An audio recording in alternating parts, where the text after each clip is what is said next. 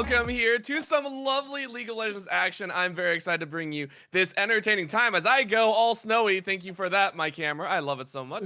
But we will go ahead and get underway with our League of Legends portion of the Battle for the Planet, hosted by Unified Esports Association at Planet Comicon in KC. If you are watching it at the event, thank you so much, and hopefully you are staying safe and enjoying all that they have to offer there. I believe Unified is also running quite a few other events, so make sure to keep checking it out. But we have a few great matches here. We actually have the finals of a tournament that was run, I want to say a week ago currently. And so we have the finals of a gold cap tournament as well as an uncapped tournament. My name is Orbital. With me is J Turbo, and we'll be bringing you all of this select action. J Turbo, how you doing?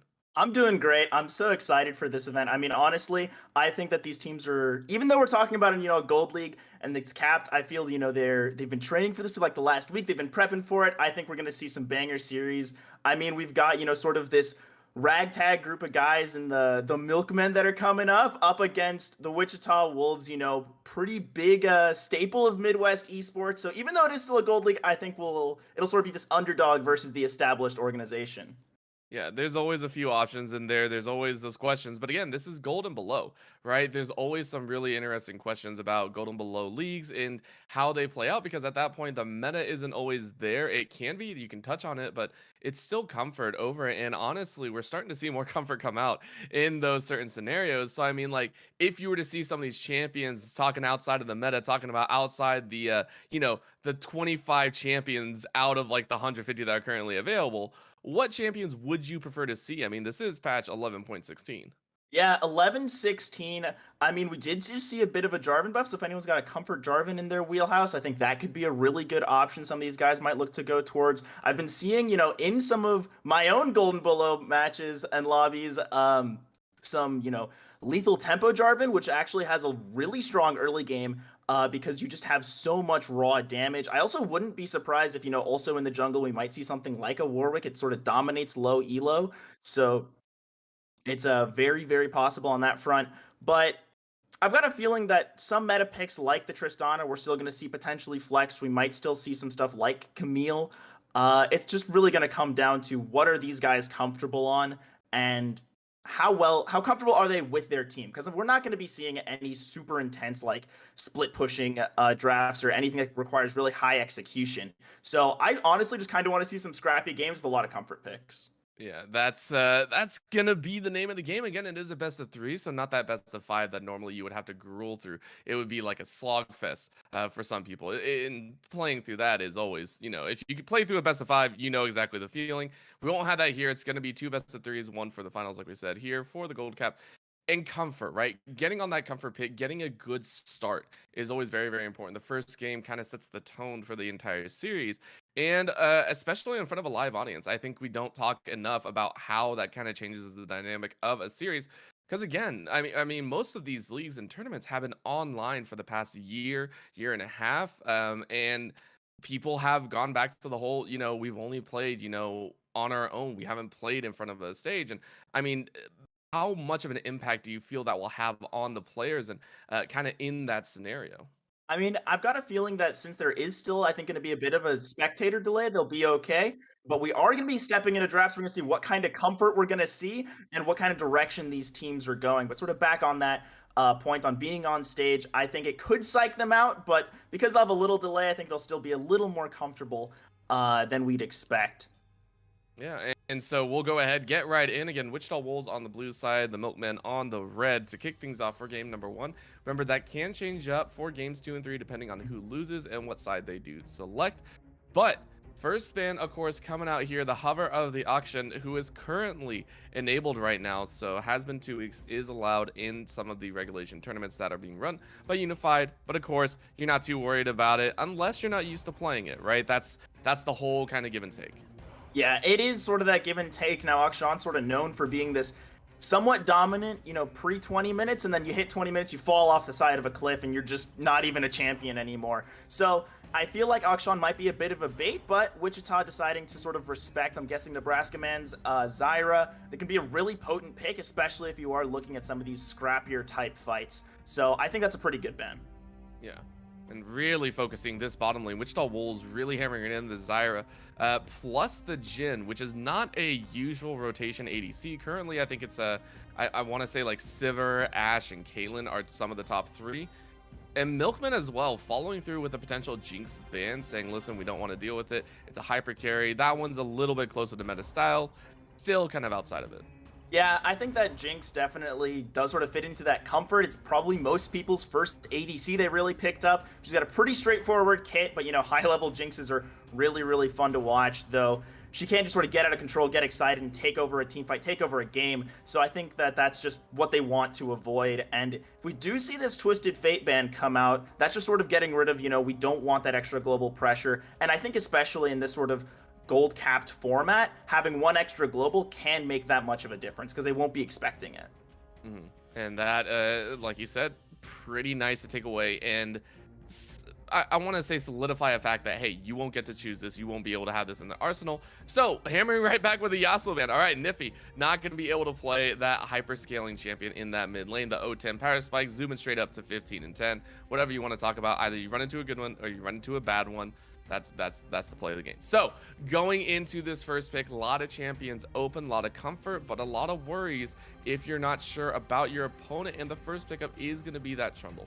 I mean, Trundle's been, I think, the sort of the new flex pick on the Rift. He can go support, jungle, top, really strong in all of those roles. So I hope that the Wolves do have some comfortable Trundle players, give them some flexibility in this early stage. So it's not just straight up, you know, we know exactly where this pick's going. Forces Milkman to have to think a little bit.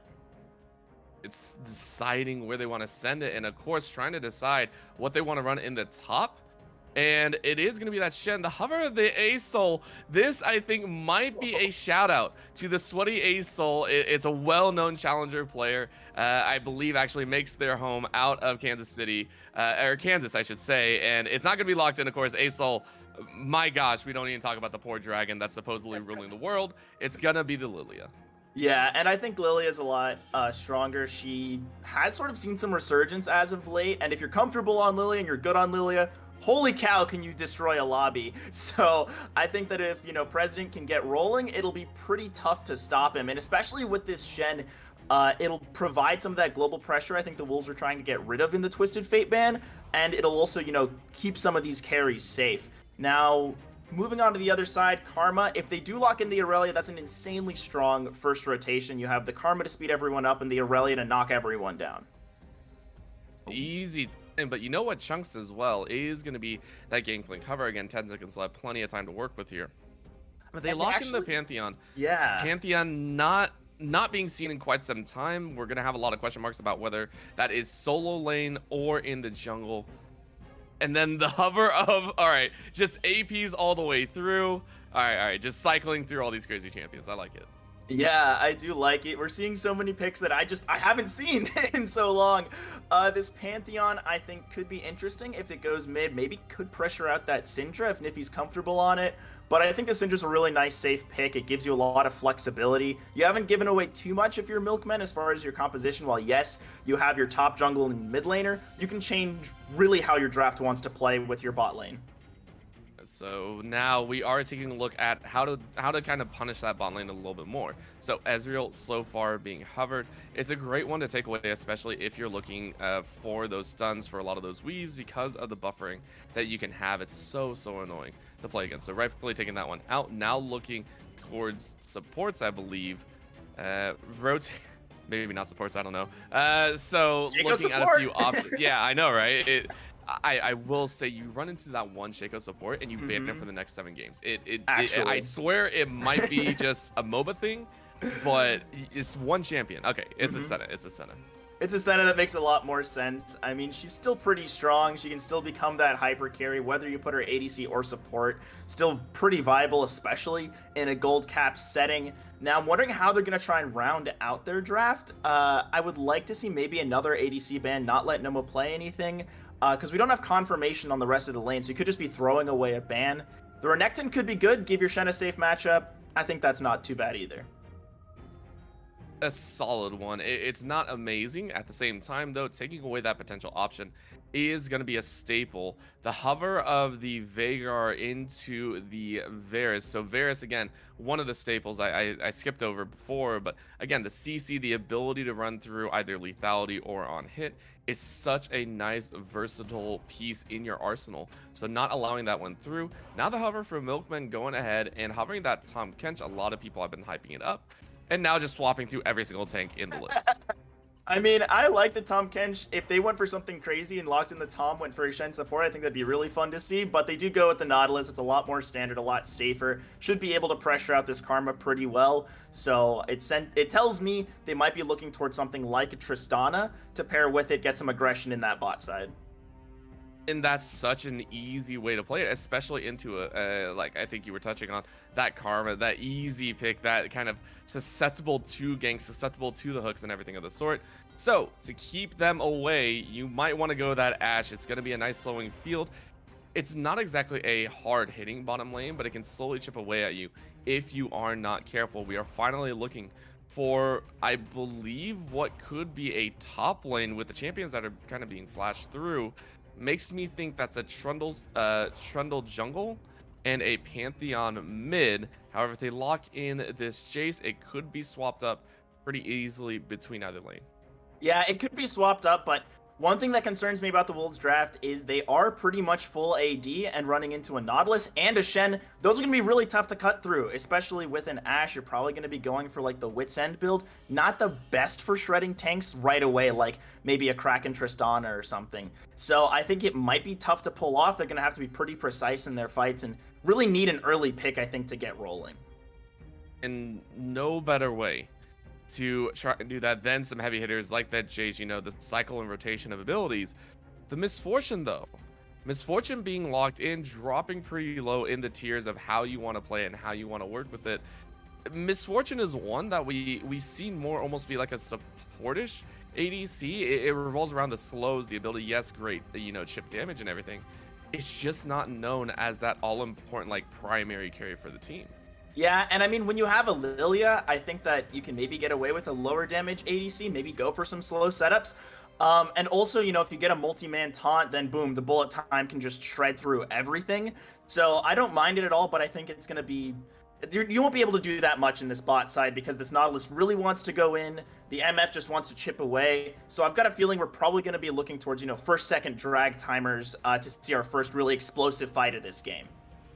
The dragons are gonna call in, and I love the fact that if it blows up, if everything revolves around the dragon, these two compositions will absolutely duke it out, right? If we get that first ocean, if we get that first infernal, it will go insane, it will go crazy, and we might see a very quick game number one, or we could see it drawn out, like you said, full AD composition versus two tanks, double AP, and a Misfortune to slow you down.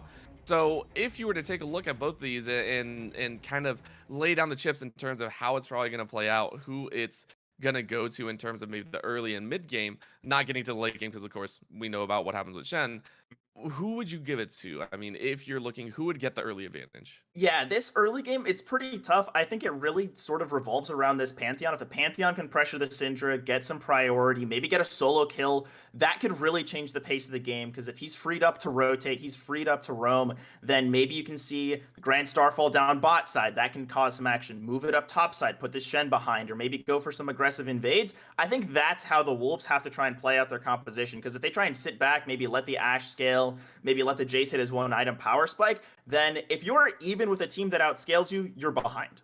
Yeah, it's just pain. That's all we hear. That's all we hear is just pain.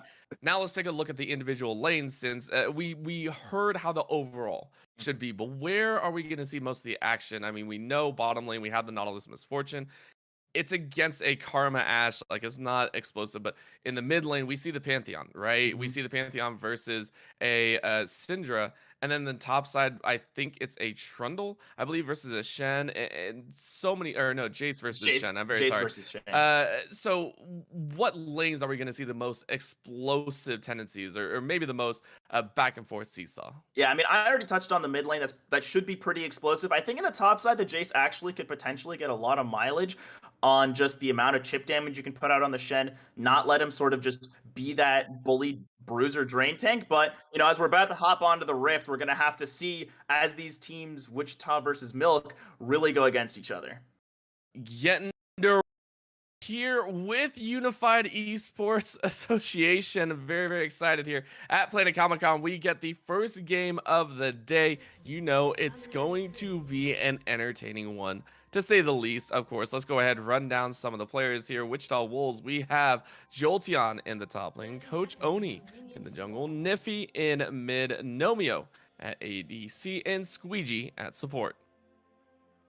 Yeah, and honestly, I like some of these names. Jolteon, one of my favorite evolutions. Just I think the design's really great. Squeegee gonna try and clean up the enemy team. But one thing I like from both of these teams, they're not going for too much early aggression. I feel maybe you could get away with it if you are the Milkmen. You've got the Nautilus, you've got the Misfortune. Lots of chunk potential, but I think safety is probably the name of the game, especially if you're the Scalers. Just give it time. Just work your way towards that late game, and you'll have a perfectly okay moment. But you can see how much respect Milkmen are giving towards the enemy team. Double wards, actually, over that wall, which does mean that their laning phase, at least in the early stages, can be pretty susceptible to an early gank. Yeah, I think it definitely will be. Fortunately for the bot side and mid, they saved their ward, so they'll be able to, hold them out for those like 2 33-minute timings. Watch out for those early jungle paths, as I'm expecting both of these junglers to just go for full clears, since there's really not too much you can do with like a 3-camp start on a Trundle, and Lilia known for being that, just super clearing champ. Easy cleanups through the jungle, and with full clears coming out from both means that top side will be the opportunity, both with the scuttle as well as those top lane ganks. Nomio trading in early, trying to lay down that chip damage, and then of course Lube in the bottom side, this Misfortune deciding that, hey, I want to fire right back. Yeah, looking to fire back, but that was just so much level 1 damage from the Mantra empowered Q on the Karma. And now, getting that level 2 advantage for the bot side of Wichita Wolves, it means that they're really not going to be that susceptible, I think, to this Nautilus, because you don't have those early timers where you're pretty weak. You can make sure you have your shield available, and I don't see, MF Nautilus being able to burst through a Mantra shield. That's the difficult thing to talk about. It's the shielding is so good. I wouldn't be surprised. I think it is the not Stride Breaker. It is the Shield Breaker, Serpent's Fang, I believe, coming out early on. Second or third item, maybe if you're pushing it, if you're really scared about the shields. But again, just early gentle laning phase. Just want to farm up, want to maintain your own advantages, and try and start stacking up that damage. Yes, absolutely. Now, Scuttles are spawning. Trundle already being able to spot out when this Lilia's going to path down. So that means that the Wichita Wolves, after skipping a couple camps, will be able to secure that top side vision control. And I think it might just put Milkman a little on the opposite, but top side, a lot of damage. That's it. That's what you get having a range into a melee Gatsby. Not going to be very happy about that side, but he is farming up very well, keeping within 3 or 5. And in a matchup against the Jace, which has quickly grown in popularity, I feel North American players go through a cycle of Jace every season, right? Yeah. You drop in, you get the meme, and then you just drop Jace altogether, and then it comes back, and you're like, all right, run it back. It's better this time around. At least it feels like that. Yeah, it feels a little better, and I think it could at least be around for a little longer. And I like this out of Jolteon, actually shoving that last wave, going for an early sort of cheater recall, avoiding that Lilia as we are jumping into a pause. Yeah. A little bit of disconnect. Again, we are in the land setting for them at least, so we want to make sure that they are all perfectly set.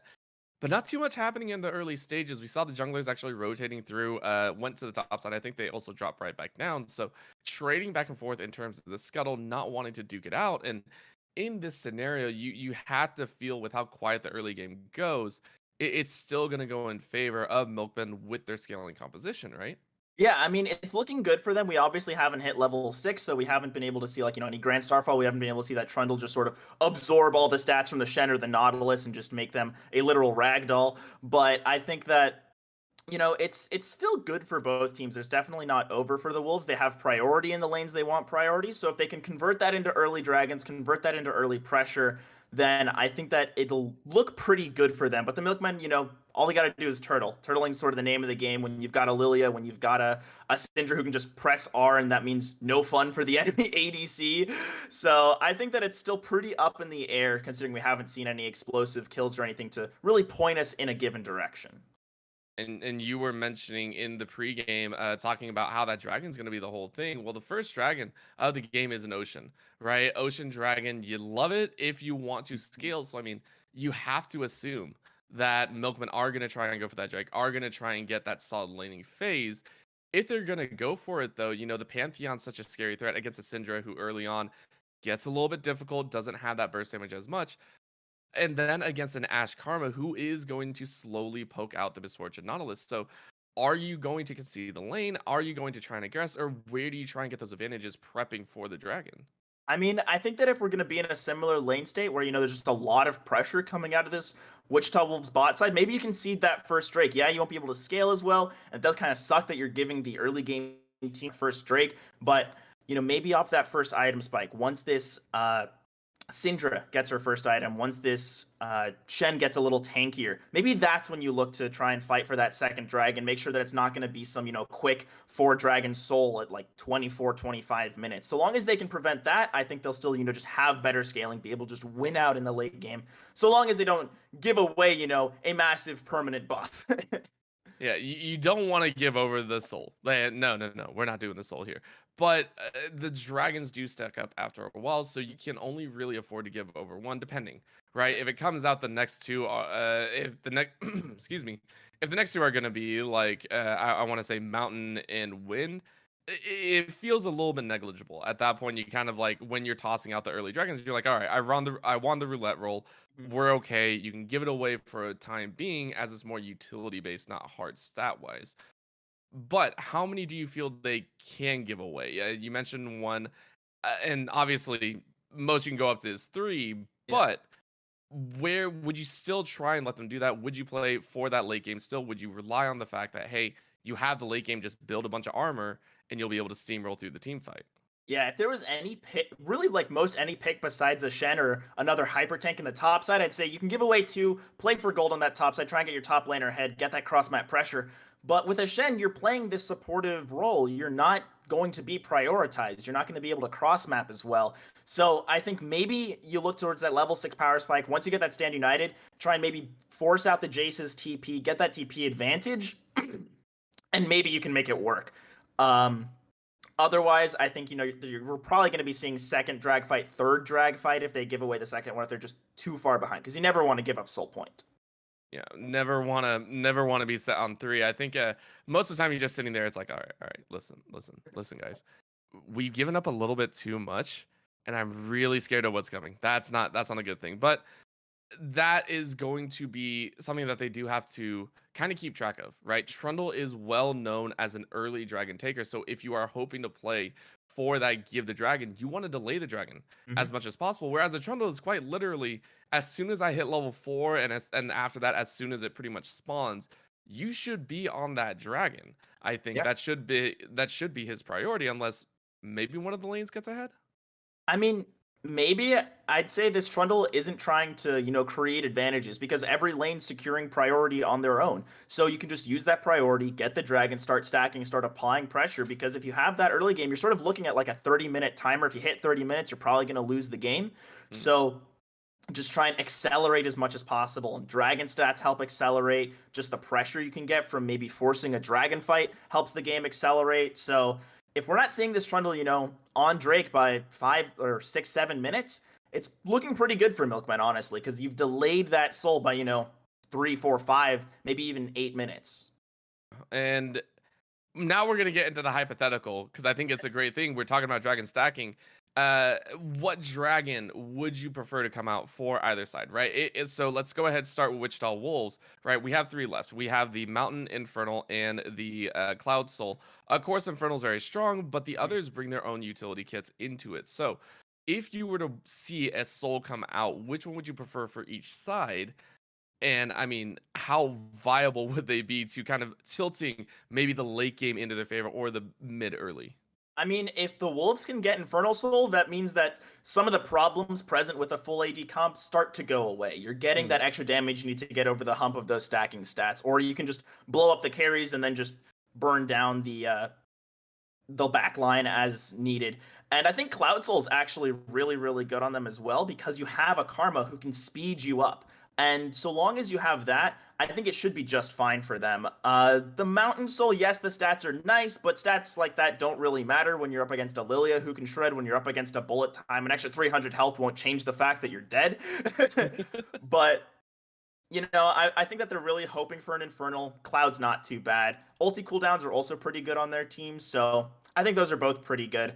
On the other side, though, I think honestly pretty similar. I think the Mountain Drake would also be really good because into full AD, those bonus stats really, really help. That extra shield means it's going to be that much harder to be taken down, that much harder to try and get bursted out by a Pantheon, by a Jace.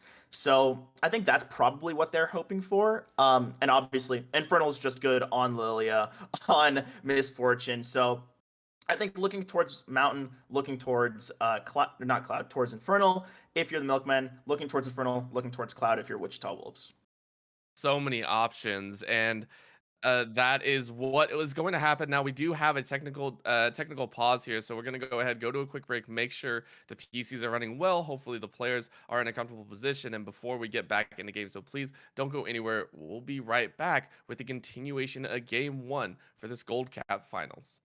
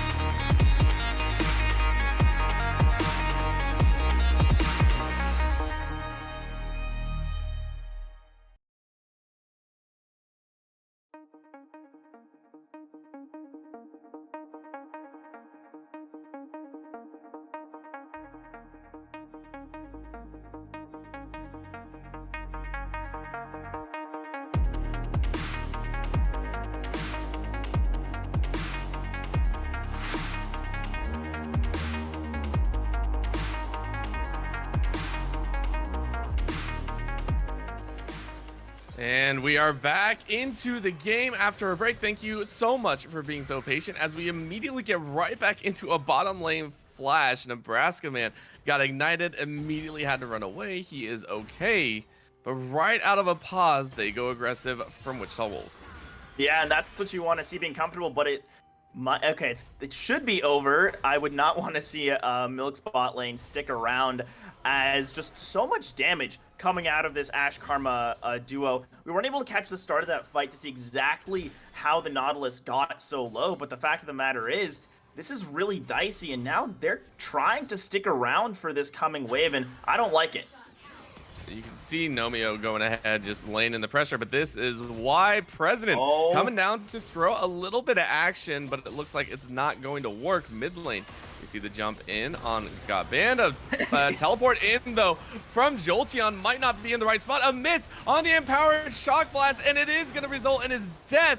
Milkmen are going to pick up 2 in a beautiful bot lane gank.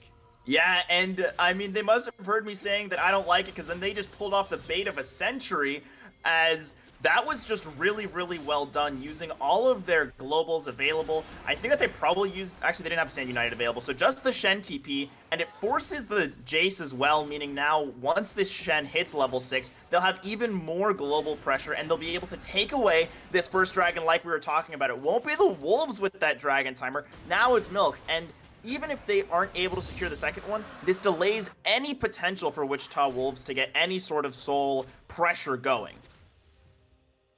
With no soul pressure, your only win condition is early kills and gold, right? That's your win condition now. You're forced into that section, and it hurts, right? It hurts to say that when you're a team that specifically wants to get the ball rolling, to have some late game presence.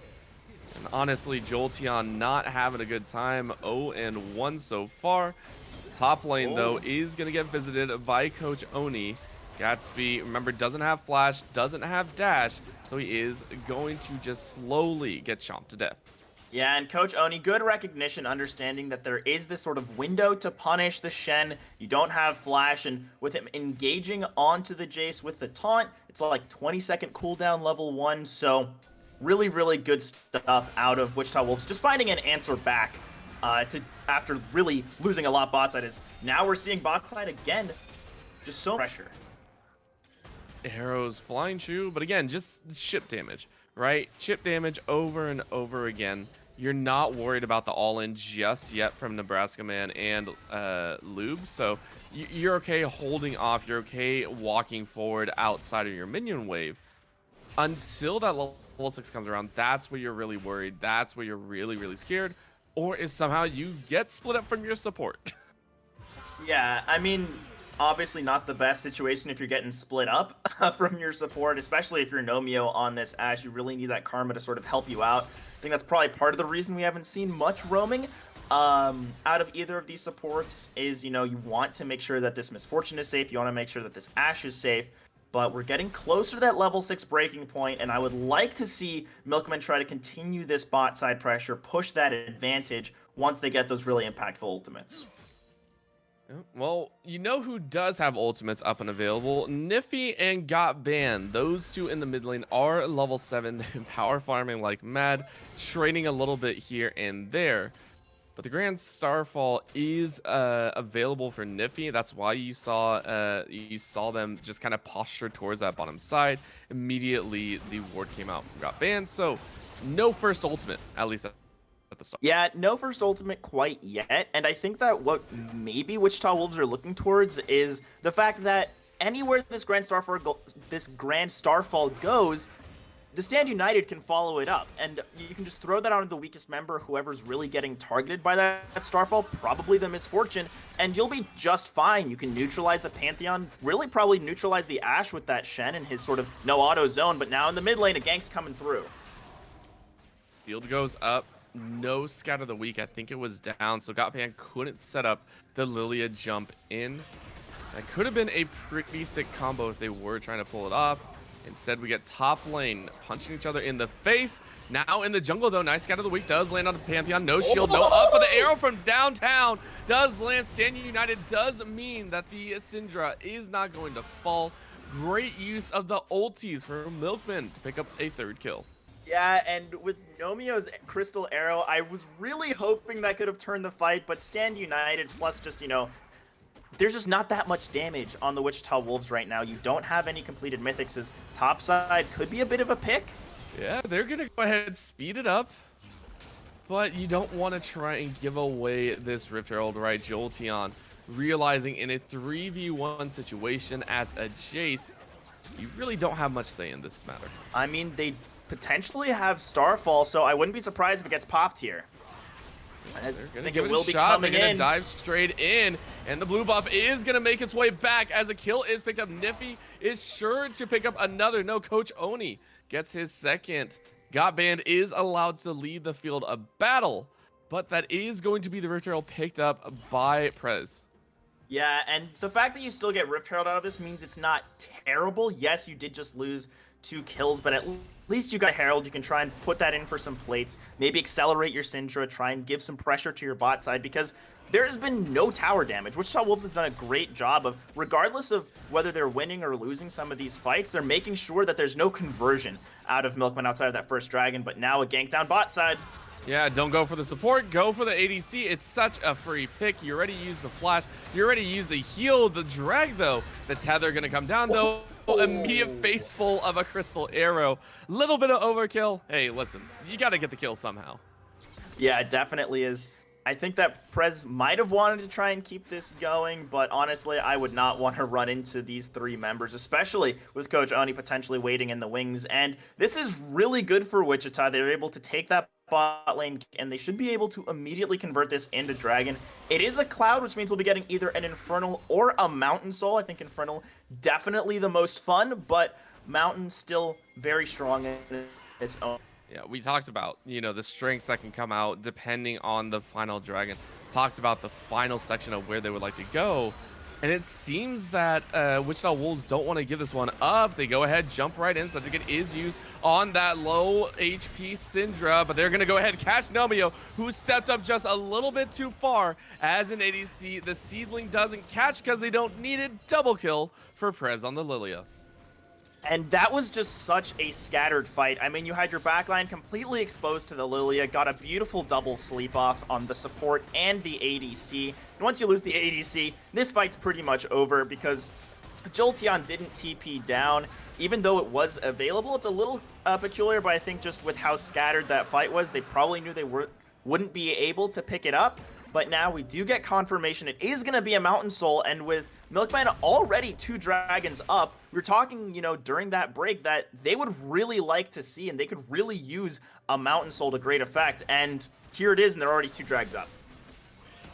Just a nice slow progression of what we were hoping for. Meanwhile, the progression of Nebraska Man's HP bar has gone down very, very quickly. A nice shot on the Crystal Arrow. Attempted. I mean, it was a long shot, but using it off cooldown, I think, is an Ashe's greatest utility. Oh, Nebraska Man. Oh my goodness. He is running on fumes. That's about it. Yeah, dancing with death off of that last Karma Q, but does manage to make it out alive. so nothing too crazy. And while, you know, it's only a 1k gold lead, only a 1 kill lead for Milkmen, I think that they're in just such a good spot for their composition right now. Groinlube feeling some pressure, feeling some heat under tower, but I shouldn't be anything too nuts out of this bot side. Yep. Just wanting to stay alive. Again, without that support, you don't want to step up. You're already half health. So the priority is going to lay in other lanes. Turret plating about to fall here in about 30 seconds. And no one's really taking a plate. I think the only plate has gone down on that bot side. So only Lube and Nebraskaman are the ones to secure. Well, top lane also losing one. So evens it out across the board. Yeah, evening it out, but still not much gold really getting picked up from these plays. It just goes to show how slow this early game's really been. And the only fights have pretty much just been around neutrals. There haven't been any plays for plates. There really wasn't usage of that Rift Herald that got picked up. So it's pretty unfortunate for Milk. They weren't able to convert that Herald into more plate gold. But I think that if you are Wichita Wolves, you're just trying to find, you know, what advantageous fight that you can try to start to snowball off of. One fight, we're still waiting for that breakout moment. So far, both Coach Oni and Prez have done an amazing job of collecting kills for themselves. Most notably, Coach Oni has only ganked once or twice, and the kills that he's picked up have been decent, right? You get the gold, you get the experience, but you don't get much more out of it, right? You don't get any tower pressure or anything of the sort. Well, right here we might, as Oni's looking to punish Gatsby. Yep, gets knocked back. Gatsby's now on the wrong side of the map. Subjugate is used, and Jolteon picks up another easy kill. Finally a kill, though, into Jolteon's pocket, where he's already what looks like a 24 CS lead. Yeah, that 24 CS lead, it's pretty much expected, especially with the Shen roaming around, sort of being the difference maker during that mid lane fight. But with two really good tower pushers, we should be seeing first turret fall, and this is really going to, I think, open this game up. Although, it seems like they want to fight. Yeah, the God Band stepped up a little bit too far. Now the cavalry is being called into question in that mid lane. The supports battles the jungle. Meanwhile, the stand united after a newly revived Gatsby comes in to help his team out. Niffy has no shield. Out goes the Trundle. So the Pantheon is going to follow the final Spartan to drop down. One more tick of the Ignite, though, is going to make it a 2-4-2 in the top side. Yeah, that Ignite really helping this play out, because it looked pretty rough, honestly, with Milkman stepping forward with just the Syndra and the Nautilus. But, I mean, she knew her damage, picking up that Ludens and just absolutely bursting down Jolteon, meaning that there wasn't going to be that much consistent DPS. And then when you bring in Gatsby for the shielding, it's just going to be a rough time, even though Niffy did use that Grand Starfall. Wasn't enough, had a bad angle on the fight, and just good recognition by Milk to understand their damage, and this really opens up this top side of the map for them. They can start to look towards Herald, use that to try and contest, you know, some of the tower advantage that's built up for Wichita off of that top lane tower. So there are some avenues they can try to take, but President may be getting baited here. He's dancing a little bit inside of that range and takes the shock blast to the face. Says, no, never mind. I don't want to deal with this. This hurts. This hurts. Still though, Dragon is coming up in just about 30 seconds. Rift Herald is currently available, so plenty of objectives for both teams to kind of vie for here in the final minutes of the first early 20. And while Wichita Wolves does have a lot of vision around this Dragon area, I don't like that they're taking a little longer to move their members down, because, you know, this is going to be sole point for Milkmen, and you have to start picking up Dragons if you don't want the side of Milkmen to become these absolute tanky menaces. But here might be the start. Yeah, it's going to be God Band. No flash, no hope. You are a very immobile mage. With the mid laner down, it doesn't look like a Milkmen are going to be able to contest for this. First Dragon for Wichita Wolves, third of the game, is going to be Mountain to give themselves a little bit extra shielding. Yeah, and this will at least give them some breathing room. I really don't like this continued contest from Milk. Yes, they have the stand united, but it's a 4v5. You're missing your mid laner. It's not going to work out, so good on them to just disengage. But now with 5 men in tow, Wichita can really look towards this mid tower. They can give it a shot with all four. But it's full health, right? You're not sure if you really want to commit everyone here. maybe just let Nifty have a good. No, never mind. They are gonna charge for it. They're just gonna say, look, it's gonna get low very, very quickly. It's 3 ADs bashing on this thing. Prez goes, no, Oh, no, no, no, no. Gatsby. I will protect my own. Now Gatsby's in a rough spot. Yep. A little bit tethered up. He does have flash, so he's gonna flash out, and Riptail now gonna be started up. Yeah, I don't want them to go for Rift here, though, because the Ashe is on the other side of the map. It's going to be a 4v5. Again, this is one of those spots where, because it's Herald and it takes a little longer, you might be able to try and poke them off, but no one's backed after that last fight. No one's picked up their, standing gold, so I think it's good that they're just resetting, but that is so tough for Milkmen, just losing all of that progress. I mean, sometimes these jungle camps and these epic monsters just like to reset at just the wrong time, but Herald does go over to the side of Milkmen, and it means that they'll have a little bit more pressure to work with. I'm not gonna lie, Jay. I saw that coming and I was like, no. I know. No, I was really hoping. And I was like, I no. I was really hoping. I was like, not like this, not like this. It was on one bar for so long. I know. I was just impressed like, that they kept it on one bar for so long, Yeah. honestly. It's one of those silly moments that you just like, well, it didn't make that much of a difference, but it still feels bad, right? Everything in League is about timing. It's about how many seconds can you shave off of certain things, How quickly can you push a wave? How quickly can you get a global objective? Thankfully, this one didn't matter too much, right? An extra 15 seconds after winning a little bit of the pressure game in mid isn't going to break the game. However, an extra 15 seconds when it comes to, say, Last Dragon or maybe Baron is going to be a lot rougher to play with. Yeah, I think it will be. Now, Baron can't reset in the same way. So fortunate you can't kite out the Baron. But, I mean, that's a really good point you're bringing up, is how, 10, 15 seconds. If you're 10 seconds late to a Dragon, it could have already been melted down. If you're, 10 seconds late on the rotate, it's going to be rough. As Nebraska Man looking for something, not finding too much, as Nomio was there to support his support. Happy to lay it down, but Nebraska Man said he wants some action, and Squeegee said, nah, I don't want any. Gonna flash away from the hook. It's gonna be down for another 4 or 5 minutes. Thankfully, no major objectives are up. You could say Baron is one, but I mean, I don't think either of these teams wants to go for a 21-minute Baron. No, I mean, this game's dead even, but it could open up right here. Straight through the uprights, and that hurts. That felt like it should have hit. We know the hitbox on the Ash Crystal Arrow tends to be a bit wonky, and yet the one time it doesn't, it costs them a couple kills. Yeah, that is so rough when it just goes right through the uprights, and unfortunately, there's no point system in League of Legends, so won't be getting that extra 3 points. But, I mean, if that arrow lands on the Misfortune, that could just really break open this mid lane, and now it transitions to Milkmen having some pressure. And surprising to say the least, Jolteon opted to flash out. Yeah, I'm thinking that was probably just because you're afraid of the Lilia sleep, the just burst damage off of the Lilia W alongside an MF being able to just sit in auto on top of you. It's probably what he was afraid of, so I don't mind that flash, but it does mean you can't go for as many risky 1v1s. You can't try and dive in as easily, so it's a give and a take.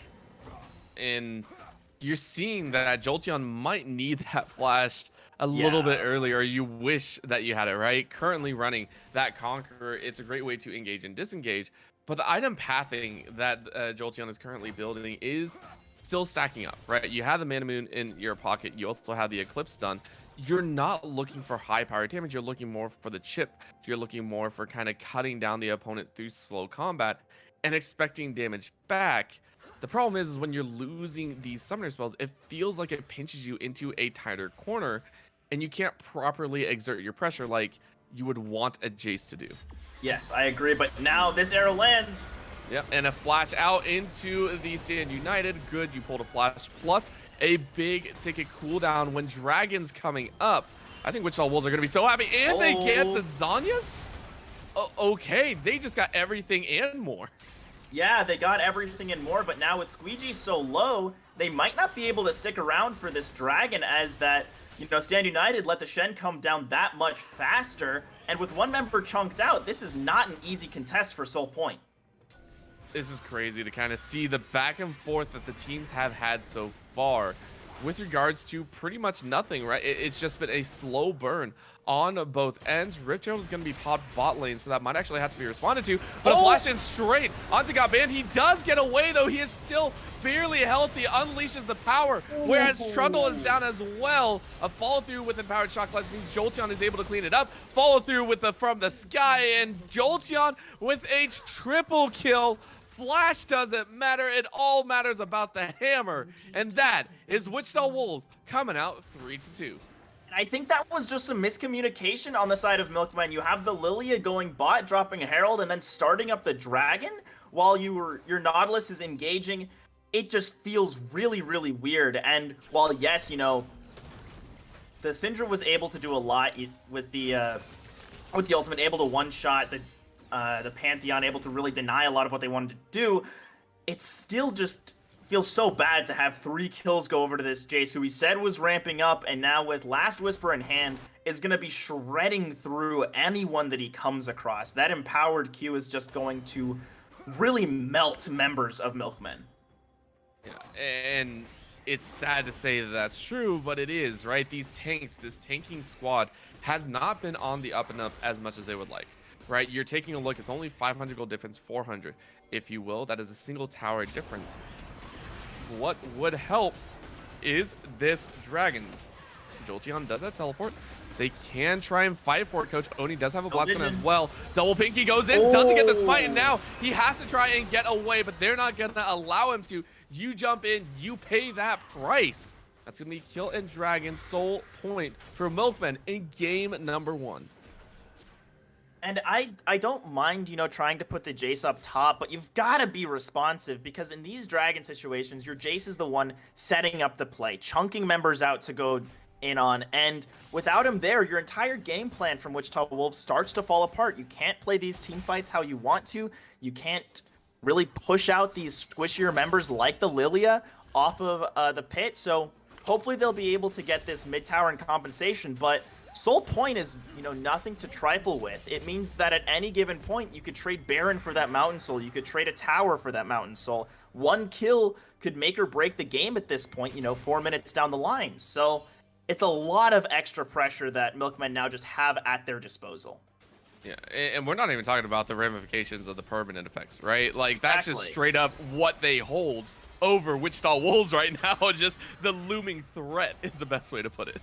Exactly. I mean, you've already got sort of this collection. You've got the ocean, the cloud, and the mountain. Unfortunately, can't get that infernal in anymore, so you could have a full set, but still, if Milkmen get this Mountain Soul, it means that this Jace poke isn't going to do all that much, even to the squishier members on top of that shield. It means that this Pantheon trying to dive onto someone will do, like, negative damage. It means this Ashe is going to have to work so hard to try and shred through these members. While, yes, it's a little bit better for this Trundle because he can steal away those mountain stats as well, it still does not make up for the fact that your team wants to poke, wants to buy space, and Mountain just denies that. Denying the strength of the poke, denying the strength of the shred. And with a few more items in their pockets so far, Milkmen are starting to feel a little bit more secure, right? We take a look at the items that they've been able to amass here at about the 26-40 mark.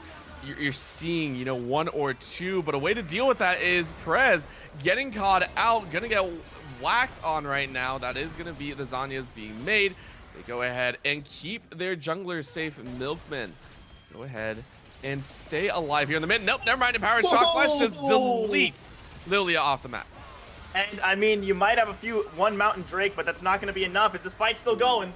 Yep, that's going to be the pillar, popping Gatsby up into the air. Again, this is a Shen, though, pretty happy about the fight. Nebraska actually goes in. I'm not sure that's a fight they want. That's going to be the bullet time coming across everyone, but it only shreds, doesn't kill. And in a scenario where you need a kill, it's so close. Only 2 members dead, though, for what could have been an ace. And I think Milkmen will only have to walk back and lick their wounds. And fortunately for Milkmen, you know, all of these Wichita Wolves members, or I guess half of them, are pretty low health, meaning it doesn't make sense to try and convert that to Baron. They're just going to try and settle for the bot tier 1, which still hasn't gone down nearly 28 minutes into this game. But that was just so well done. I mean, the Empowered Shock Blast just demolishing President, even when he was behind the Nautilus, and just great awareness by Wichita Wolves, knowing this Lilia has no flash, realizing that you're going to have to burn a lot to try and keep her alive, and even then, still wasn't able to survive through it.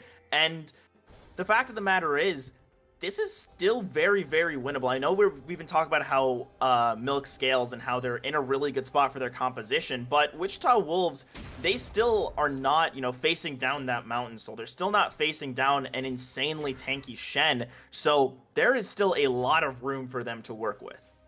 Yeah, and it's also the fact that Gatsby and Nebraska, yes, they can be the front line tanks. The problem is that it's no shielding or utility. It's just raw HP and armor. If Jolteon is able to make his way around the side, if he's able to kind of circulate around and get a great pincer off, those tanks don't matter, right? All that shielding, all that hope that you were having means nothing because it still leaves Lube open to advances. It still leaves God Band, susceptible to the damage. So you still have to play carefully if Wichita Wolves are allowed to dictate the pace of the game, if they're allowed to kind of choose where they want to choose a fight. That's gonna be the sleep, but President is gonna get knocked up. He is gonna go very low, is gonna die, and now the depth charge is gonna come out. Grand Starfall is gonna segue into the back line, and that's just your misfortune, falling from standing straight in the front line. Wichita Wolves are now running rampant in the mid lane. They will take 3 with a double kill on Jolteon, and with all of that fighting, they have complete control over the dragon. They have complete control over Drag. They can try to also, I think, convert this into a Baron if they move fast enough. But right here, what we're seeing is just the acceleration of this Wichita comp. The second that Jace got those 3 kills in the mid lane, this game has blown wide open for them with just so much damage. I mean, a 3-item Jace is going to one-shot anyone that comes up to him except for that Shen. And we just saw it live, going 1v3 into the backline and not caring at all, just killing everyone he comes across. And something I had to point out, we haven't seen too many mistakes, I would say, out of either of these teams. It's been more push and pull. Lube walked straight into mid after his team died as an ADC, and that is something that you cannot let happen at any point after, I want to say, 15 to 17 minutes, right? It just should never happen. And here, Gatsby, once again, getting jumped on pretty tanky. But, I mean, can you run away enough? That's going to be a shock blast. And Jolteon just takes it home. Legendary now for this Jace, 9, 2, and 4 with 4 items to boot. 4 items. I mean, you mentioned that Serpent's Fang earlier. It's certainly coming in clutch here. It's going to really be cutting down on the effectiveness of those Stand Uniteds for the rest of this game. It's going to mean that this Nautilus won't have as much shielding and so much damage as this looks like it's going to keep going. Yeah, they can keep pinching this over and over again. That's a flash in from your ADC. Prez is down. I repeat, Prez is down. That's all they need. Prez has been caught twice now in unfortunate scenarios in those pinch moments, and they will get Baron. Wichita Wolves collecting all of the global objectives.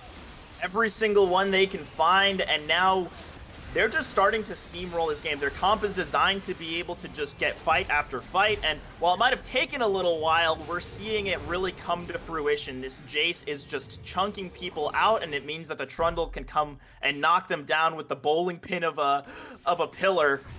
So I'm really liking these rotations out of Wichita Wolves. They're having incredible vision control. I mean, just looking at that top side of the map, it is nothing but blue wards. And that is exactly what you want to see if you're a Wichita fan.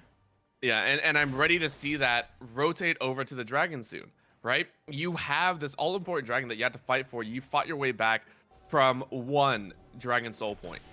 You got to do it for the second one, and then you got to take the soul itself. So about, I want to say 2 or 3 more steps in there, but it's really doable. We have the largest gold lead that we have seen thus far in the game for Wichita Wolves. I believe that's a 4.3k lead for themselves, and almost all of that is exclusively on Jolteon, right? He is 4 items deep, whereas Gatsby is only 2.5. Right, this Jace is the one to watch. That empowered shock blast. Got Band is not allowed to play, and it's a forced tank by Gatsby. He is forced to eat that ultimate. Lube is now forced out of that mid lane, and this is just a ridiculous siege. It is a ridiculous siege. You've got the double Baron empowered cannon, and no one can answer it. There's no really long range wave clear. There's not much they can do. I think, W Name was trying to find something on the squeegee, but goes down to barely any health. This is just disgusting from Wichita Wolves right now. They do not care. A single empowered shock blast is basically negating a member at a time, right? That's the best way to put it. Every time an empowered shock blast comes out, it's just, all right, I got to go back to base. Sorry, guys. I'm leaving you in a 4v5. They're just going to keep rotating into this bottom lane. I think this is the best use of the Baron we've seen yet. Keep rotating in. Don't worry about anything that's happening because it's freestanding gold and they got banned. He is cut off by that pillar and is going to be destroyed. A chase in from Coach Oni says, no, thank you. Keep watching. We'll take the dub. That's 2 members down. Make it 3 as Jolteon hits a home run, nets 10 in the bucket, and is going to continue to be a legend here in game 1. 3 members down, plenty of HP to work with. They're going to look for one more. The arrow still up and going, and just a straight dive into the tower. Do they get the ace? Yes, they do. Double kill for Jolteon, ace for Wichita Wolves. And that's going to be the game. They can end off of that as just such incredible spacing. I mean, we saw Jolteon weave in and out of that fight, and like you were saying, taking member after member down. 12 kills in hand and a victory for the Wolves in this game 1. It was looking a little bit rough. It was looking a little bit scary in the early stages, and then bam. The Wolves got hungry. The Wolves said, we're done hiding. We are going for the kill, and it worked. The scaling composition coming out of Milkman just couldn't get online fast enough. Yeah, it was really just, Jace gets 3 kills in the mid lane, and then he could dominate the top side. Every single TP meant that it was going to be really, really explosive. And then, as we saw in those last 5 minutes, a couple mistakes out of Milkman, a couple positioning points out of President just meant that the Wolves were able to punish so well and then just siege down like it's the medieval times. You've got 12 trebuchets on each side, just knocking everything down. So really great stuff out of Wichita to close out that game. They go ahead, take game number 1, and remember, it's a best of 3, one more, and you take the finals. You are crowned the Gold Cap champions here at the Battle for the Planet at KC Planet Comicon. So don't go anywhere. We'll be right back with game number 2. Please, you do not want to miss the action.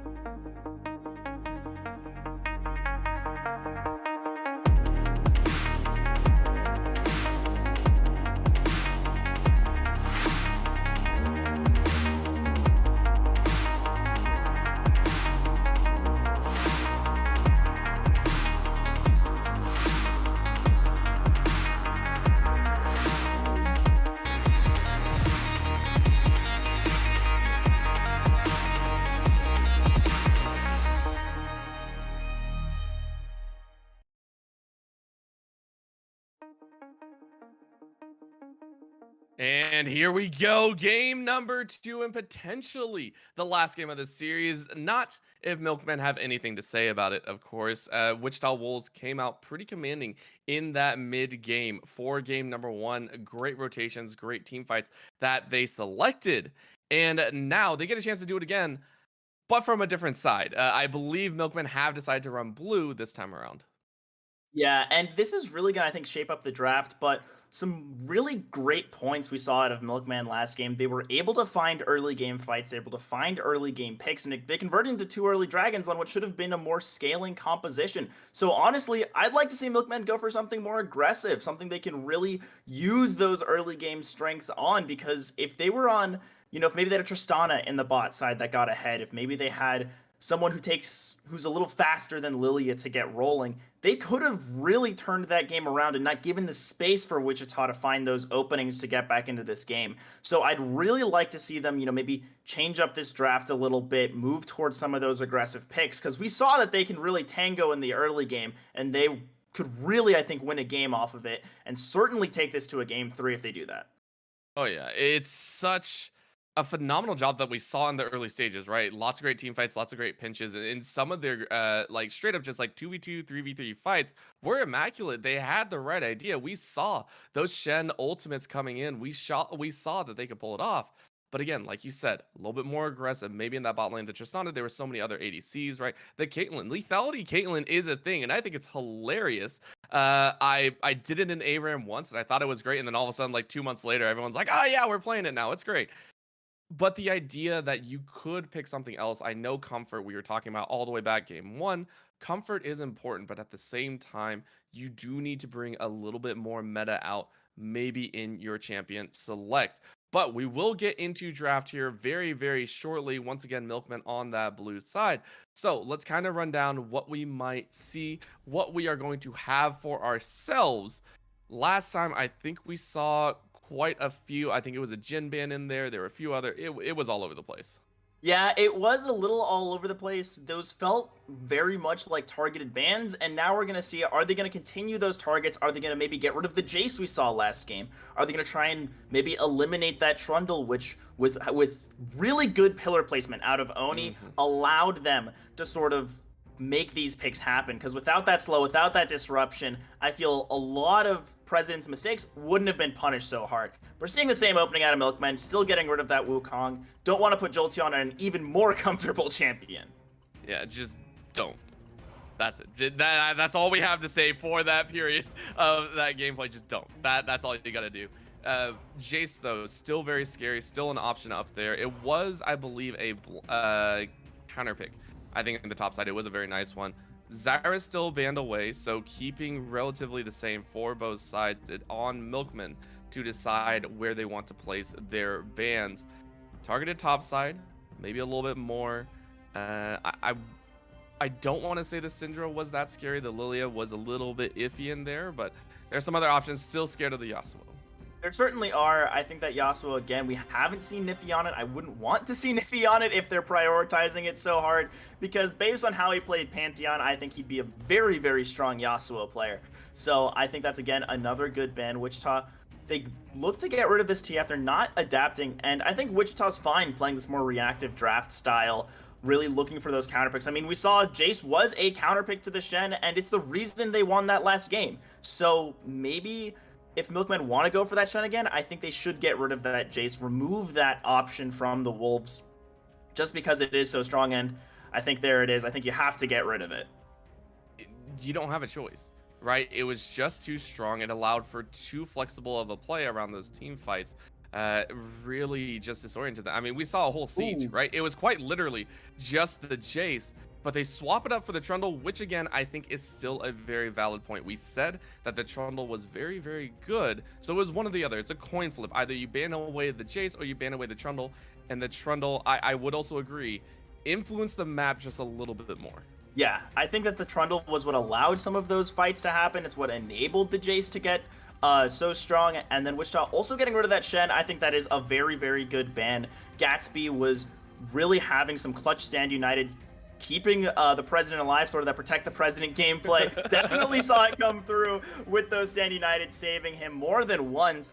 And if this is a Misfortune first pick, Lube wasn't that, exciting on this Misfortune. We didn't see any massive bullet times that changed the game. And I think this Morgana's a lot stronger. It lets you set up for something like a Caitlyn Morgana if they want to opt for that maybe lethality build, or just use her early game pressure to try and snowball the game. I think that's another really great option to look for. Now, Wichita, how to respond to this?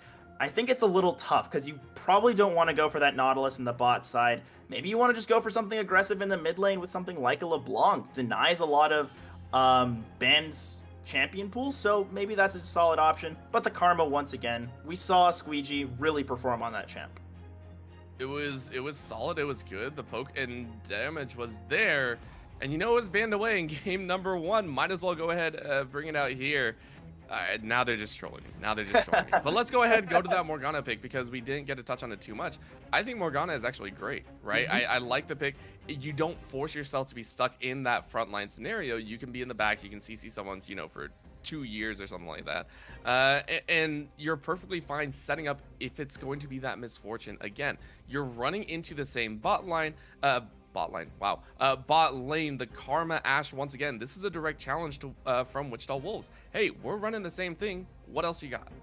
Yeah, and they really should try to find something else. I think this Morgana is exactly what they needed, because last game they played a more defensive style. They played a lot slower with that Nautilus because they couldn't answer the poke coming out of this Karma Ashe. So I think opting into a more slower paced bot side, really relying on jungle pressure, is probably the right call. And jungle pressure, Viego, if he gets rolling, he will be a monster. So I really hope that President can pilot this champ. It is still a flex pick, but I think that it would be really, really strong in the jungle. It's such a terrifying thought. It's also a little bit of a gamble and a risk, right? We saw how strong Wichita Wolves are. They definitely know how to punish certain lanes. And the reason the Lilia, I felt, did really, really well was because it had that safety of the Shen backing up. Level 6, level 7. You don't have that anymore, and that is the best way to deal with any jumpers, to deal with anyone running away. Again, you do see the Morgana, but remember, Morgana can only black shield one person at a time. So you can only black shield one person. Once that cooldown gets popped, the Skarner Taxi can just pull someone back into the team. Skarner, honestly, one of my favorite picks just in the game overall whenever he's in a solid spot. And, you have some flexibility. Obviously, Turbo Chem Tank, not as strong as it used to be, but I've seen some people, opt for something like Frostfire Gauntlets, where you just can get a slow on someone. You have some dueling presence, or maybe just go for Divine Sunder, get some damage. All of them are pretty viable options on this champion. And again, everyone just has felt the pain of having R pressed on you, phase rush procs, and you are gone. You are dead. All right, Captain Flowers, hold it in for just a little bit. We'll see what happens here, right? We'll see what happens because we're getting into the second round of bans, and what made it all the way through the earlier stages was the J. So now Milkman go ahead and say, cool, you didn't pick it up, you don't want to play it, we'll ban it away. The Gangplank on the other side and a follow-up possible Katarina, that would be a surprise to see. I like what Wichita Wolves are doing, though, because obviously in this scenario, you have counterpick. You don't need to pick up that Jace blind. That's what it was used prior to. So instead, Diana taken away, they are trying to pinch that jungle, it feels like, and say, we are forcing the Viego to go to jungle. Yeah, sort of removing that flex option. I like it because I don't think there's much else you really need to ban. It feels like Gatsby's more of a tank player, so you can just sit him on any tank, put him on an Ornn, put him on a Malphite. Really not much of a difference, I feel, for Wichita moving forward, because their comp is just find someone, whether it's the Viego or the Ezreal, pull them back into the team. You can use that Ashe arrow to make sure they really don't go anywhere, and then boom, you can just steamroll the fight beyond that. So I think that that's probably the angle they're looking for. Whatever mid laner they pick here, I would like to see them, I think, blind pick just a safer mid lane. That'll be a better option. And the Pantheon, once again, not necessarily a safe option, but I think a comfortable one for Niffy. I will say in my gold games, yes, I'm a gold player. I'm very, very sorry. That's the minimum criteria, I feel, for anyone that plays League of Legends. No, I'm kidding. I have done the trolliest stuff to mid lane ADs. My favorite has to be Malphite mid or Mordekaiser if you're going for a little bit more meta. However, you go ahead, play a tank or anything like a bruiser, Pantheon actually does have a little bit of difficulty, right? There's a reason he has fallen out of the mid lane meta specifically. Yes, Niffy piloted it extremely well. The setup is great, but it needs the team to get rolling. All right, got banned, Sand. Listen, the Syndra didn't work last time. I'm going to go a bit more offensive, a little bit more dueling power. The pro... Is that a Morgana mid? Or is that a V? Okay. There's a lot of options. There are a lot of options. I mean, we could be seeing the return to a Morgana jungle. I think it's still viable. Not sure how good it really is, but I think it's still very playable. This Taric really changes things up because now it can really start to shut down this Skarner. If you're linked with the person who gets pulled in, if the Skarner has to overextend to pull someone out, that's enough time for that Taric ulti, that immortality, that invincibility to come through. So we are getting confirmation that this is going to be a Viego mid and a Morgana jungle. I have not seen this in such a long time, and boy, am I excited. Kind of not. I'm going to be completely honest. Milkman, it worries me seeing the Viego mid in these scenarios, especially when you know you're going up against Niffy and Oni. These two played very well together in game number 1, and you know they have a battery formed. It's very, very strong, and then they have the champions to back it up. This is a Pantheon Skarner quite literally made to CC you into oblivion, and you willingly chose the Viegos. So either it's a lot of really I want to say disrespect or confidence in your own play, or it's going to kind of get steamrolled over. There are so many champions that can deal with that Viego in mid, and then the Morgana, right? Little bit difficulty clearing in the jungle now, has been out of the meta since Diana rose to popularity, since, you know, even the Fiddlesticks, I want to say, is a slightly higher priority for some people. Yeah, I think that the idea behind this Morgana is they're probably looking towards the 2v2. You have the Viego Morgana. You can black shield the Viego, prevent him from getting just absolutely CC'd down, and maybe that's the angle you try to take moving forward. I think it's hard to pull off, but I love it whenever these teams go for these really creative flex picks, really try and throw off the draft and the idea that the enemy team is going for. And I think that they definitely disrupted the game plan of Wichita. Well, yes, it's still pretty straightforward. I mean, the couple picks that came through the end, we haven't touched on the Camille and the Renekton, just going to sort of be that standard bruiser v bruiser top side. But it's really going to come down to how comfortable is President going to be with these black shields? How good is he going to be with those timings? Because I think that's what it's really going to come down to. Are you denying the Skarner? Are you enabling your Viego? And those are all questions you have to be having. But I think regardless, these are very interesting drafts that we don't get the chance to see very often. So I think it's going to be very, very fun regardless. But yeah, it's going to be awesome. You know, the Cosmic Radiance, even if it comes down at the right time, can deny everyone. It's a push and pull that we haven't seen in a very long time. The kind of skirmish heavy Wichita Wolves may not have that option anymore, right? You might be forced into just straight up barreling fights because, I mean, now you don't have the Jace, you don't have the hard poke, you have dive. That's your entire game plan. You only have dive. You can't poke under tower. You don't have any siege potential outside of the Ashe, really, which, let's be honest, Ashe is not the best sieger in the world. You are running on basically, we can catch someone out without anyone else on their team dealing with it. So we'll have to see how they play it out. Again, we are on to the Rift for game number 2. Milk on the blue side and Wichita Wolves on the red, spread out in what looks to be a minor 5-point with Milkmen getting an early ward down. Yeah, and I mean, early wards, again, I don't think we're going to see too much aggression from either of these teams. We don't have the Nautilus with that really strong level 1 anymore. Well, yes, there's Morgana binding. It's not what you want to go when you're Morgana jungle. You just want to start on that W, get as much burn damage and reset on those camps as possible. So what I'm hoping for out of these teams is for Milk, you have a lot of flexibility. You have this sort of push and pull comp where you can use the Ezreal to start to poke people out and then go all in off of maybe a really good Morgana binding or off of the Viego diving forward. Or even the Camille jumping on in. And those are all really great targets for the Cosmic Radiance if this does turn into a larger team fight. Now, Wichita Wolves, it's a lot more one-dimensional. You want this Pantheon to start rolling early. You need the Skarner to get really impactful ultimates. And the trouble is, there's not many people you want to be bringing into your team, maybe besides the Ezreal, maybe the Morgana, but It's tough because the Morgana has chains of corruption, or not chains of corruption. She has her own chains. So many chains in this game, honestly. But she has, her ultimate that can root everybody up and stun them in a fight. So you don't want to bring that in. The Ezreal can just jump away, which makes him very hard to lock down. And the Viego is ready to get in the thick of it. So I think this Skarner's not going to be as impactful as maybe we'd hoped it would be.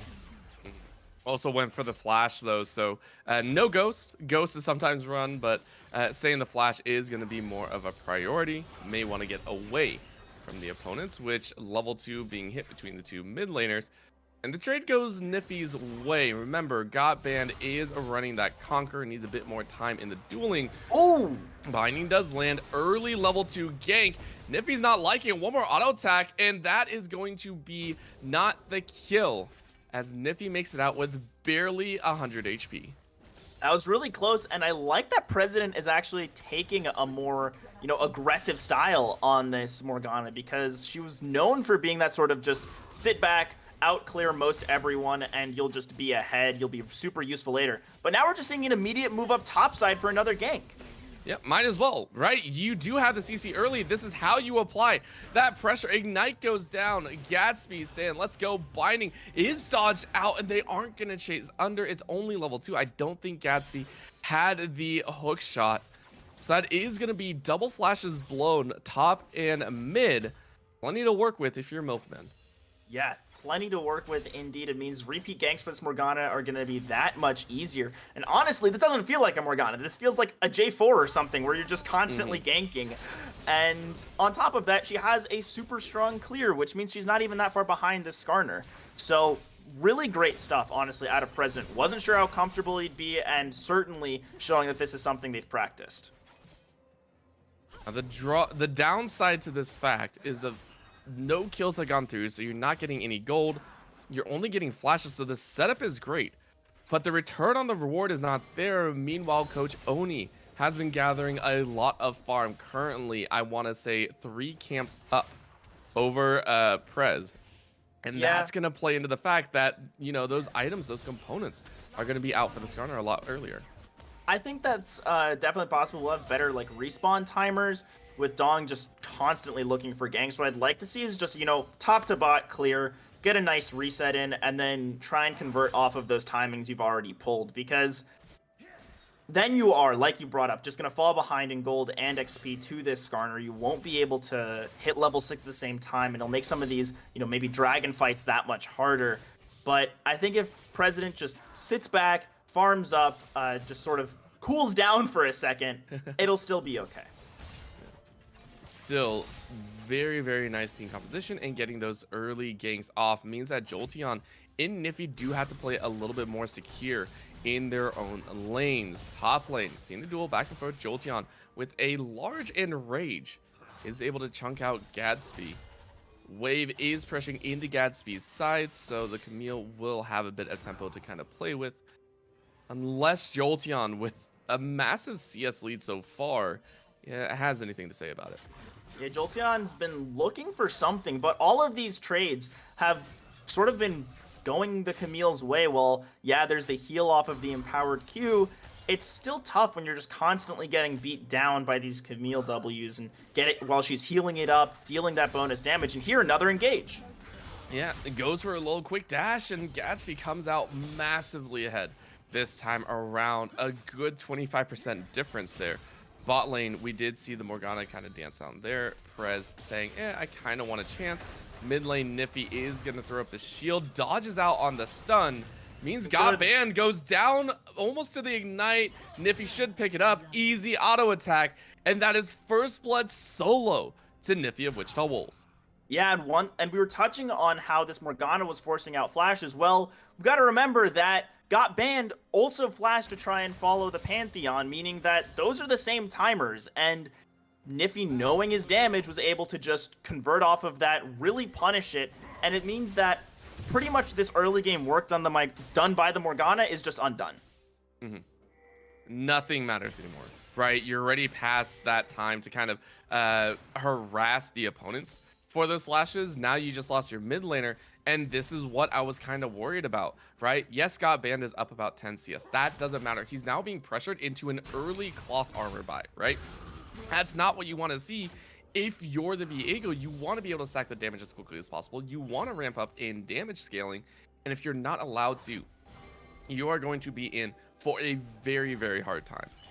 Yeah, it is going to be very, very tough when you're having to already, you know, not look towards your more important components, where there's a serrated Dirk on this Pantheon. He's really, really efficient with just that one item, able to just punch out so much damage. And it means now with first Drake on the Rift, if the Wichita Wolves decide to look for that, this Pantheon is going to be a difference maker. I'm almost surprised Nifty, with the item pathing and usually going to lethality, isn't going electrocute, right? With some of these early kills, it feels like he'd be more willing to jump in, but the Conquer doing just as well, right? Doesn't have to worry too much about only being able to burst out once. Jolteon, though, level 6, wants to go for this fight, and that's because the Grand Starfall is coming in. A nice stun up. Jolteon, after getting a little bit of help from his mid laner, is able to eke out a kill.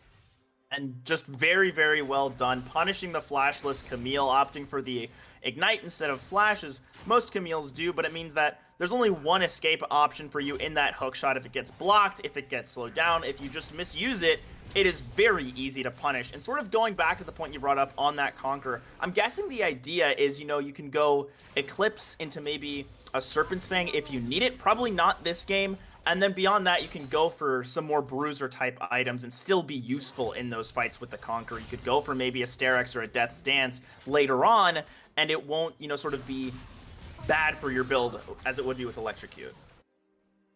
Electrocute's a little bit too early game sometimes in these series, right? So don't want a chance at all. Still, though, so much pressure being applied from Nifty, who honestly, we were wondering about the Skarner, right? We were wondering about how the Skarner was going to affect the map. I think the game's now on Nifty and this Pantheon. 2 games in a row, a champion that we don't normally see, and yet he's been able to secure a lead all on his own, even after he got ganked, right? That is something that you don't normally see, and I think has to be highly praised. Arrow goes a little bit out, and that's going to be the smite comes down. So Oni is able to pick up Dragon number 1. Follow through in, and Got banned, has to burn the flash. Now they're going to try and trade it back. This is going to be the impale into the stun. Cosmic Radiance is not going to save anyone's life, and Nebraska now has to run away. The slowing arrows does mean Nebraska has to flash out, and in the got banned goes. Does get one, but can't pick up the soul. So that just means he died for a 1-for-1 flash in from Nomio, saying, listen, we're already in this. Let's go all the way. Make it a 3-for-1 in favor of Wichita Wolves. And Wichita is really just going to start to run with this. They've got lots of early pressure, most notably in this Pantheon, but also Ashe does really well with an early gold influx. This Skarner doing exactly what he needs to do. And it was kind of funny, after they sort of started to peel off that dragon, they saw the Morgana on the bot side, and they started running away, and they realized, wait, we're a whole team that's the head. Let's just go kill them. And they turn around, did exactly what you're supposed to do on Skarner, just lock someone down, bring him into your team, and the rest is really history. And it was so tough for Name got banned because it was so close. I mean, getting that Skarner kill, if he was able to pick up the resets, it was very, very winnable, I think, with Lube still being full health, but it was too little too late, and they weren't able to turn it around. And now, at a 2.4k gold deficit, 10 minutes in. That's the worst ones, right? Game number 1, they were even. They were within 1,000, I want to say. The entirety up to about 15 to 17 minutes. Here, you're already allowing the expansion of that gold and got banned. Again, he has no flash. Black Shield is nice. It is nice this time around. So the Viego is not going to fall, but he's going to give it his best shot to try and re-engage. That's his job at this point. Be the front line, be up there. See a little bit of what the opponents are going to do. Meanwhile, Wichita Wolves go, cool, you're here, can't really do anything. We'll go ahead, pick up the Rift Herald. Yeah, and one point you brought up is how this Viego is forced to be a bit of a front line, and that's one of the flaws in Milk's draft, is Nebraska Man getting ran down. No, just like, listen, I may be alone, but I'm still 3 assists in, and I will poke you to death. Yeah, but, you know, this Viego having to be that front line, it's really brutal because Milk doesn't have any true frontliners besides maybe this Taric. And when you're running into a Pantheon and a Renekton who are just big damage frontliners in their own right, besides the full tank Skarner, it makes your life so difficult. That was a weird interaction. It was a weird interaction. It looks weird because the hookshot goes straight through someone and you're just like, what? What? No, it has to hit the wall, but yeah, Gatsby, you can see Gatsby trying to pick up the pace a little bit more.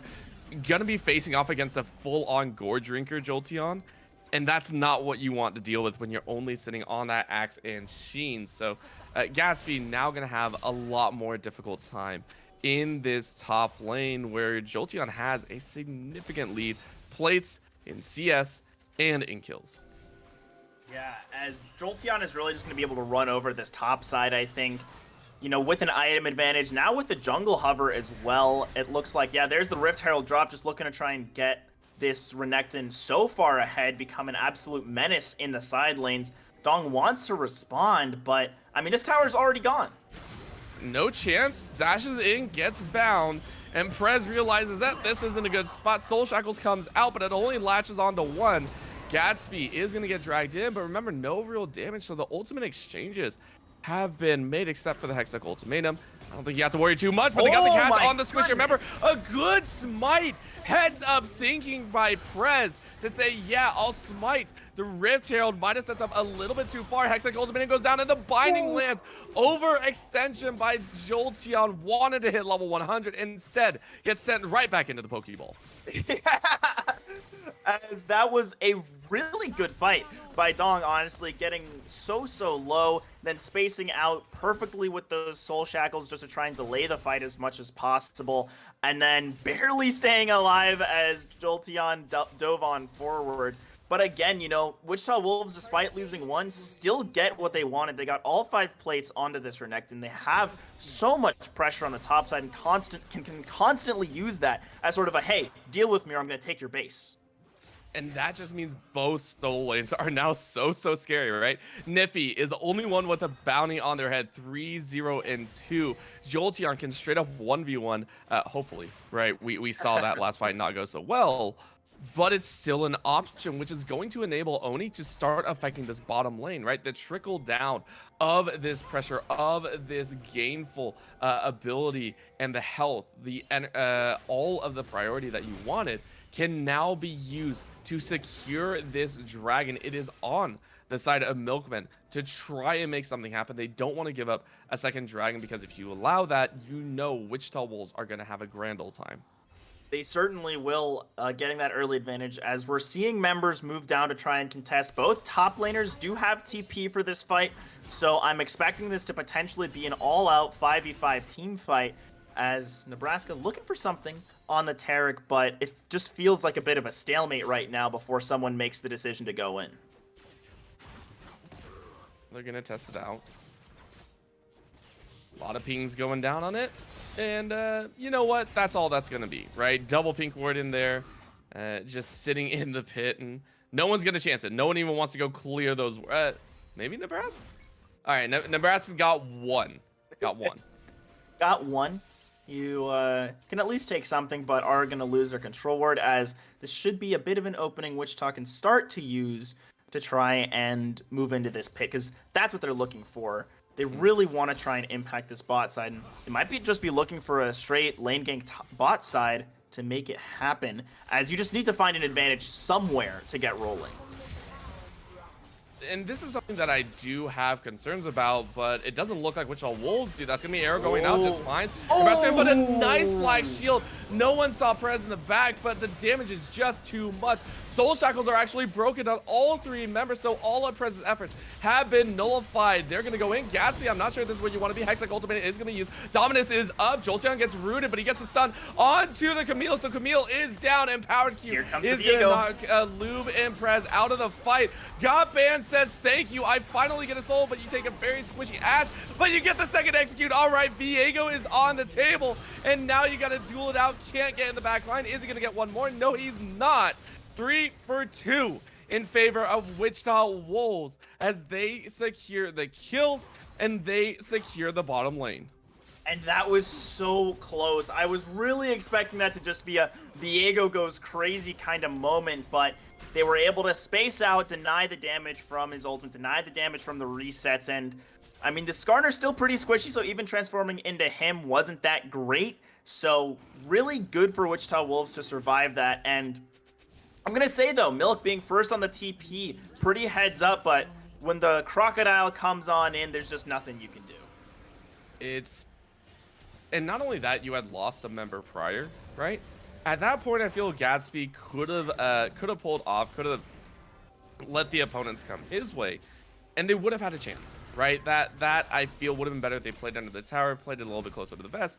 Instead, they tried to take the fight, which pulled them further out of tower range, and it meant Wichita Wolves could aggress back. So, Milk, now down 5 kills, down, I want to say 4.4k at 17 minutes. I just want to point that out. It took game 1 till about, I want to say 30 minutes before we saw this extensive of a lead. Wichita Wolves have gotten there in 10 minutes less time. They are trying to end this game as quickly as possible. Yeah, and they're doing it really well. They're moving together incredibly well now. Something I don't like out of Wichita Wolves is they didn't prioritize this dragon, but it looks like they might just be prioritizing a fight in the jungle looking for this Herald. Yep, stun doesn't land from the Viego, but they do get a jump in. They're going to go ahead and catch Coach Oni on the wrong side of the map. They're going to go ahead and steal away that body. Meanwhile, Jolteon, he has no teleport, so he's just going to stay bot. Rich Herald is going to be taken, but this is the second Rich Herald. It's not going to mean as much. It's not going to mean as much. It'll help them maybe get the ball rolling in mid lane, maybe give them some pressure, but it's still not that great, you know? And fortunately, it does continue to delay Wichita Wolves on the Dragons. This isn't really going to be a soul game, I think. It's more going to be a, is there an objective we can look for type of game? So Wichita Wolves maybe angling to try and make another dragon play, but it's just so tough for the side of Milk when you get one pick and all you get is Herald. You can't get any towers, you can't get anything else, as they might be looking for a fight here. Coach Oni isn't here for this. It's a 4v5 for now. Yeah, and he actually rotated top. I'm not sure why you would do this when the dragon is up. Maybe they've already conceded. It looks like they have. So they're going to give it over. We're going to see what the soul is, and it's our lovely, lovely Infernals. So this is going to give something to play for both squads. It definitely will. Infernal just being the massive damage, but all 5 members around this mid lane could turn into a little bit of an ARAM situation if someone decides to go for it. But I think that binding going wide should mean that both teams just disengage, try to reset. And I'd like to see Wichita go back to sort of the 1-3-1 type setup, because both of your solo laners are just so incredibly strong. Yeah, 2-1-2, 150 gold bounty, 5-0-2 for the Pantheon, who completed the Eclipse, and I think is now going back, picking up another Serrated Dirk. Like you said, maybe the Serpent's Fang, maybe a little bit different. We'll see what they choose. However, third tower to 0 for Wichita Wolves. Their gold lead is ballooning more and more. Most importantly, Nomio was able to be the recipient of this one. Should have plenty to work with outside of the Immortal Shield Bow. Definitely should be picking up some extra items, getting that Cloak of Agility, some more crit chance. And now we've got all of the mythics for both teams, except for this Tarek still waiting, I think, on his locket. Taking a few detours, picking up a tier, picking up some other components. So, but now with mythics on the map, it means that really both of these teams have sort of hit their one-item power spikes they really like. The Divine Sunderer on the Viego and the Ezreal, the Gore Drinker on this Renekton, going to make them real power players, as President maybe wanting to try and do something up top side. Did try something through a binding, and it hit a minion. So and that's immediately walks back and says, nah, we're good. And, you know, this pathing is really the only thing you could do. You like to play around topside, especially now that Baron's up. And when you're behind, you never want to give your opponent control of that pit area. So good job by President to secure that scuttle, sort of deny any extra shenanigans from Wichita, as honestly, they are incredibly strong. I would like to see them start clearing out vision on this top side, play around the Renekton, and maybe try to just force a Baron fight, because they're strong enough to do it. Baron is a chance that they don't look like they're willing to take. Vision currently in control of Milkmen. And Milkmen are deciding to just kind of stick with that farming style. You have your Viego, who's 4-3, still needs a little bit more time to get that to get to that 2-item power spike. And again, Lube in the bottom lane, he hasn't farmed as well as you would really like like an Ezreal to do. Still trying to work towards that Minimune as well. Still working towards that Manamune. Once he gets it, it will be fully online. That Muramanis will be a huge power spike. But Nebraska, man, just getting chunked down by all those Ash arrows as Wichita just wants to siege here, and I don't mind it. It looks like it will be a trade of towers if they manage to knock this mid one down, as Rift Herald dropped for Lube should be going down pretty quickly. But that also means with 2 members down bot side, this Baron is pretty free. Oh yeah, might as well go for it. Vision has been made, I think. Yep, there we go. Now they do see it, and the Ezreal is still on the bot side. No true shot for us, so this is a pure 4v5. Gatsby looking like he wants to interfere. Wants to try and do something. Jolteon. Yeah, that's going to be the arrow landing, and now they're going to follow through. Cosmic Radiance has been used, but that's enough to draw him off. So, no real help. Wichita Wolves can't follow through, and I don't think they're going to try and re-engage it. I think Milkmen are happy with what they just got because they got 2 towers total in the bot side. A little bit delayed on the impale, but they do grab back Prez, and Prez is dead. Black Shield can't help you here. Can't help you after you've already been taken on the Skarner train. But honestly, out of Milkman, that was a really, really good Baron stall. Just putting your top laner, have him sort of do a little disruption, jump in and out, then sort of rescue him out. Make sure that they can't re-engage now that Squeegee and Jolteon are both at around half health, and the Ezreal in the meantime is just taking tower after tower. So at the very least, they're able to use that second Rift Herald to maximum effect. Yeah, and the scariest part is it's not spread out towers, right? The entire bottom lane has been decimated, meaning if Milk are able to find a single good team fight, as maybe around this Infernal Drake, right? They are allowed to pressure in for your inhibitor, whereas you had just been stacking gold on Wichita Wolves' side, right? This is a real actual threat that can be made if Wichita Wolves steps up a little bit too far. If they play the team fight wrong, there is a chance. Wow, that was a single Divine Sunder hit. I hate that build now. It is, it's really, really strong, and now with the Muramana online, it is that much stronger. It hits like a truck. It shreds squishies, chunks out tanks, but I'm still a little worried about this setup just because the wards aren't great for Milkman, meaning that this Camille isn't going to have the best angle to try and maybe make a flank play if this does turn into a dragon fight. You know what is found? Prez is going to find a roaming support, meeting the Soul Shackles, but can't follow through with a little more. Arrow goes wide, teleport in the back line. Oh, this is dangerous, though. Gatsby wants to go straight into exactly where the support was and said thank you. Two-Shot Barrage lands on all 4 of the Wichita Wolves member, and they have to run now.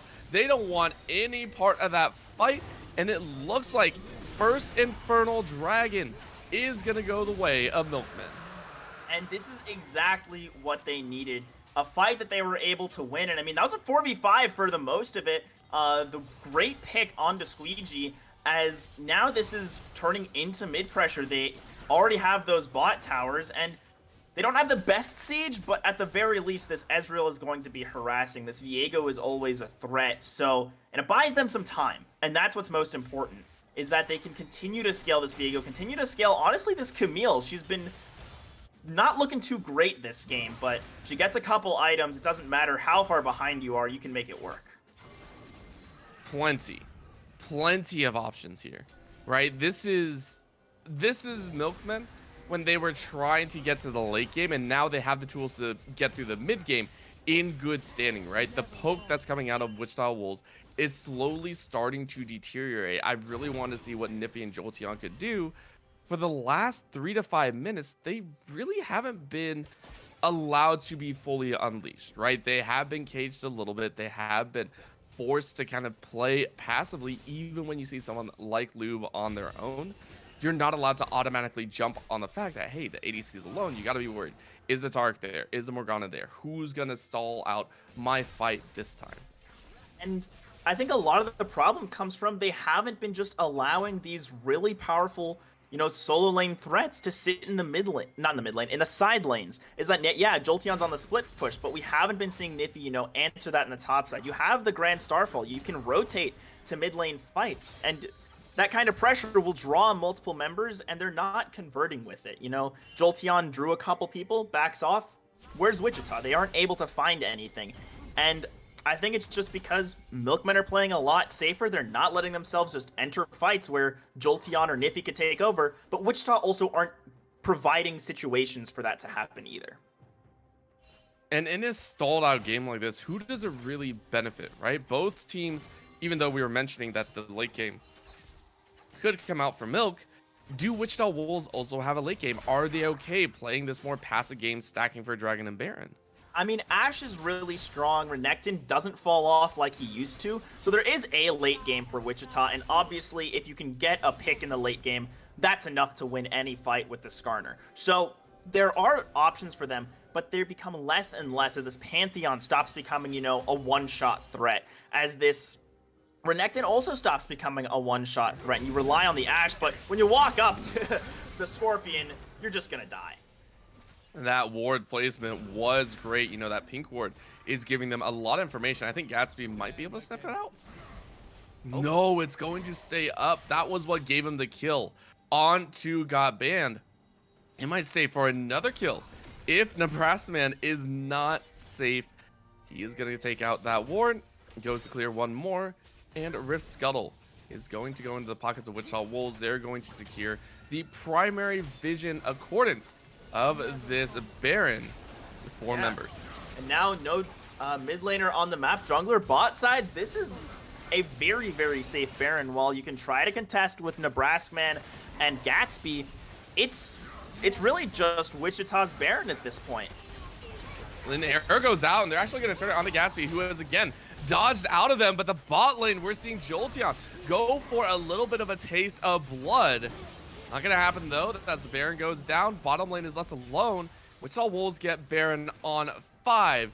They don't get any shooting kills, but it was pretty dang close to it.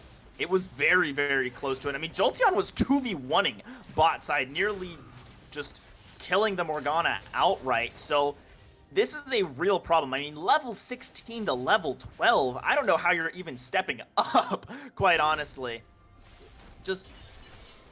I mean, it shows when you have your really strong, when you have one of your strong solo laners in the side lane constantly, they're gonna get ahead. I mean, Jolteon's 100 CS ahead of Niffy. If Niffy was doing that exact same type of style up top side, I think we'd be seeing a lot more strength out of this Pantheon, a lot more relevance. Well, he gets a chance to shine once again here as Dragon is just 25 seconds away from spawning. Everyone's trying to gear up as much as they can.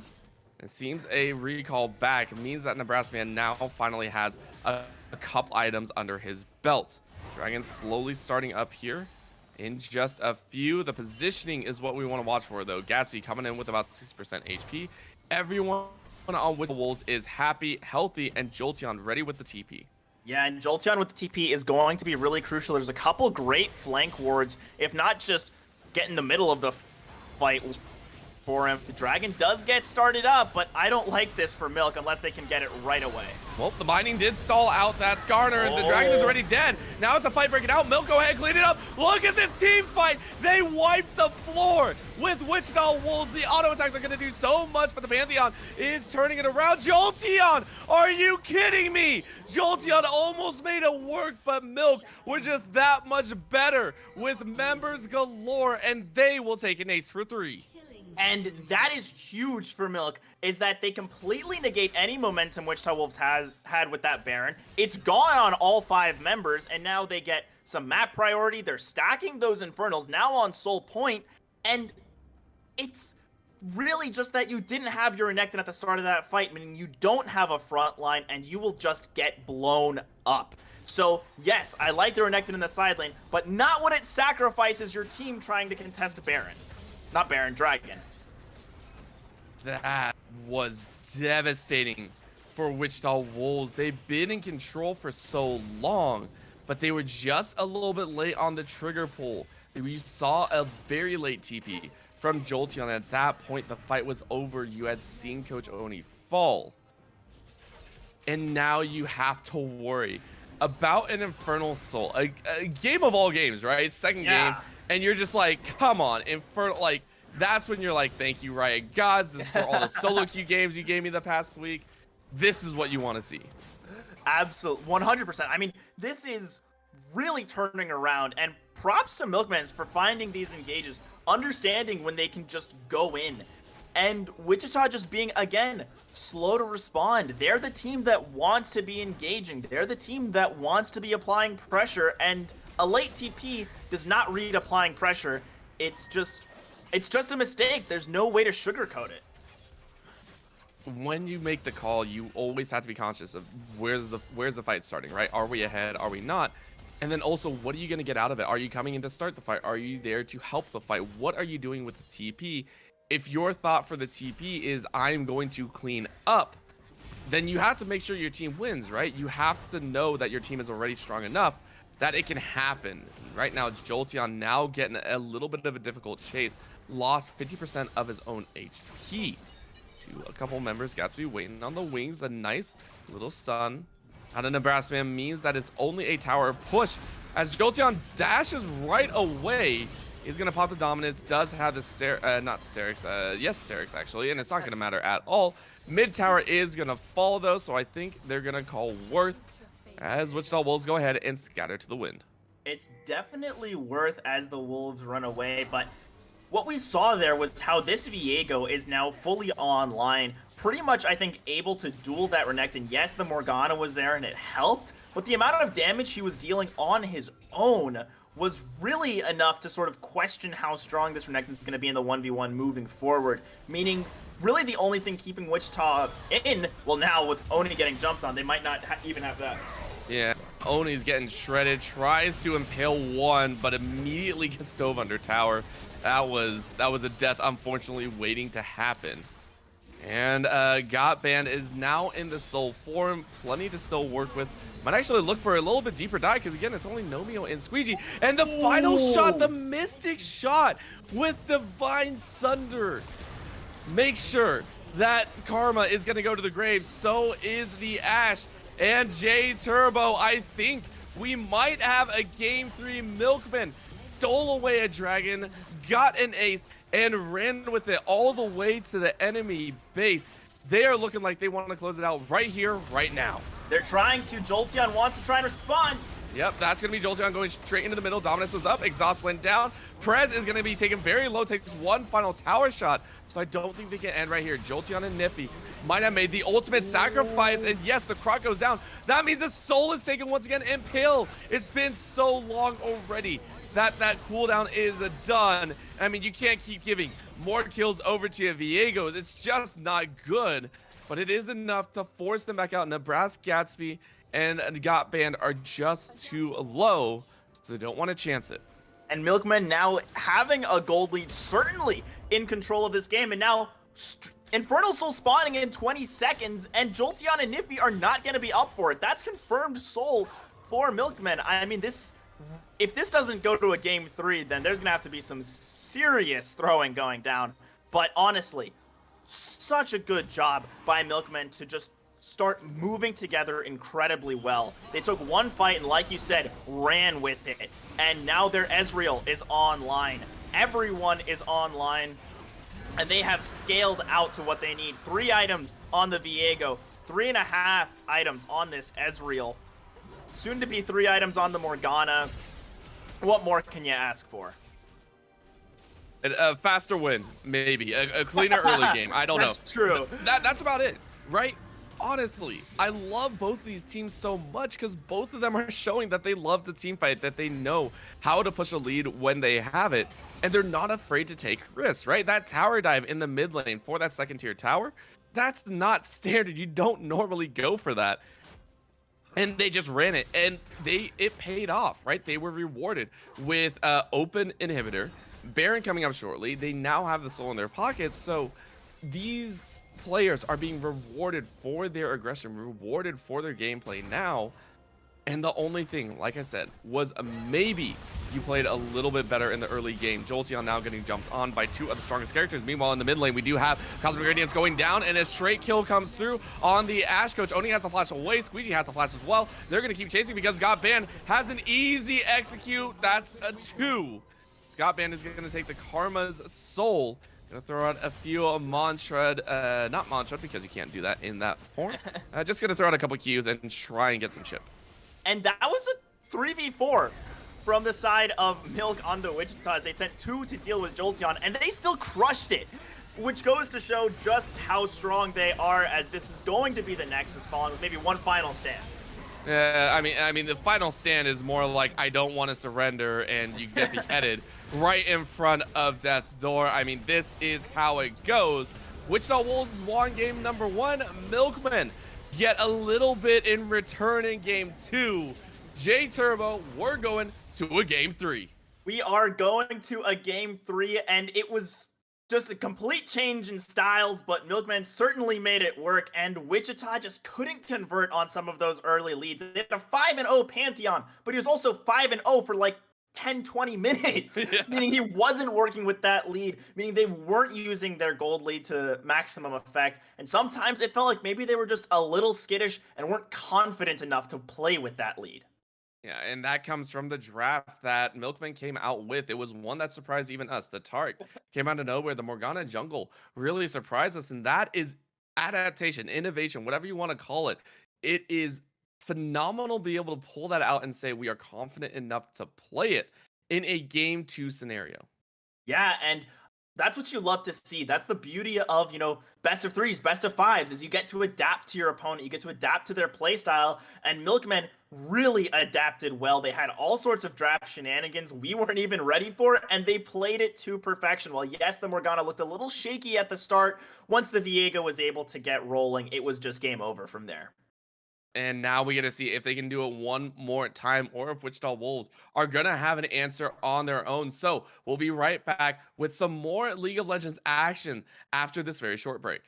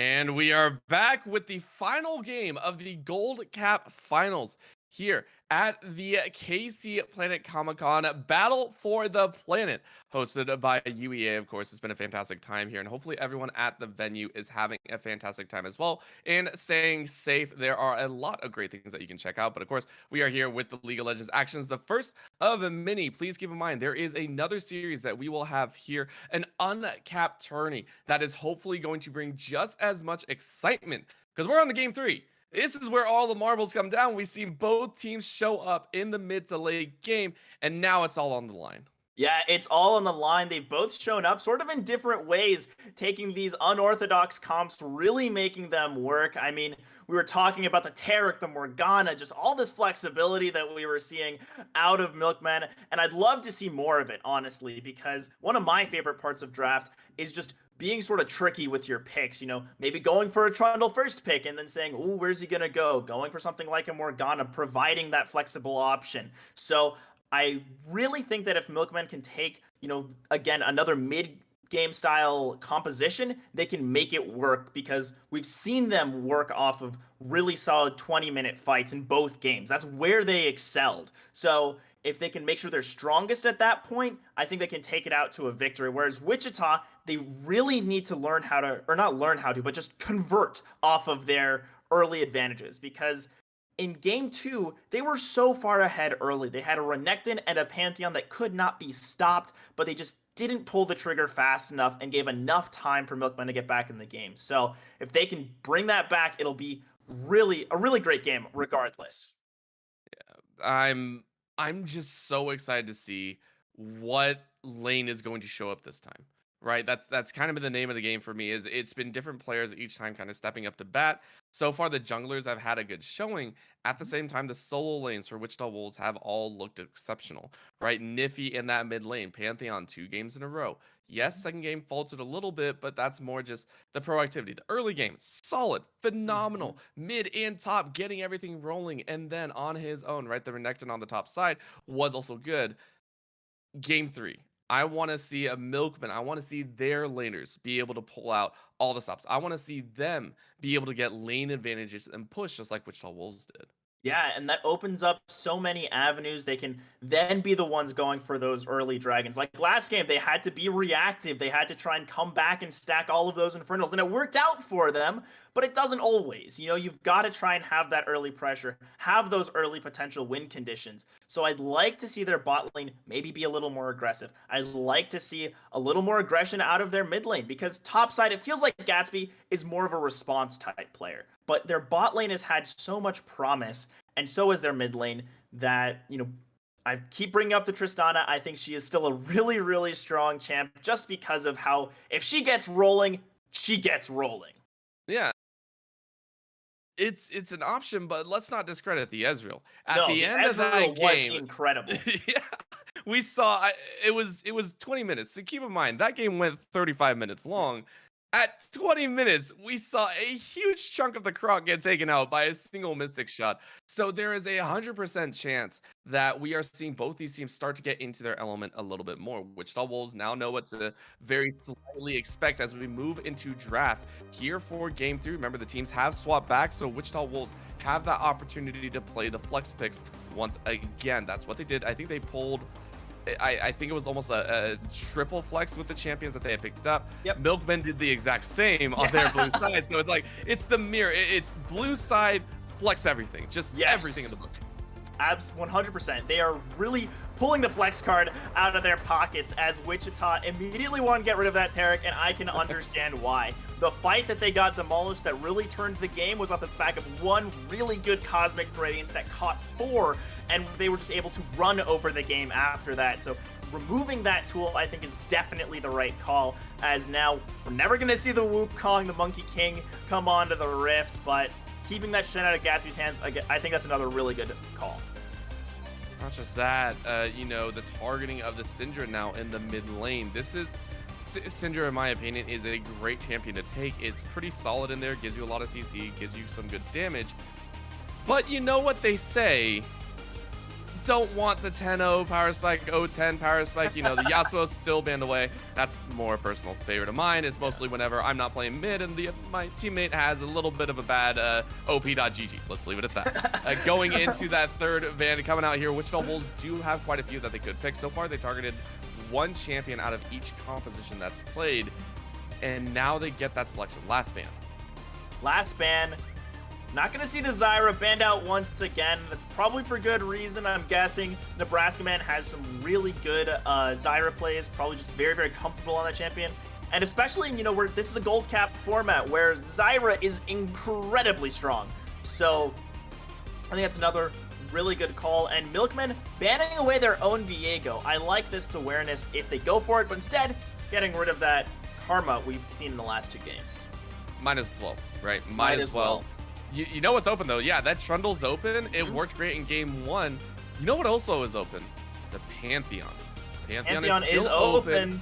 And I like the fact that they did, right? Because now you see this Morgana is the answer. You can Black Shield most of what's going on. The slow from the Trundle isn't going to be as bad. It's mostly just pillar placement, right? You don't want to get caught by that pillar. You don't want to be pinched into a tight corner.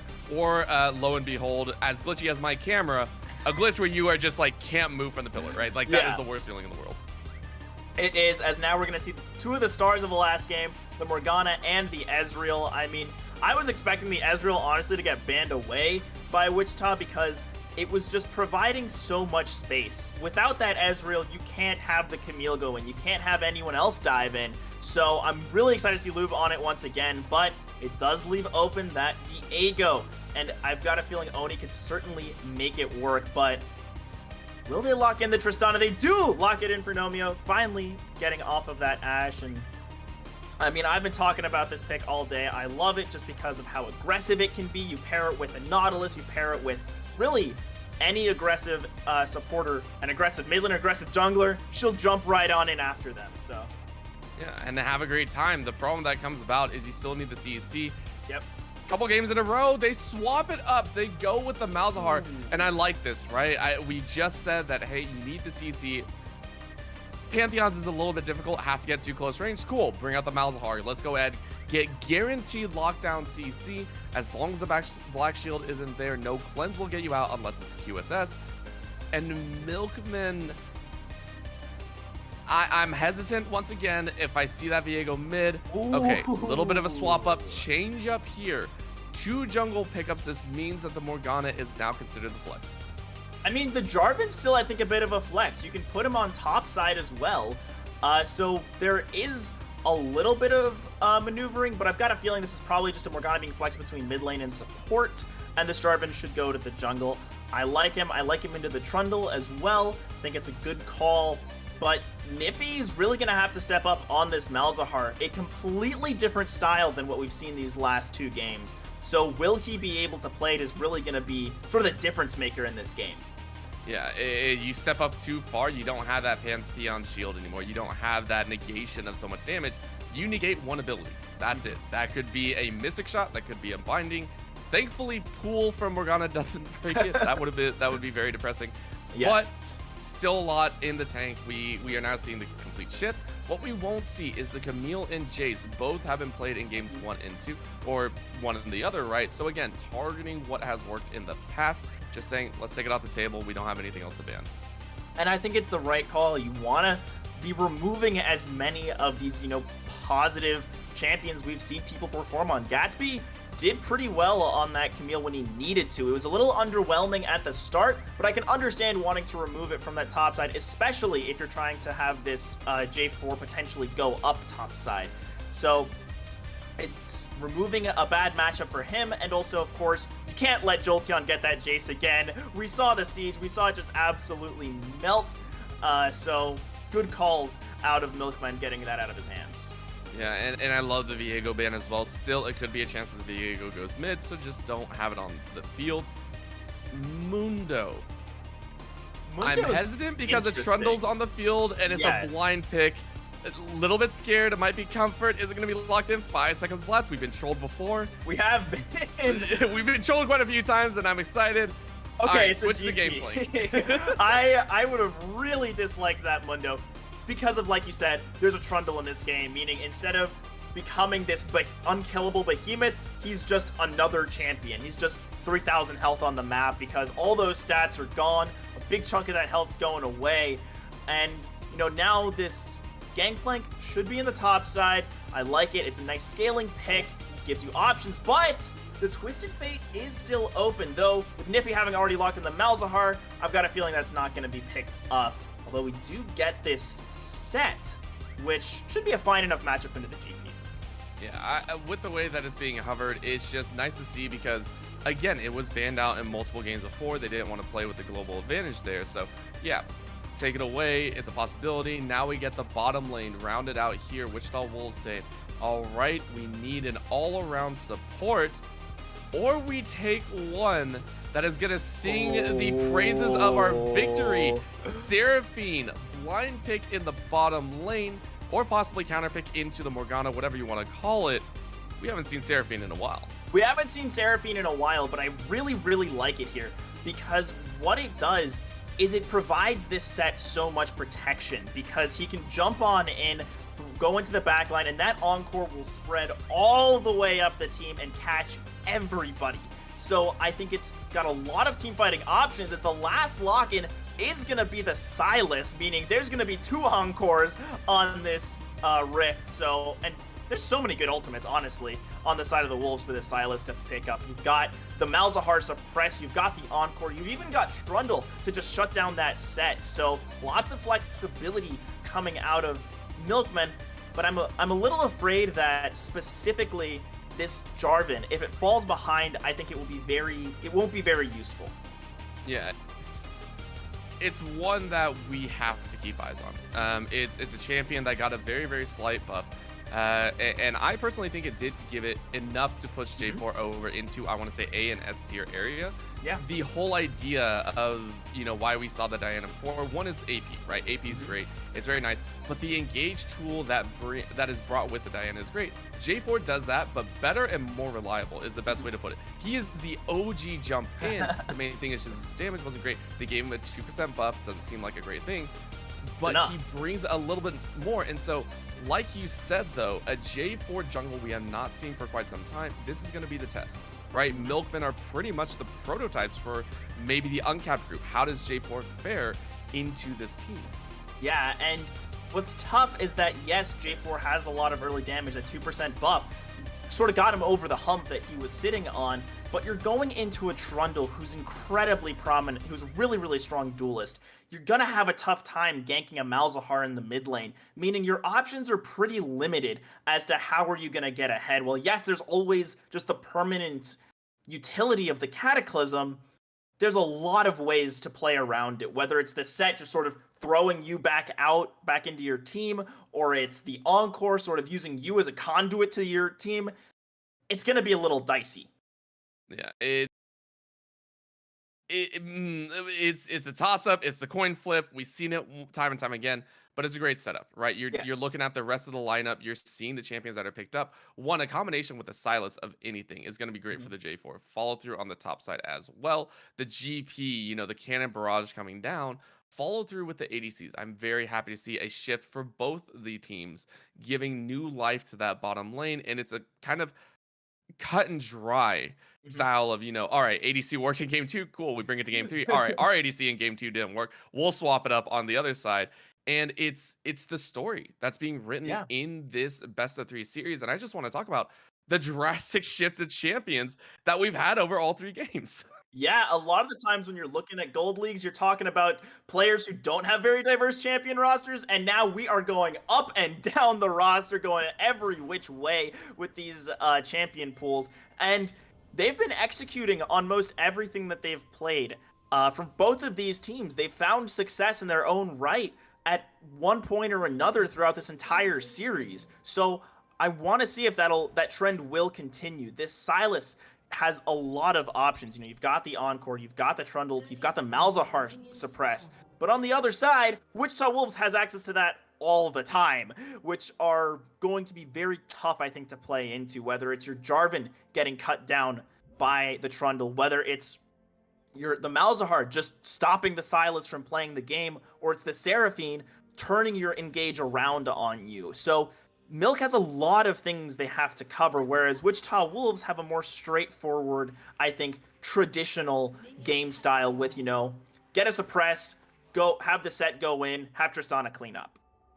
Yeah, well, you know what they're not going to be doing is collecting that Dragon Soul, the Infernal. What they're going to be seeing is an Infernal Dragon first. So another point where the Dragon is going to be a high priority through, I think, both sides. Prez, I think, might have a bit more of a time trying to go for that, might catch Oni off guard. But with them both starting on the bottom side, they should be on the top side of their jungle, whether at half health, 3/4, or full.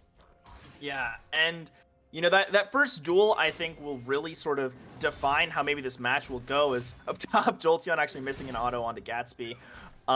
But how healthy they are coming out of their first clear, whether they decide to even go for a fight, which lane has priority, which top laner is going to be able to secure space for their jungler as they make it up topside. Those are all of the little factors that go into this early game that I really hope they're sort of worried about and taking into account, since, one kill on a Jarvan or one kill on a Trundle can really start to blow open a game.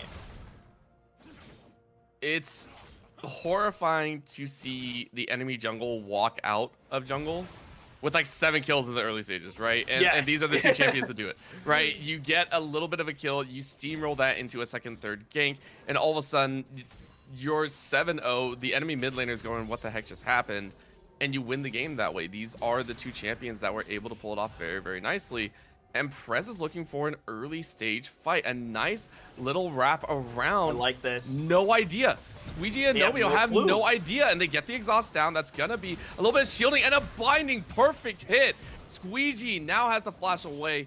They might be able to survive. Heal is still up, so I don't think they can get much more. A little bit of tag with the Mystic Shot, and Prez now has to flash on his own, just a little bit too deep, but I think that's gonna be worth.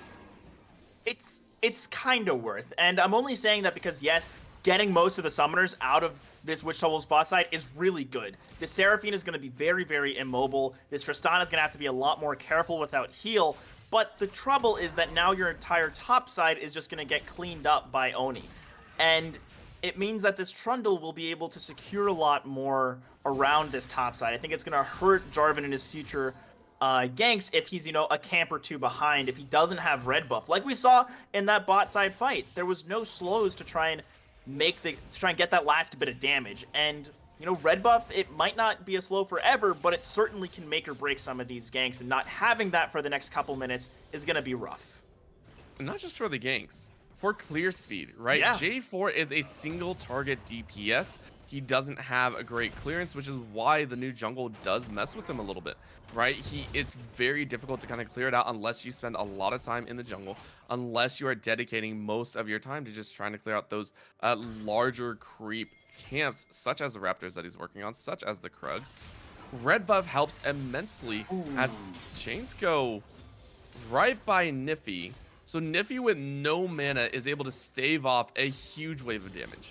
Ooh, missing that cannon's gotta feel bad when it goes down to like 1 HP with those mage autos. But yeah, and again, you're bringing up clear speed, and that means this Trundle is gonna be able to clear faster, have more XP, be stronger in any potential fights moving forward. And, it might seem like, 10 CS now, but that can balloon, especially in the jungle where you don't have the same consistency as waves, where you have to be worrying about which side of the map you're on at any given time. And where the jungler should be on the map at this time is the dragon. You see it now live on your screen, 40-90 on the HP bar. And with that sweep, with that bloom, the Scryer's plant, you know that Milkmen have warded it up, so you can't go chasing in. Normally, you'd be able to pop yourself over, right, as the Trundle, but with so much vision, you can't really chance it. You can't really say, hey, we'll take the chance that J4 is not on the bottom side, because lo and behold, he was. Yeah, and I mean, one sort of fun interaction is that actually, since Scuttle Vision doesn't go inside pit, you don't actually see the dragon. If you jump over and just aggro it on the back side of the pit, you're not visible, but again, your dragon take timer is still pretty long. If anyone were to check it, they'd be able to find it. So instead, jumping over and now looking bot side. Yep, that's going to be a rocket jump straight in. Lube, he is going to watch his support get pillared off. They're going to try and pinch in, but I mean, Nebraska is fine. Now a follow through, one more shot, flash in, and that's a kill. Lube is going to take first blood in the bottom lane. I talked about it. I said, I want to see every lane show up here. Now it's the bottom lane's turn. Mid lane, got banned, gonna dance. A huge fight. The flash out by Nippy means he survives by the skin of his chinny chin. Now top lane, Prez looking for a fight, but everyone knows you can't really fight a set if you are even close to equal health. Yeah, as you just get the massive Haymaker shield, but now here comes the Sylas. And the return of that ultimate. The visions are not going to be enough. Gatsby takes a huge Haymaker to the back of the head, and Niffy is going to have to wait another 5 seconds. Yeah, I mean, you said you wanted to see people show up, and who else but got banned, you know, was a little underwhelming at times, but certainly is popping off on this Sylas, really punishing Niffy, who looks a bit uncomfortable on this Malzahar. I think just not really his style of champ. Well, yes, you like having that suppression. It's still not, it's still hard to play when you're used to that Pantheon, used to just jumping on it and having to go to this conservative, reserved control style. Yeah, and I think that also lends itself to the fact that Gotband has also been a little bit on the more passive side, right? Remember, this is the player that also played that Syndra, you know, played a lot more safe. To randomly bring out a Sylas and say, now it's my turn to aggress, maybe Niffy was lulled into that, you know, that fake sense of security in the fact that, hey, it's going to be another ranged mage coming out in that counter pick, shouldn't have anything too aggressive, because the Sylas is so good at punishing in a lot of these situations. So very well done by Milk if that was their plan. If not, they got a lucky matchup. Yeah. I mean, the Sylas was definitely picked into the Malzahar. If they were that deep into, like, the draft mind games of expecting Niffy to go for a control option or something, I don't know. But I still think that it's very good awareness that, you know, Name Got Banned has this Sylas in his champion pool and pulled it out right when Wichita Wolves changed up their mid lane style. It's how you play the game, right? Yeah, Everyone, it really is. You know, draft is very much a part of this game. There is so much that you can do. There is a reason I want to say it's Reaper is considered the 7D chess main of Draft Select, and it's so much fun. It's so much fun. Dragon, though, is now up and available. Top lane sees level 99 Jolteon going for the kill. Goes with the showstopper, is going to eat the apple or the orange, and Gatsby takes a little bit of Haymaker flash out. Jolteon survives. That's going to be the solo kill. Solo kill, but quite low, but exactly. Okay. It's getting traded for the Dragon, so it's fine to sacrifice this already weak side top laner to make sure that you are getting something on the bot side, and they're looking for more. Yeah, now with the Cataclysm up, they do find it. Oh, but a nice flash out means they're going to dive. I'm not sure that's where they want to go. Now the return fire, Wichita Wolves say, yeah, you just dove into death. Let's go ahead and get a jump on you. Rocket Jump isn't going to find its mark, but it doesn't matter as the overall 2 for 3 happens, as somehow in the mid lane, Got Banned took a solo kill. Yeah, as this bot side fight was just Milk getting over aggressive. You got the Dragon, you got what you came for. There's no need to start hunting for kills because maybe they were just off on their timings, but Sums were back up from that early engaged bot side. So there's flash on this Seraphine, there's flash on this Tristana. They have time to reset, and they kept going even after those Sums were blown, which is just too much aggression. But luckily for them, Name Got Banned, able to continue pushing that advantage in the mid lane, and 2 kill Sylas already kind of scary. He's sort of one of those champs, you give him 1 kill, he will take everything. I'm scared. That's all I can really say here. I'm scared. I'm scared of the dives. I'm scared of everything from Milk right now, as Wichita Wolves are feeling pretty dang good with that last team fight. Most notably, Nomeo and Squeegee were both able to pick up a kill. That is very important to keep track of. These are 2 champions that they do need extra gold. It's one of the few supports that you're okay watching pick up a kill or 2. I believe going for the Moonstone Renewer, which is pretty much the optimal build path. for the Seraphine, but Seraphine jumps into the middle, is going to throw the Encore, but the Spell Shield is going to hold off that Encore from landing on Nifty, so getting the full channel of the Nether Grass off is going to help so much to keep them still in this game. Yeah, that was a little bit of... That was some really good mechanics out of NameGotBand, getting the Seraphine ulti immediately into a second Encore. Is now Gatsby going for a little bit of a trade, nothing too crazy. But going back to that, little skirmish, it was great to see out of NameGotBand, but also Wichita Wolves, or not Wichita Wolves, Milk using their options to make sure that everything still worked out, even in a bit of a dicey fight with Niffy in an awkward spot and Squeegee as well. It's just both of these teams going blow for blow, answering everything the other can bring. Well, Coach Oni wants to get a response out of Prez, and Prez is like, I'm not answering that. Sorry, I gotta go. I gotta leave. Got bounced by the pillar, immediately backs out. So Rift Herald is gonna go to the pockets of Oni. His decision where he wants to drop it. See how much he can play with. As I would like to see Wichita Wolves pick up this Herald. It's something that they can make use of. Going to shove off President with that Trundle ulti should be enough to secure the objective. And while they didn't get Dragon bot side, at least they're getting Herald while plates are still up. Gotta drop it in these next 2 minutes, though, to really get that value. And if you visit the bot lane, right, Milk have actually lost out in a lot of these trades because of those bottom lane team fights. So if you drop that Rift Herald bot, you stand the chance of actually picking up a good chunk of the plate plus a potential first tower. It's on 3 plates, and it really depends on how low that plate is. Yeah, it's pretty healthy, but I still think they'd be able to make it work if they either get a fight going or if they can just have enough pressure. And we're already seeing Oni just going straight bot lane, doesn't care about his red buff, doesn't care about anything else, just resetting, running bot, wanting to try and snowball that lane with the Herald. Yeah, unfortunately he's walking on a ward and stepped in front of the minions. So can't do it. Can't do it. Now with that Scryer's Bloom pop, they should know that President is in the area. So if they're opting for this 3v3, it could certainly be a bit of an explosive one. Oh. Sorry, I just saw that. That was really funny. Now we do get the fight coming in here. That's going to be Prez jumping in, but they don't want to go all the way through. A punch out means that Coach Oni is going to finally fall. And it looks like Milkmen have found their revenge on the bottom side as Coach Oni is going to fall.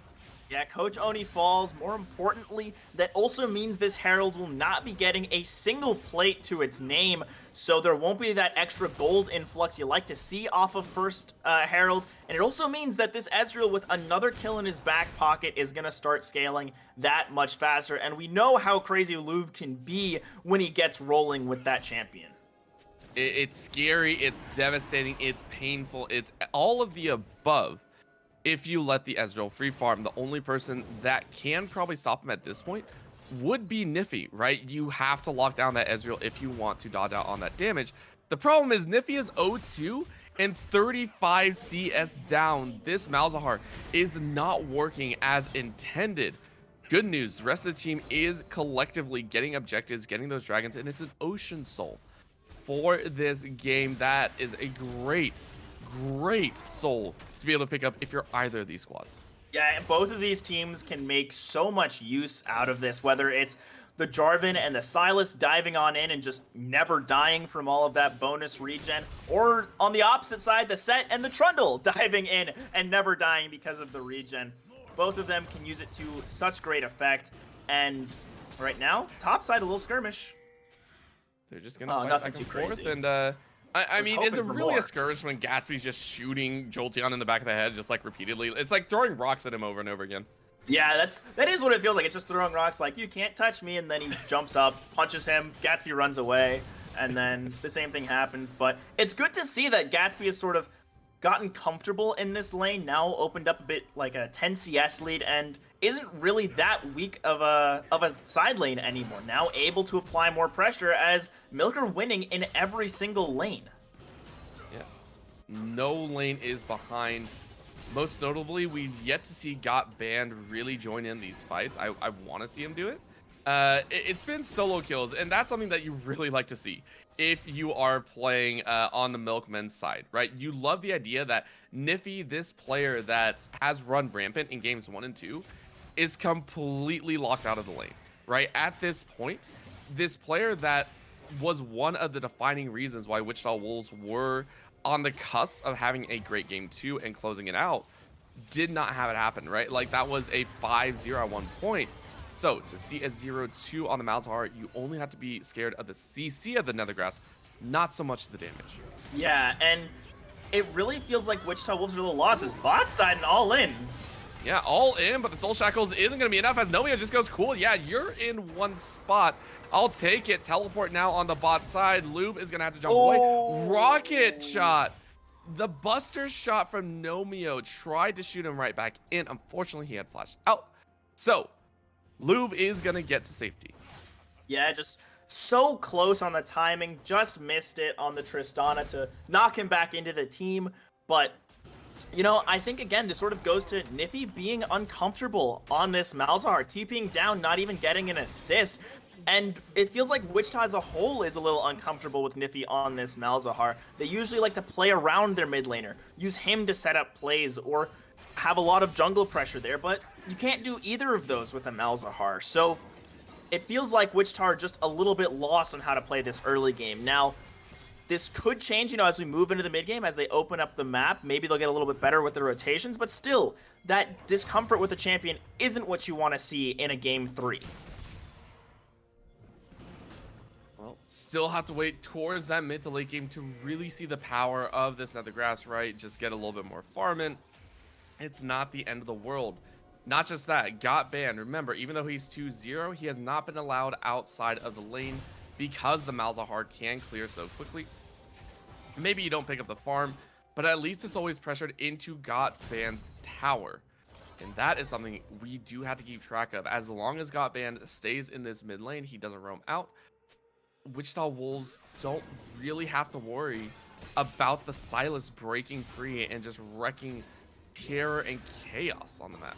Yeah, as they've sort of managed to hold a lane, just sort of a traditional lane state for 18 minutes, but now on the top side, Gatsby's getting a little overzealous. Yeah, that's I don't think that's what you want to do, and that's going to be the knock up and the rocket jump right back out. Flash out by Squeegee, and they're going to use a Cataclysm to their advantage. Oh, the cannon! No, the kegs don't go off, so Nomio gets to live. Gatsby didn't time it right, and he lets a kill slip right through his fingers. And I mean, if you just saved the parlay and use it as a point and click on the Tristana, it would have worked better. That is so unfortunate, trying to get the barrel spacing and it just being just off by like a half a second or less. But what could have been a great bait for Milk just sort of becomes a neutral game state. It hurts. It hurts. It like, hurts. If you play Gangplank, it's been banned against him as well. So, like, yeah. You know Gatsby knows how to play the champion, and you're just like, dang it. That was the one. That would have made the top lane so worth it. Yeah, because if they get that Tristana kill, they get top tower, they get Herald, they can do a lot to break open this mid game. But now it looks like they're just moving over to Soul Point, and at 20 minutes, this is pretty scary for the Wolves. The Wolves have officially given it up, and remember, if you give up the Dragons, the other option is to go for plates, to go for towers, to go for gold. That's pretty much tried and true since the beginning of 2021, the season for 2021, right? That is the trade you have to make, and unfortunately, the proactivity is actually on the ones that are going for the towers, going for the gold leads.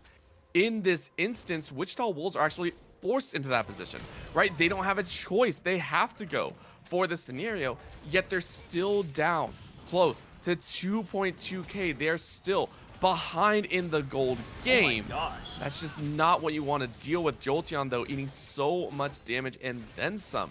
You might have to give it this bottom lane. Definitely gonna have to give up this bottom lane, as the team getting the neutral objectives is also the team getting the towers, and that's not where you want to be at all. Second Herald did get picked up by Oni, so at least they're able to answer back, do a trade bot for mid tower, so I'd say that's worth for Wichita. Start to open things up, give yourself a little more space. You can play around the spot side a lot better, meaning in 4 minutes, you probably have a little more space to try and get Dragon Vision because you have to fight it. That is a, you know, sort of Oh, no. game-losing timer. But now, Oh. President, Prez what are you accidentally pulled a doing? flag and drag. Niffy immediately stuck onto that. Yeah, as you know, you might be a Jarvan with Gore Drinker, but that's still a Malzahar with his Leandries. He's going to kill you every single time if you're at half health. You can't just jump back into a man. And giving Niffy a solo kill is really what he needs right now. He needs that gold influx being 50 CS down. It's gonna be a Bale Drain over the wall. Oh. Gonna get the spell shield that up. shield. Gatsby gets the kill. Now the exhaust goes down. A little bit of a rocket jump out. Gatsby wanted nothing else to do with that fight. So Nomia goes, fair play. Yeah, and I mean, great Black Shield out of Nebraska, man.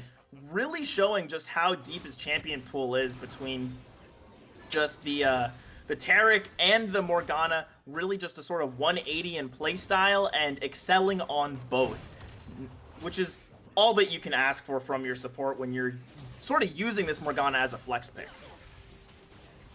Flex, that is one that a lot of people probably never thought was actually going to be a thing, and yet it's very, very real, right? Very this real. it's a flex between I want to say mid, jungle, and support.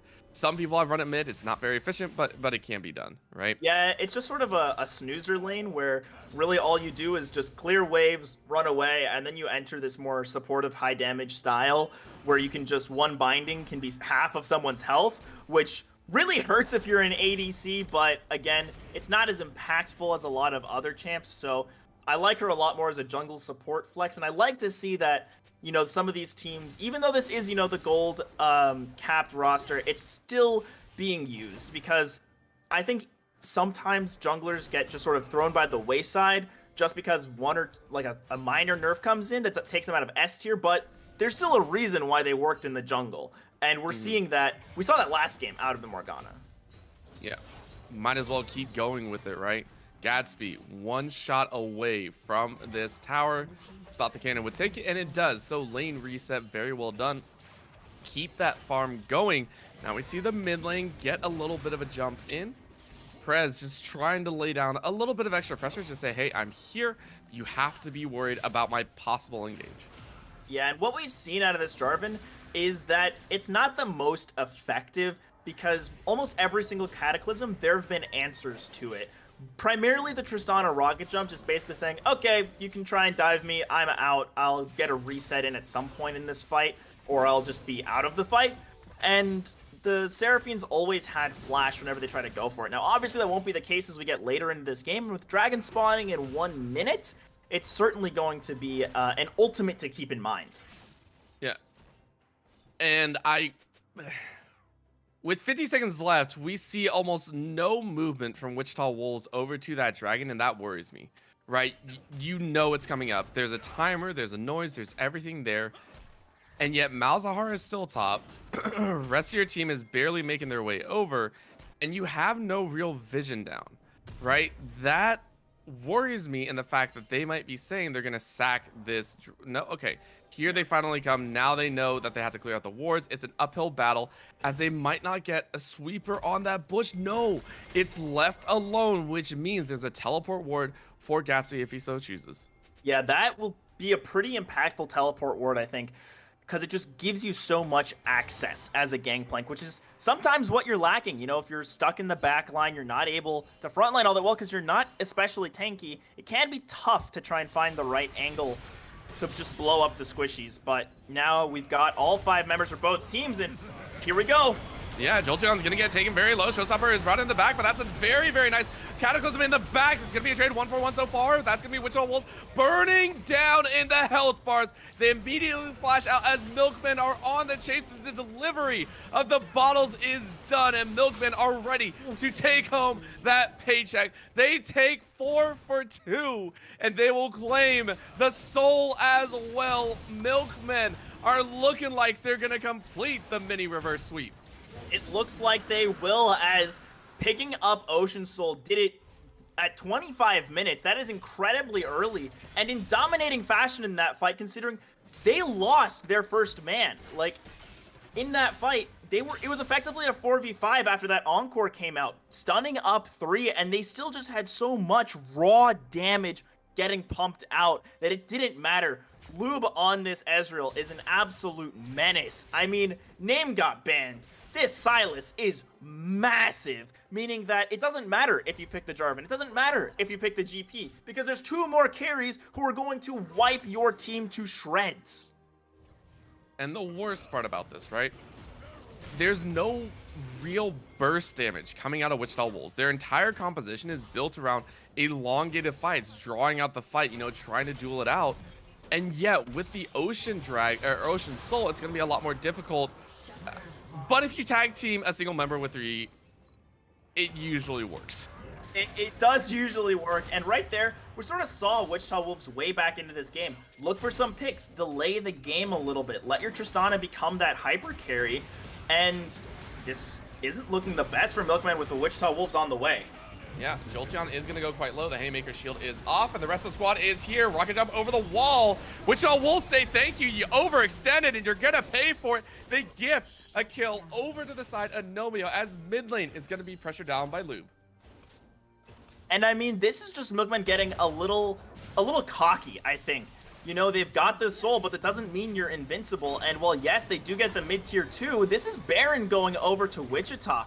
They're getting those tools they need to extend this game, to get their carries where they want to be. And while, yes, they don't have the most burst, a Tristana bomb on top of someone who's suppressed by a Malzahar will just melt. They will get obliterated. So I think that this game is starting to even back up. While there is still that, you know, permanent buff of the Ocean Soul, there's a lot of tools Wichita still has in their back pocket. Plenty enough right now. Baron on all 5, I believe. And that means if they do decide to split 4-1, 1-3-1 for whatever reason they so decide, or even a 5 push mid, Wichita Wolves will have that power. It's on Milkmen to decide if this is going to be a stall Baron or if it's going to be a head-on collision. Because if they can negate the Baron push into just a stall, Milk will have won, right? That Baron will have only been an extra bit of gold into their pocket. Yeah, and I mean, with 2 towers getting traded for Baron on the side of Milk, I think it's going to very much be just Wichita Wolves have this, and it just sort of lets them keep playing the game for, you know, 2 more minutes. Because when you lose so much bot side pressure in response for Baron, it means that you can't start using this Baron as proactively as you want to. It means you don't have good wave states, and you have to take time out of your Baron to just get the lanes in the right spot in order to use them. Now, they are sort of A-ramming this, and they are quite strong, but I think that with, you know, name got banned on this flank, it could be tough.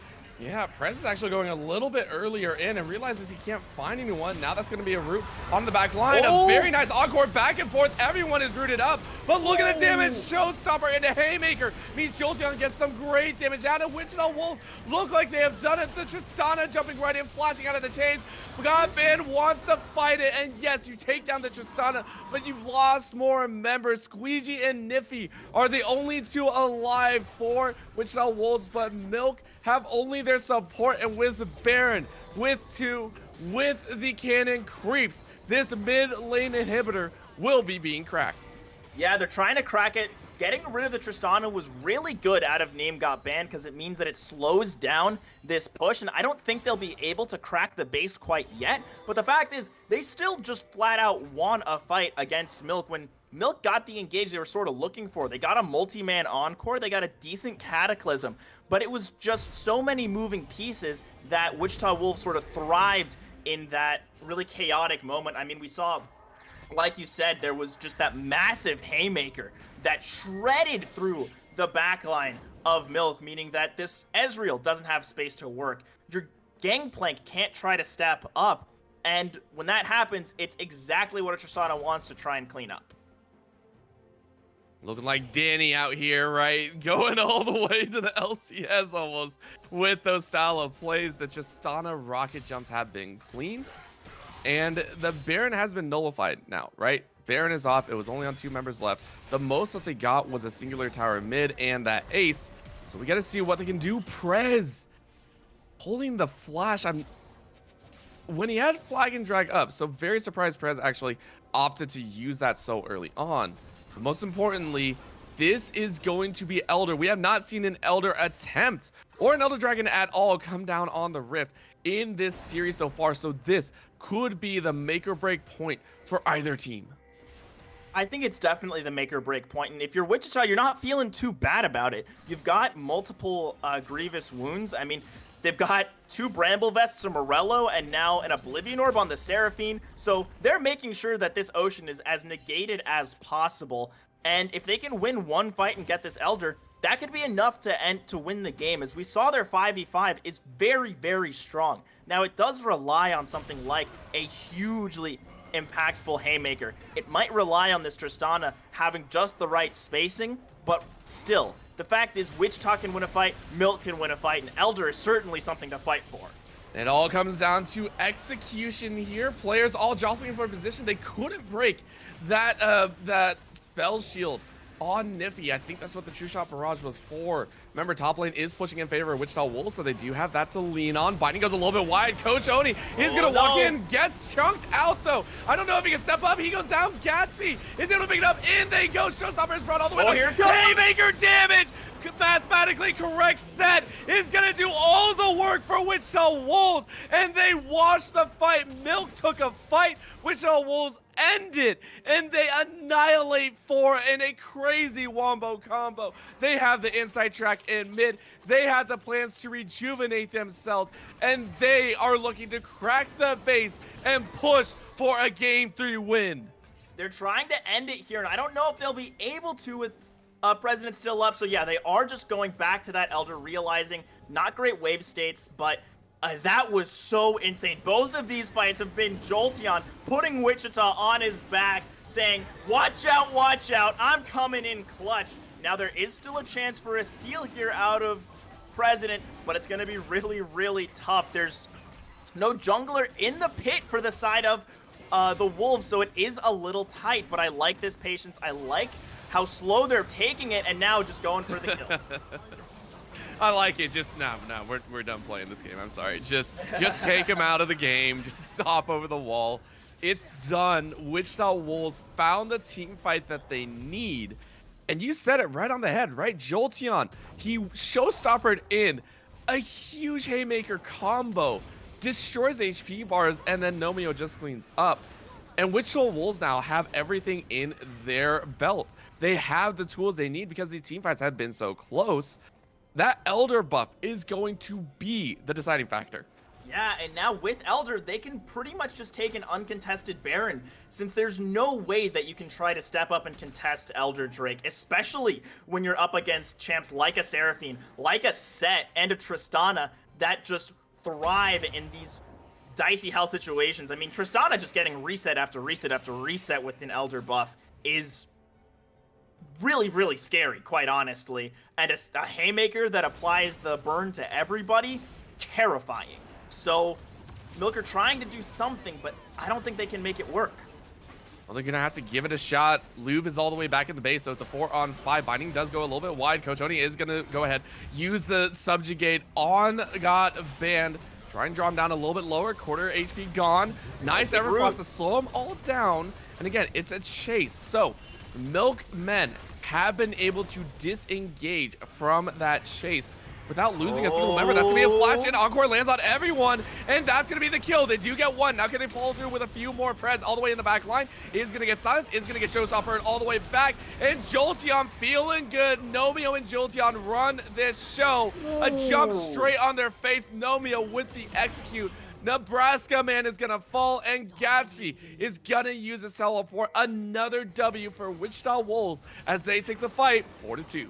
Another W, but it's a little bit closer. Now, Nomio, fortunate to have some lifesteal, able to sort of bring that back up. And this is a little tight, but Gatsby, I think, can hold these waves for the respawns to come through. But 20 seconds is a lot of time to try and hold against a Tristana. I would say they at least lose the inhibitor here. That should at least fall. They can't get much more. Most likely just recall and go straight back to Baron, right? That Baron dance was what got them the kill in the first place. No reason to not do it again. Elder Dragon is about to time out, and I want to say about 30 seconds. Nope, right now, a little bit shorter than Baron. So it is gone, no more executes, but they got just enough out of it to make it worth. Yeah, they did get just enough out of it, but what's concerning is the fact that you had Elder buff, and the fight was still that close. Nomio dove onto Lube and almost lost the 1v1 with Elder buff, which is really concerning, I think, if you've got, you know, a 3.5 item Tristan up against a 3.5 item Ezreal. So I think this last fight, you know, with no Elder in hand, is really going to rely on Jolteon. Will he be able to get the right showstopper? Will he be able to get that massive haymaker that's sort of been the difference maker in all of these fights, regardless of whether Squeegee's positioning's been a little bit off on some of these positions getting caught out? If Jolteon can find the right angle, Wichita should win the fight, but don't count Milk out quite yet. Yeah, and someone I really wanted to watch on was got banned. He's so far been able to steal the Encore multiple times. It just hasn't been positioned well. Binding lands once again. But that's what I want to see, right? The Sylas is counter pick, 5th pick for the side of Milk. They got to make it the priority for their team composition, right? Or else it just wasn't worth it. Done an okay job. Has only been looking for the Encore, but maybe grab a Subjugate. Maybe grab that Nethergrass. Make sure to lock down at least one member. Jolteon, a freaking Hulk. I want to say 3.9k on his HP bar. He will not fall very quickly. But items coming through. Milk now also grabbing their own Grievous Wounds. All 5 members do have it. They're going to go ahead, start knocking on the doors of this Baron. 15,000 HP being whittled away like it's nothing. And Milkmen go ahead and say, yeah, go ahead, take it. We'll do our best on the defense. I mean, I don't like that out of Milkmen. You have President just back and completely concede that position. Well, yeah, it's a good spot that Wichita wants to fight in. I feel you're probably taking a last game fight in this, you know, spot anyways, so might as well do it on an open field next to Baron when they don't have MR, as opposed to in the mid lane when they have Baron pressure. And they can also use this Baron to sort of give themselves enough space, buy some time to go for this next Elder Drake. Elder coming up in a minute. Wards being cleared here. And Set is on his lonesome. Prez wants to take a look, flashes in a little bit of an awkward flag and drag, and forces the flash out of Jolteon. The entirety of Prez's kit is down, with Dragon coming up in 45 seconds. I don't think Prez has any real cooldown, so Cataclysm I don't think is going to be up in time. He does have Gore Drinker, which means stacking CDR, but there's only one other, you know, full item that he has besides the Gore Drinker, just the Sterex. Hasn't managed to finish the Thornmail, hasn't managed to find anything else. So this Jarvan is pretty weak, and the Cataclysm won't be quite up when Elder spawns. It might be up for the fight if they can dance long enough, but using that many cooldowns on this set, I think, was a little overzealous. Honestly, I think Jolteon probably could have turned around and just ulted his own way out, but again, he wants the showstopper. Yeah. He wants his ultimate available to take the fight. And now a pinch coming their way. In goes Prez. He's going to try his best. It is his zone out. Encore is going to be black shielded, but they get the kill. Nomio just burst out. That tanky member. A Q lands onto Coach Oni, but it's not going to work. Binding goes wide on Jolteon, so they can't follow through.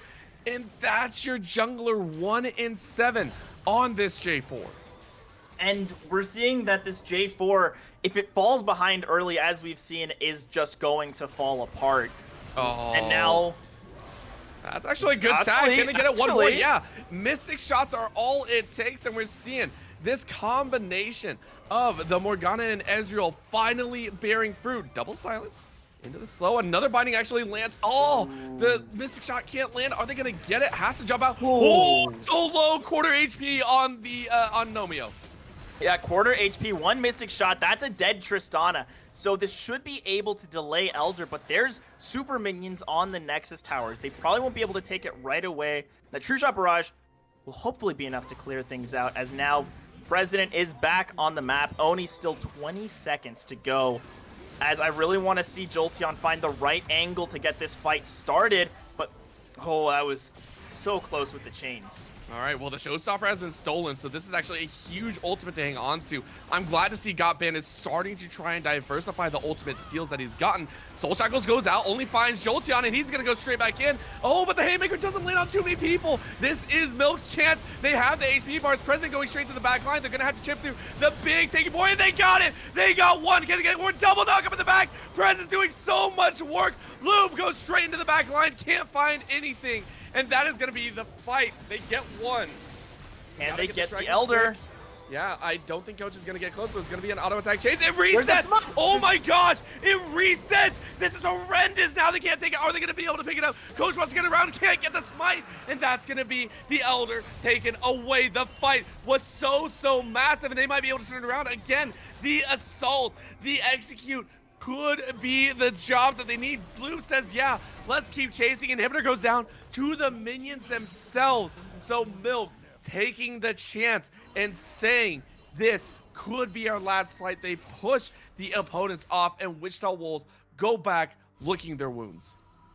They're licking their wounds, and this is not good for Wichita. I mean, it's been back and forth and back and forth. No one's got a lead at this point, quite honestly. Nexus Tower does fall, but honestly, in the grand scheme of things, that's not that big because we probably weren't going to be in any position where the difference between one or two Nexus Towers makes or breaks the game.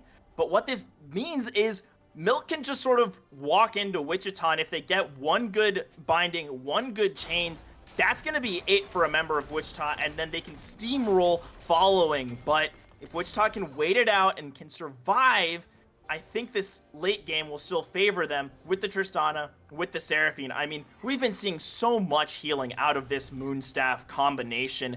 It's been absurd. It's getting to the point where it's almost on par with, I want to say, the Ocean Soul. No, I right? agree. It really feels like it. I know it's not, and please don't try and flame us for that. We know it's not, but it gosh dang feels like it. Like, come on, Lube is trying his best, jumping into the enemy fight, you know, throwing his entire body weight and 4-item core set into the opponents, and yet he can't get a kill. You hate it. You hate Squee with all your might right now, because if Squee wasn't here, the game would be over and Milk would be winners. Yeah, that's true, but this Seraphine, a little unsure about it in Champ Select, but certainly paying off this game and showing why, even though it's not, you know, the pick or ban it used to be, it is still very strong. Yeah, and right now, you can see the dance right now. Milk are trying to pull off. Baron's not up for another 10. They're just giving a little bit of time, right? They could actually take it with just 2 members. I think they just need J4 and the Silas, and it should be taken on their own, but that's going to be a rocket jump in. Nice biting in. Couple shots, and they get it! The shutdown! Novio knew it! They knew that they peeled up for this Baron, and they took it. They took the shot, and they go, though. Cataclysm right into the back line. Can they get any more? They're all very low. Remember, this is Elder. This is the fight. This is the big one. Gatsby gets one. Jolteon going all the way in the back. He might be able to get away. No, Elder is down. They can't get any more executes, and this is such a close fight. Look at Squee. He gets a nice regen off, but they get the kill. Coach Oni is down, and this is a chase, which almost had got to run for the hills.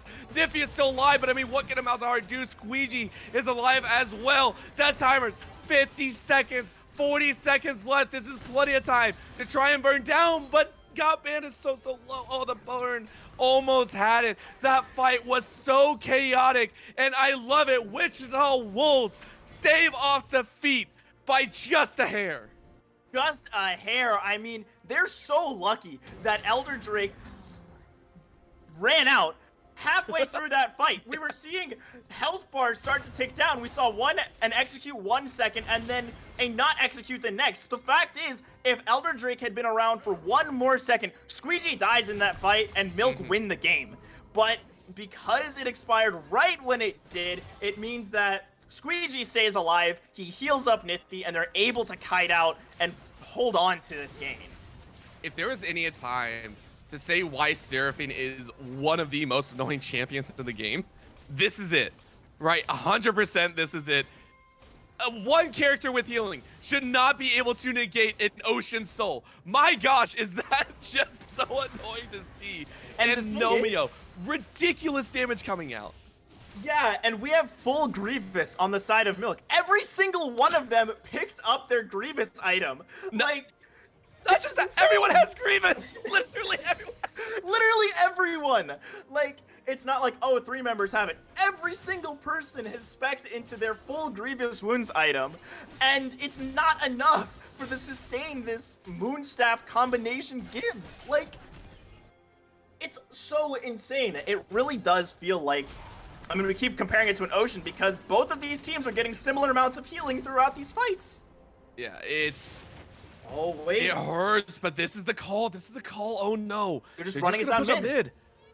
Okay, they're going to try and wrap around. Maybe if Prez can get a good kill off, this could be huge. Gotband is going to go all the way back. They're going to call it. But look how far away everyone is. They're going to start to slide out 4v5. I don't think this is what Milk want to do. One is down. One is already down. Gatsby in the back line. They get the assassination. Squeegee's dead. Squeegee's dead. Kill them all is what they're saying. Milk, go for the hard end. Nippy is on the wrong side of the map. So is Coach Oni and Nomio. Down goes the Tristana. Tristana is dead. Milkmen say thank you very much. Milk has been delivered. Coach Oni running straight towards that bottom lane tower. My gosh, J Turbo, they found it. They found the catch, and maybe they find an inhibitor. They finally found it. I mean, we're talking 40-second death timers for the set. Your carries aren't coming up for a while. All they need is 1 minion and then to tank these towers, and they can end, but they've got to be smart about it. They can't let themselves get picked by Oni. They need to move together. Honestly, I feel like they should just pull Gatsby down, but instead, they're playing it safer. They're going for the Elder,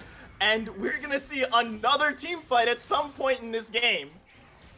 This encompasses everything about League of Legends. I think we're on our 3rd Baron, our 2nd Elder Dragon of the game. This is 3rd Elder Dragon. This is 3rd Elder. Oh my gosh, I'm losing it right now. We haven't seen an Elder in the first 2 games. We got 1 for every single game here. This is ridiculous here. 47 minutes.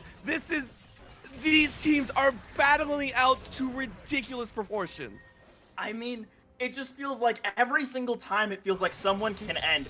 There's one difference maker who kills just the right member, which means that the game can't end. And it's been so back and forth. Right now, all Milk needs to do, just play for that Baron. They've got all of their waves pushing. You have Elder. It's so hard for Wichita to try and contest this.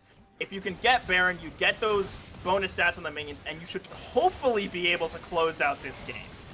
Yeah, for the first time, we are seeing, I want to say double buffs at the exact same time on a team. This is the first time. So even though we've seen multiple objectives go down, this is the full weight of Milkmen right now. They have everything, anything that they could get, right? The only person that does not have a couple extra items is going to be, I think, I want to say Lube and Prez. Yeah, those are the only 2 that do not have full items. Yeah. With Lube still holding on to the QSS, I mean, honestly, Merxim, just a little bit of bonus AD. He's practically full build, and now this is what it's going to come down to. Can they knock these towers down and find the right fight? Well, they should. I mean, they have a Baron-empowered cannon minion. They have another one walking in here shortly, so this mid inhibitor should fall relatively easily, and it is. So now, Wichita Wolves, this is their last stand. They are not going to let up. This is do or die. You push for the entirety of this buff for the next few minutes, right? Another minute still left. Gotband is going to take a couple tower shots. He's fine. He doesn't really care. Flash out by Gatsby. That has to feel good. Bottom lane now falling fairly quickly. Top lane already loses the tower to the minions up there. This is getting dicey. They're going to give 1 more inhibitor, but that's all they can give, right? This is the most that they can give over. Ooh. Huge barrel lands on everyone. Yeah, big barrel, applying some of that burn, and we need to see more because I don't think these next towers will be going down. It's easy. Encore! Oh, they found 2. That's going to be the Encore landing on the backline. Milk are going to get shredded a little bit, but the duel is there. 1 for 1 so far. But look at the Elder. The Elder is doing so much work. Just on the backline. Nomio doesn't care. Nomio doesn't care. That's going to shut down. Justana wants a triple kill. Is he going to get the Penta? He gets the Quadra. Needs to heal up. Elder, my burden that it takes out just in time. He got the Quadra. Are you freaking kidding me? Nomio, you can't do him like that. Prez can't get in range. He's going to get chipped away. and they stall. Wichita Wolves stall it out. A rocket jump out. He's gonna try rocket jump. No, that's the death. Press gets the shutdown, but Niffy's still alive. The ace might come through. Milk are stalled out. They are being routed, and it's a 5-for-4. Nexus Tower stall, 2 inhibitors down, but Wichita Wolves are still alive. They can't keep getting away with this. Both teams finding a way to fight through an Elder Drake. Not both teams, Wichita getting lucky that Elder expires right when the fight comes down. Both of these last times, and now 2 inhibs open Nexus. Maybe they're gonna wait for another Elder. I don't know where this game's going, honestly. There's... Like, you feel like you need the Elder to try and close out with how close these fights are, but now with an open Nexus, you could maybe just try to muscle your way forward. Yeah, and I think something that we do have to point out is the large discrepancy in the ADC item path, right? Nomio is going straight damage. This is because of the fact that Chemtech Putrefier on Squeegee is applied. So that's where that's where the negation of the HP to Grievous Wounds comes from. But look at the itemization. It's raw damage plus minor shred, just complete damage heavy. Whereas Lube, unfortunately, had to spec in 2 defensive builds, 2 defensive items to his name. Yeah, I mean, you have the GA, you really need it with how explosive these fights are. And you also have the Merc Sim. I think Merc Sim is still fine. Like, again, it's just more AD. After you get your core 3 items, you know, in the Divine Sunderer, Cerildas, and Muramana, there's not much else that's really super efficient on Ezreal, so it's just stacking stats. So they're fine, and he's still doing lots of damage, but it's nothing compared to, you know, this 100% crit Tristana. Yeah, this is a Tristana that's just like, screw your team, screw your tank, I'll take 3 shots and you're dead. Pretty much. It's ridiculous. And that fight, it looked so ridiculously close. And again, it's Squeegee. If the Encore lands, is so strong, and this is why it got banned. It's constantly stealing that ultimate. Okay, Coach is slowed down a little bit. Cannon, next keg is taken out. They need to break that spell shield though on Niffy. That's gonna be huge. Same on got banned. This is the last duel. All inhibitors down. Wichita Wolves. This is their last defense. A pillar lands. They get 2. That's gonna be Black Shield up, and the Encore right back. It lands on 3. Finally, the team fight goes their way. Nomio is so low. He rocket jumps right back out, but Loom gets on top. That is gonna be the ADC down. That is finally the fight. In a 52.5-minute barn burner, Milkmen take the series 2-1.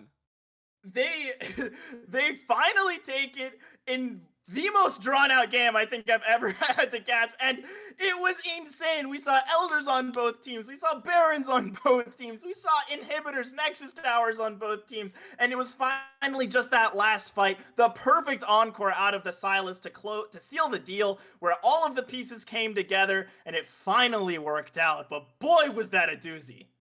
That was... I have no words, right? I'm pretty sure the amount of time, the amount of game time that was played in game 3 was more than the added time of games 1 and 2. I'm pretty sure. Felt like it. Games 1 and 2, I think, like, maybe total like 55 minutes or something like that. I don't know. Either way, these 2 teams slogged it out in ridiculous fashion for so long to put on a 52-minute barn burner game, and yet Wichita Wolves were still that close to winning. I think speaks a lot to their skill and their team coordination. Yeah, great team coordination. I mean, both of these teams had great late scaling compositions. They both had ways to just sort of flip a fight at a moment's notice. We saw those huge haymakers around the 40-minute mark that extended the game on. We saw huge encores out of the Silas and the Seraphine. We saw both Lube and Nomio have breakout moments on their ADCs. It was, everyone stepped up and we saw it. And you want to know the best part, Jay? That's the first series. That's just we got a whole other best of 3 series coming up. We got more League of Legends action. So I can only say one thing. I'm stealing a famous movie line. Viewers, are you not entertained? Those of you at the KC Planet Comicon event, are you not entertained by this? Because I sure am, and I'm excited. I'm in orbit right now because of my camera. It's all over the place. I'm too excited. Everyone's excited. Let's go ahead. We'll go to a quick break, get a little bit of time on, and then we will go for the uncapped best of 3 finals for our other side of the League of Legends bracket. Please don't go anywhere.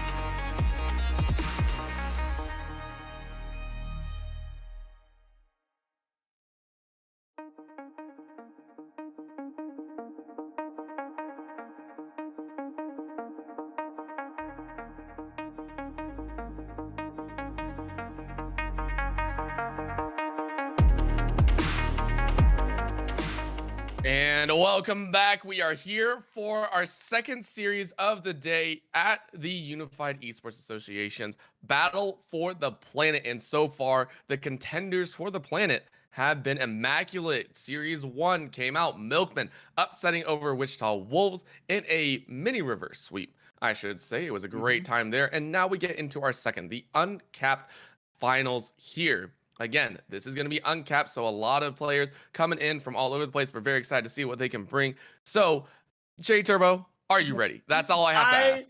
I am so ready, honestly. With that last series, it was an absolute banger. It was absolutely incredible. And if that's just the gold cap, I mean, uncapped should be just as exciting.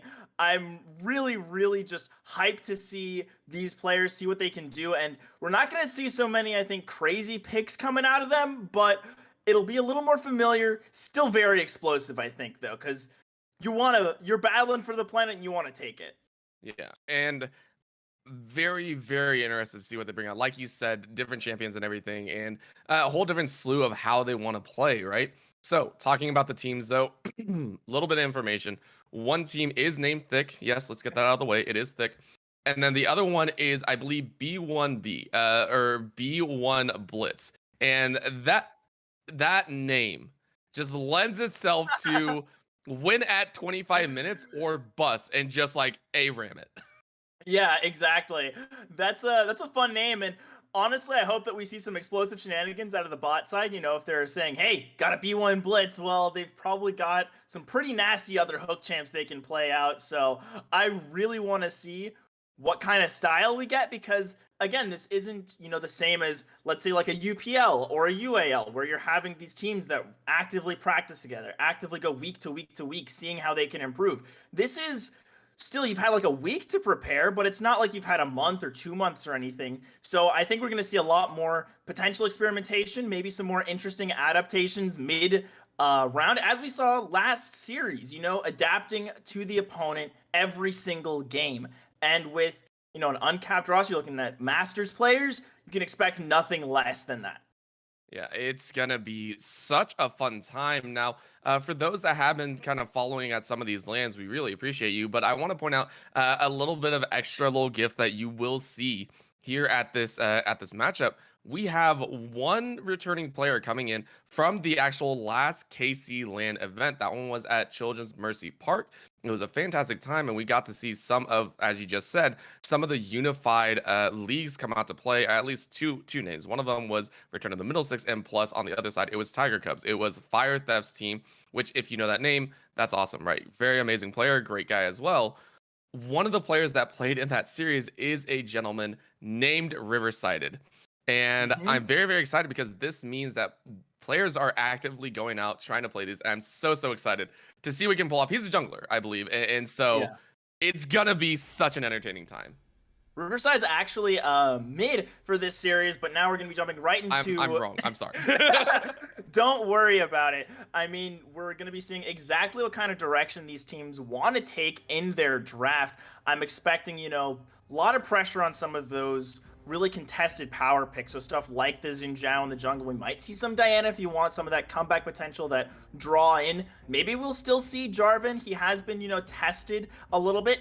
Didn't have the best game in the gold cap, but I think some of these players probably more comfortable with the pick, likely going to opt towards it, or at least maybe have it as an option. Now, first ban coming out, we've got the Aphelios. I think that's a really good call from Thick. You want to get it out of the hands of Moonglade, and it also removes, I think, a little bit from Rampage. If you're already with your sort of name saying you like hook champs, get that Thresh, sort of one of his strongest pairings, get it off the map. Yeah, well, it's gonna be the Kled instead, and we gotta kind of mess around with it a little bit there. So, the Kled in the tops, it's one of the funnier ones to see, but I do like it.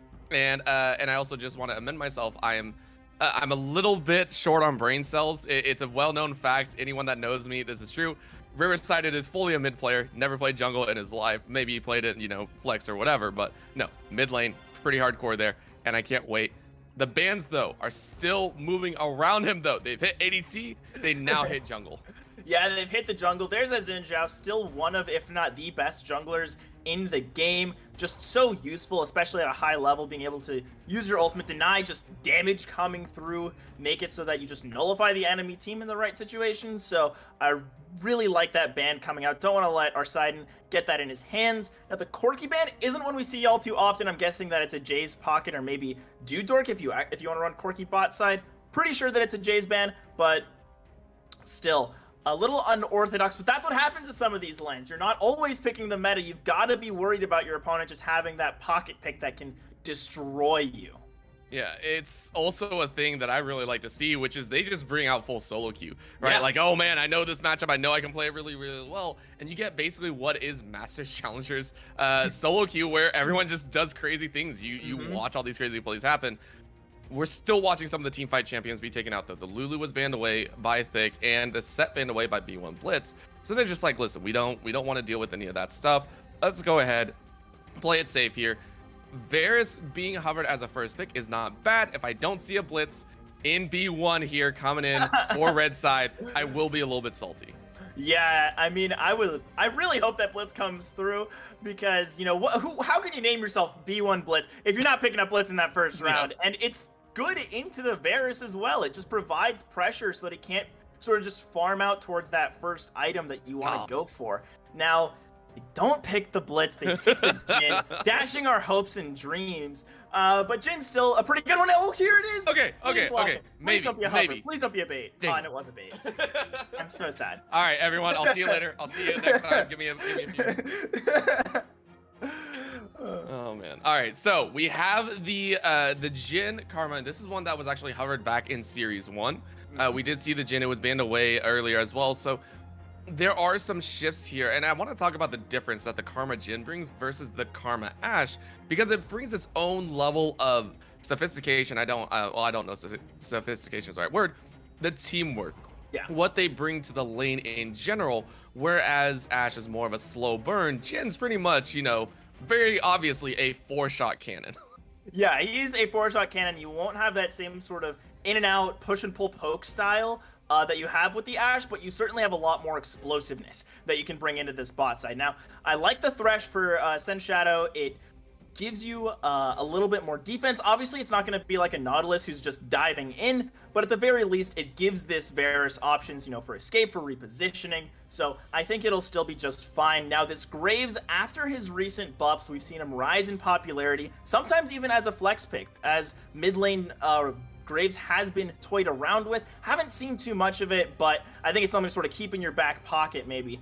But now it seems like that Karma was a bit of a bait, and it's going to be going towards a solo lane as that Leona gets locked in. Yeah, and I like this, right? Even though Thresh is known as a Leona counter, there are plenty of ways to work with it. At the highest level, you're okay taking the Leona in because Thresh is not your main priority. The problem that comes out is this is also most likely going to force the Varus into a cleanse situation, which means it's going to be much harder to deal with. You're probably also dealing with the lethality Varus at that point, just to try and stay away from having to deal with the Leona. So now we have to wait, see what the next picks are, how they're going to round it out, because B1 Blitz are a little bit hard or a little bit soft on the HP scaling. Mid lane being targeted here though, TF and Syndra banned away, two great playmaking champions. Yeah, and this shows that, you know, Thick is still considering that this is probably going to be a Karma top. You want to get rid of some of those mid lane options. Don't give the Syndra for some of that safety who can just knock away this Graves whenever he wants to jump into the back line. So sort of showing that means that there's still some flexibility. Maybe Mitz has played a lot of Karma. Maybe Riverside it is sort of mixed on it. But this Kassadin ban, full solo queue ban. But I still like it because they're really trying to pinch Jayce's champion pool. Yeah, seeing the Kassadin ban means that most likely Riverside is probably going to an AP pick. That's number one. Number two, a Kassadin late game is terrifying. Even though it's one of the champions that relies on mana very heavily, plenty of ways to keep that mana topped off, plenty of runes, plenty of items. But now we see the Azir hard lining in here. Yeah. And I feel this benefits B1 Blitz a little bit more considering they had counter pick, right? Yeah, they do have counter pick. They can always find themselves a favorable matchup in the mid lane, whether it's going to be that Karma or if it's going to be something completely different. They have that flexibility to work with. Now, you mentioned not much health on the side of B1 Blitz. Well, Sejuani can certainly help with that. It's going to be really tough for the Varus to poke through a Sejuani, even though one arrow just sort of gets rid of her passive. Still going to be insanely tough to deal with. Graves going to have a really tough time if he doesn't get rolling early. But if they lock in a Lilia, that could mean we are dealing with a Graves mid. And they do. So this is interesting. All right. So again, the Graves mid is not something that we are unaccustomed to. It's been started up. We've been seeing the rise of it a bit more. And maybe it's not mid. Maybe it's top? I mean, Akshan, okay. All right, now I'm done. Finally got the Akshan. All right, Orbital's gone. So I love it. Oh, all right, man. J-Turbo, walk me through it. What do we got? Okay, we have got a Graves top, Akshan mid, Lilia in the jungle, and this is gonna be very interesting because it's gonna be Graves into Karma and Akshan into Cassio. So I really like B1 Blitz. Oh, it's Graves jungle. Okay, so that means we're having a lane Lilia, actually. So that means Lilia top. I've been seeing some of this experimented with. Sorry, my bad. I jumped the gun.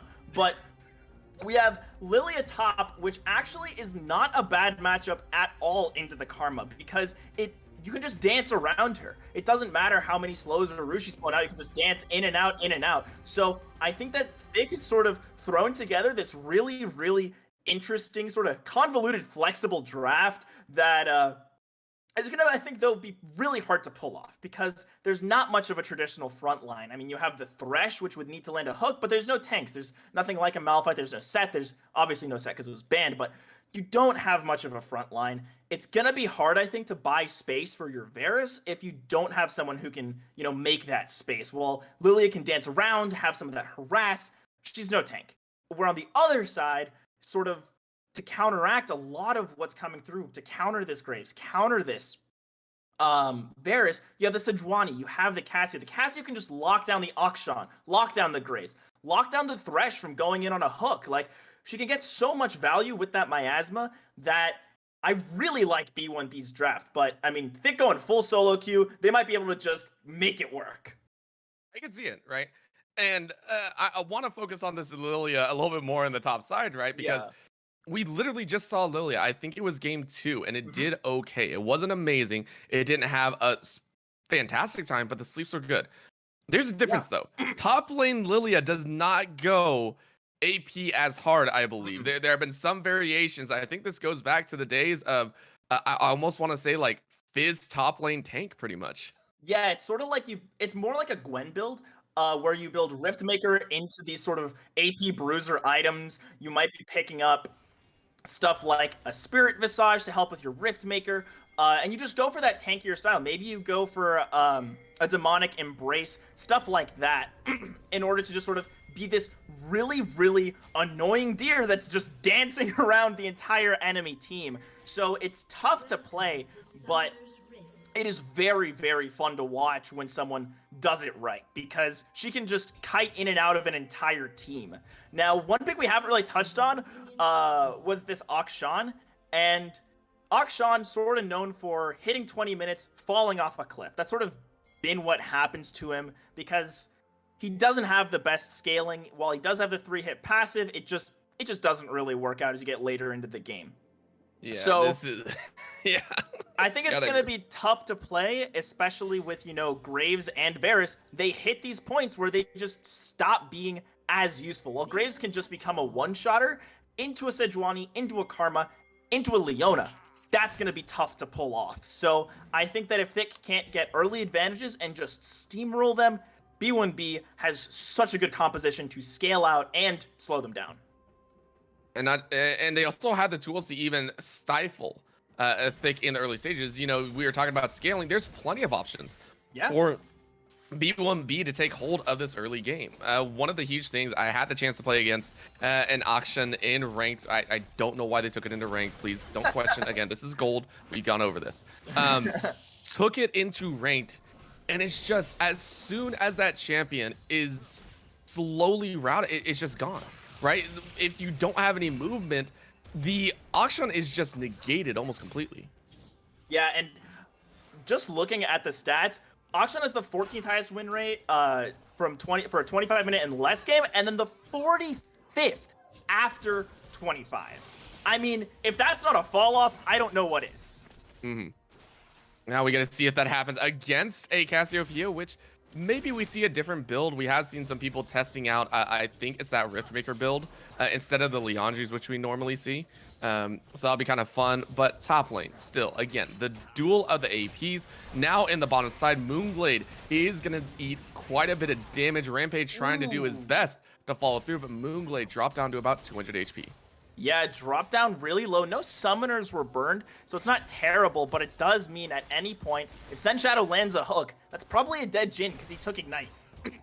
Yep. So an Ignite, nice little setup there, and that's got to be the little scare, but top lane going very low, Miss going almost dead, and that's the auto attack. Alrighty then, Lilia top is a thing. Now fall through on the bottom side, a little bit of an arrow pierces through. Moonblade is going to stay alive with 100 HP. Still has that heal in pocket, but my gosh, is Rengoku running away with it. Yeah, Rengoku is running away with it, showing how this Lilia top might be something to stay.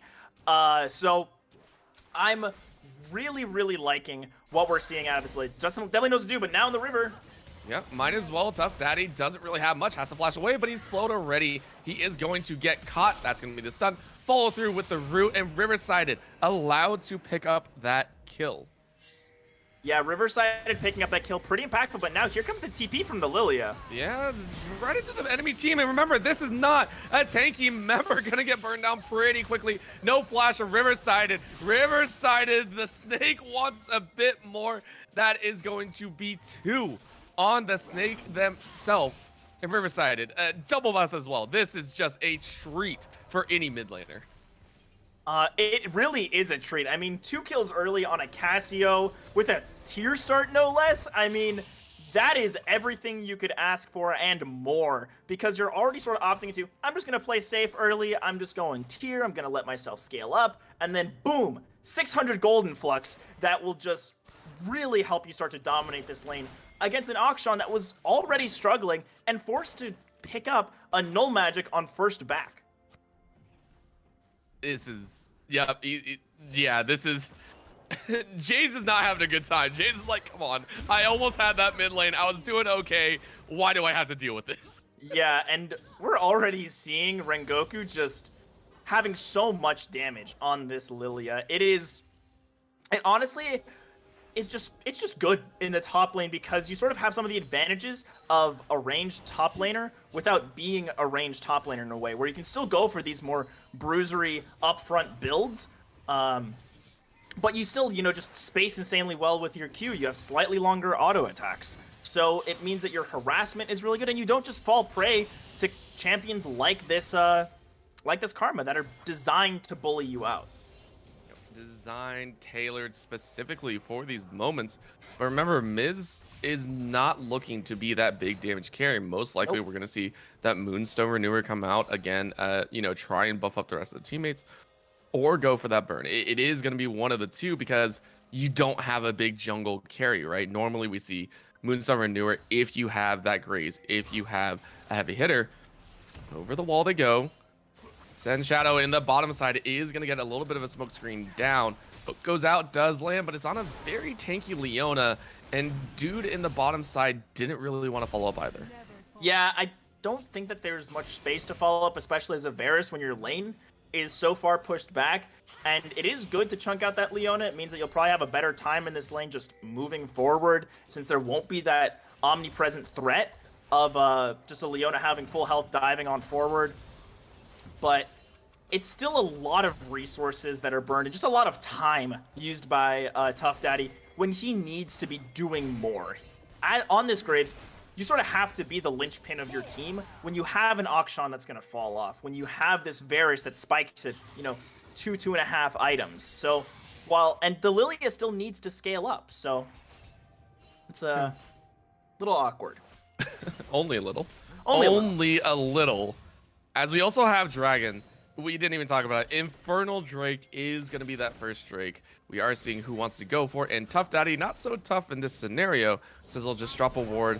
I'll leave it alone, and we'll wait probably in the next 2 to 3 minutes is when we'll see it taken. Yeah, and something to note looking at this top side is Rengoku's going towards that Leandries, not opting for the Riftmaker build with that, with his, just with that man item getting picked up. Sorry, the name is gone for a Lost second. Chapter. Lost Chapter. Thank you so much. That Lost Chapter getting picked up. So this means he's still going to be decently tanky with the Leandries, but isn't going to have that same, just healing presence that maybe a Riftmaker gives you. It doesn't provide the ability to just sit in a fight forever because you don't have the Omnivamp, and it'll help shred the Sejuani, sure, but I don't think it's enough to warrant, not going for a more healing drain tank style. Mm-hmm. It's also just weird to see, I think, right? It's gonna feel out of place in the top side. It's something that you don't normally see, and maybe our side and will get a chance to kind of poke and prod at that. Meanwhile, Tough Daddy on that bottom side is trying to take the dragon, but a nice scout by Riverside, it stalls it out. So an attempt made by Tough Daddy is going to set him a little bit further behind in the jungle. Yeah, as it just feels like Tough Daddy's just sort of been in these spots where everything's getting denied, not finding any kills. I mean, even behind on CS as they're looking to try and make this happen. Yeah, Miss actually gets a great empowered W, heals up for a little bit, and James is gonna go. That's gonna be a flash in, but a follow through by our side, and is going to negate everything they just tried. I do believe that might be the kill on Rengoku later, but tramping through the jungle might get away scot-free. Fall through over the wall, chase on the deer. It is hunting season right now. That might be a route, but who can follow up? Rengoku is just too fast. The prancing deer does survive. But my gosh, was that a scary dive top? That was a scary dive top as Tough Daddy and Rengoku almost going down and not getting anything for their efforts. Or not Tough Daddy, it was Jay's. Jay's also going very, very low, and you devoted a lot of time from your mid laner. Now almost 20 CS down to this Cassiopeia who's already 2 kills up on him. Meaning that you're trying to find options, but it's just not working. And they got a consolation Drake, but I don't think it's worth the amount that you lost topside by sacrificing your mid laner CS and forcing your Lilia to be out of lane just to try and get a kill. Yeah, this mid lane disparity is gonna climb ever so higher, and whenever it's a Cassiopeia, you can't let that happen, right? You let a Cassiopeia balloon out of control, she will shred your entire team. Rengoku might be able to do something. It has a slight CS lead. I think that's only about 13. It's nowhere near Riverside is, right? And in the bottom lane, dude, yes, he has 13, 15 CS. He's going a little bit different. I think that's the Eclipse build, if I'm not mistaken. Yeah, it is. So it's not going to be either the on-hit or the pure lethality. Yeah, I think he's going for the sort of mixed build where the healing sort of lets you stick around in these fights a little more. And it also helps you shred the Leona and the Sejuani, getting some of that extra percentage health shred from the Eclipse, but it's tough. Bot side, though. Yeah, that's going to be a flash, and Scene kind of sends it a little bit far right. Rampage will go ahead and go down. Dude is able to pick it up, so kill going over to the Varus. Might have almost had 2, but Moonglade really made sure to stay out of harm's way. Yeah, Moonglade just flashing out of harm's way, knowing that the Leona's going down regardless, but topside still skirmishing. Yeah, why not, right? That's going to be the lilting lullaby used, but it's under tower. I'm not sure Miss is really going to be worried about it. Tough Daddy coming around the corner, though. Surprise, surprise. Hunter in there, and a whiff and a miss. Everywhere went wrong. Tough Daddy gonna be sent back to the Hunter's Lodge as he is not alive any longer. That's going to be Rengoku almost going for it. Miss might burn down. Yeah, there it is. The tag and burn means that the deer gets some revenge. Yeah, at least you get 1 kill out of that. The initial bait setup sort of falling apart midway through, but it's good that the person who's going to have to be your primary carry is getting the gold on this, on Thick, you know?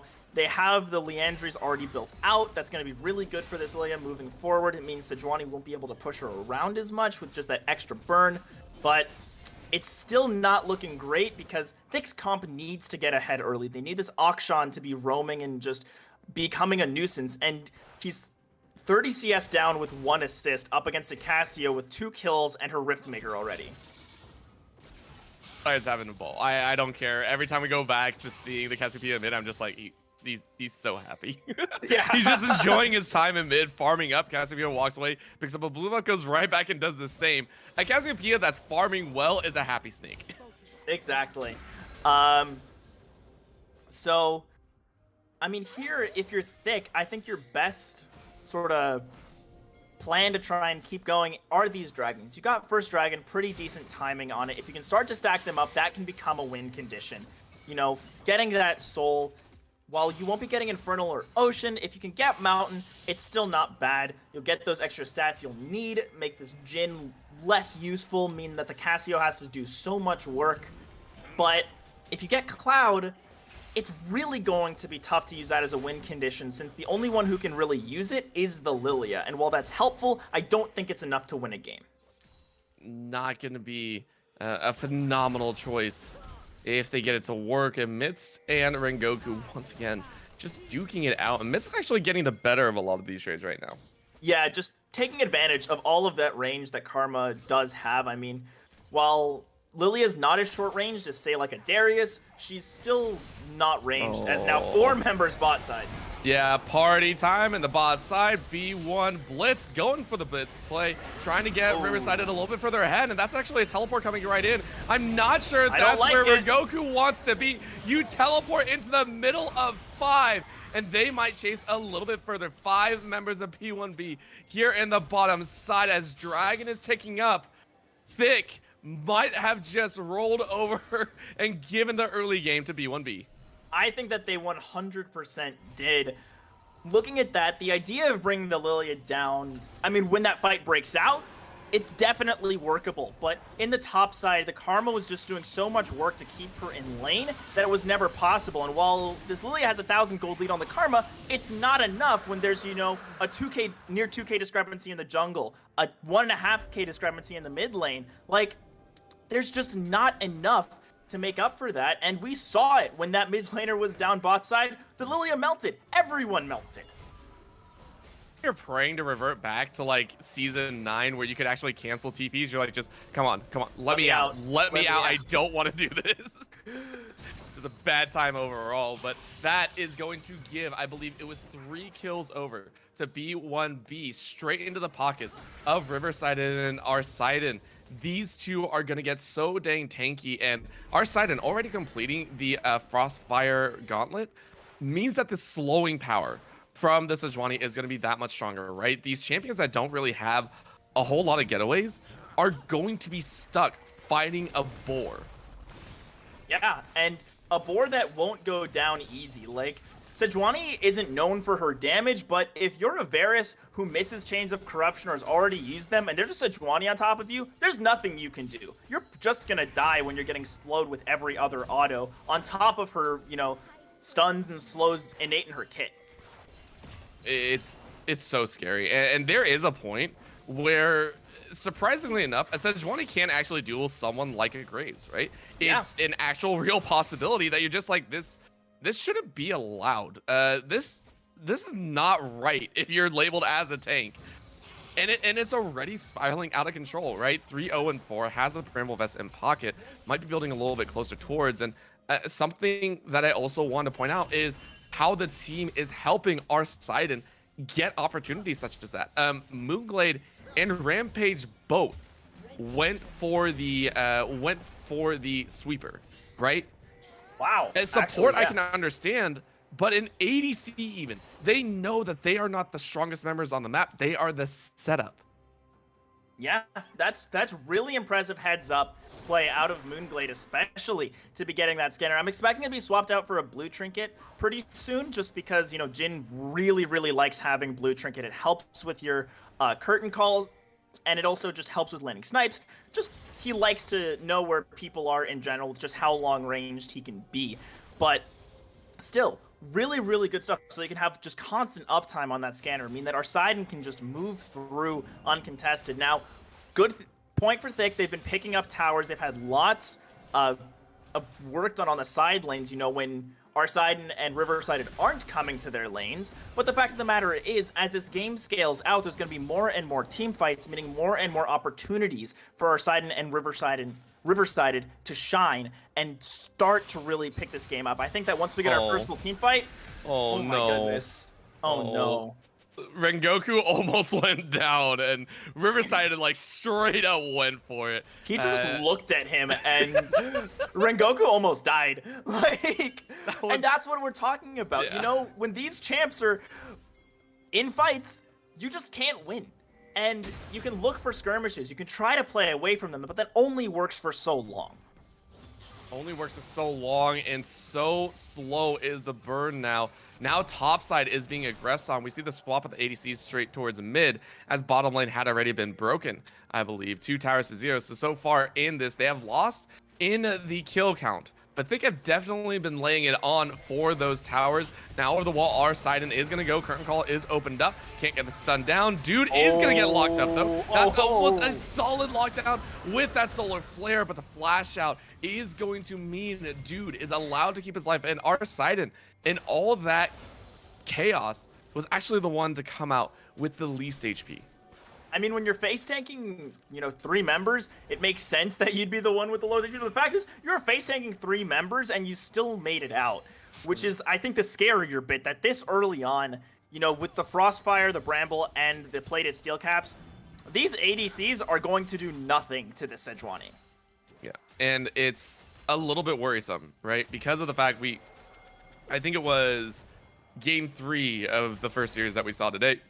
We saw a full AD composition come out, and they did okay. They won in, or it was game 1, I'm very sorry. Full AD comp, they came out, and they were able to win over the opponents who were building and scaling with a couple tanks. In this scenario, that same thing can happen because Rengoku will most likely get popped 100% at the start of almost every fight, right? That is most likely what's going to happen. The scary thought is our Sidon is already at the point that it's negating 4 out of the 5 champions on your team. Exactly, and it's just scary. There's no other word for it. The fact that this Sejuani is just too massive, and in game 1, there was a Trundle to negate whatever tank stepped forward. This game, there isn't, which means that nothing can really take down the Sejuani because no one on Thick really wants to build something like a Black Cleaver. And if you're going for a last Whisper item as your second item, that means you're not able to deal with River-Sided or Mist. So it feels like every single option as far as build paths for some of these ADs is just not that good. Yeah, you're stuck between a rock and a hard place. You don't have a choice. It's the itemization is just not fantastic at the current moment. So you're working with what you got.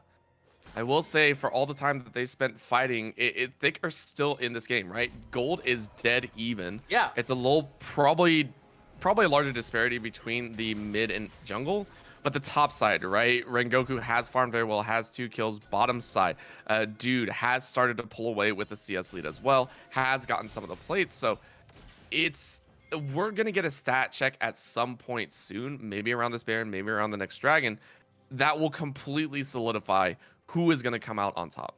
Yeah, and just taking a peek at the gold, we're seeing that it's kept even really by Dude Dork and Rengoku, as you mentioned, with them both having pretty sizable leads, but those are also matched in the mid lane and the jungle for pretty much the exact same numbers. 1,000 lead in the top side for Rengoku and 1,000 lead for our Sidon in the jungle. So we're seeing that it's not so much a matter of, a dead even team, but just single standout players that are really making this game even. So it's going to be on Dude Dork to maybe find some really good arrows onto River-Sided, nullify his presence in these fights, or it's going to be a matter of our Sidon shutting down Tough Daddy and Rengoku on any attempted fight. So it's all about positioning, and when they're dead even, I really favor B1B just because it's a lot harder to mess up a tanky Sejuani than it is to perfectly execute an Akshan, Varus, and a Lilia. Yeah, and especially with so little to work on behind it, right? You were just talking about it, right? That ability to set up fights is so strong for B1B. The problem is what can they get out of it, right? You can set up for the fights all you want, but what global objectives are you getting? What towers are you taking? Because they are still losing in that regard. So far, they have not taken a single tower. Almost all the towers for Thick have barely been touched. I think the one that has been is that mid lane. It's about, I want to say, it's about a quarter way down. But considering the rest of the damage that's been done, how do B1B look at this? I mean, it feels like their only way to do it is to look for an actual fight. And I mean, this is the only way to do it. Over the wall they go. Flash out by Rengoku. All right, cool. That's still mids taken out, down to about 40%. Yeah, but in that, Rengoku lost his flash, and that's something to be that's really important, especially on a Lilia, when your entire job is to dance around a fight, and with one less movement option, it means that you're, spacing, it means that your movement just has to be perfect to not get locked down. And I mean, I think the reason why we haven't seen too much tower pressure out of B1B is they don't have the best siege composition. They don't take towers especially quickly when you're running up against, multiple sort of ADCs where that's sort of their specialty. But as we're reaching towards, this 4th Dragon coming up, Soul Point for B1B, or potentially Baron, maybe the next 5 minutes, that's when they'll really be able to break this game open, because it's not a matter of the standing gold that's left on the map. It's more a matter of, can you actually win when you need to? Because Thick has been sort of in this holding pattern for the last, 4 or 5 minutes since those tier 1s went down, where they just don't really know what to do. Yeah, and when they're stalled out, I mean, it will feel like B1B are the benefactors of that, right? They're the ones that get a little bit more time to farm. The Cassiopeia gets stronger. On the flip side, though, Jays on this auction, we haven't talked about it because we were more focused on Riverside. Jays has not died, and he's actually been keeping within about 30 to 40, which I think is extremely impressive for the lane he was given at about 4 minutes. It is very impressive that he stayed so close, but now topside, little scuffle. I mean, it's 2 AP kind of low damage output, but a follow through with a huge Mantred Q means that last auto attack will take it and miss. With a little bit of help from Rampage, is going to get a kill on Rengoku. And that's pretty big. It takes the top laner off the map, clears up this bot side. It means that the Lily won't be up for this dragon fight. And this is something we've been seeing out of B1B, is just very targeted aggression. Not looking for huge fights where they could make a mistake. Not looking for something where they could get locked down by a multi-man chains of corruption, but just finding enough that they can get the objective they're looking for. And that's going to be the 4th Drake of the game, 3rd to B1B, and they are on Soul Point.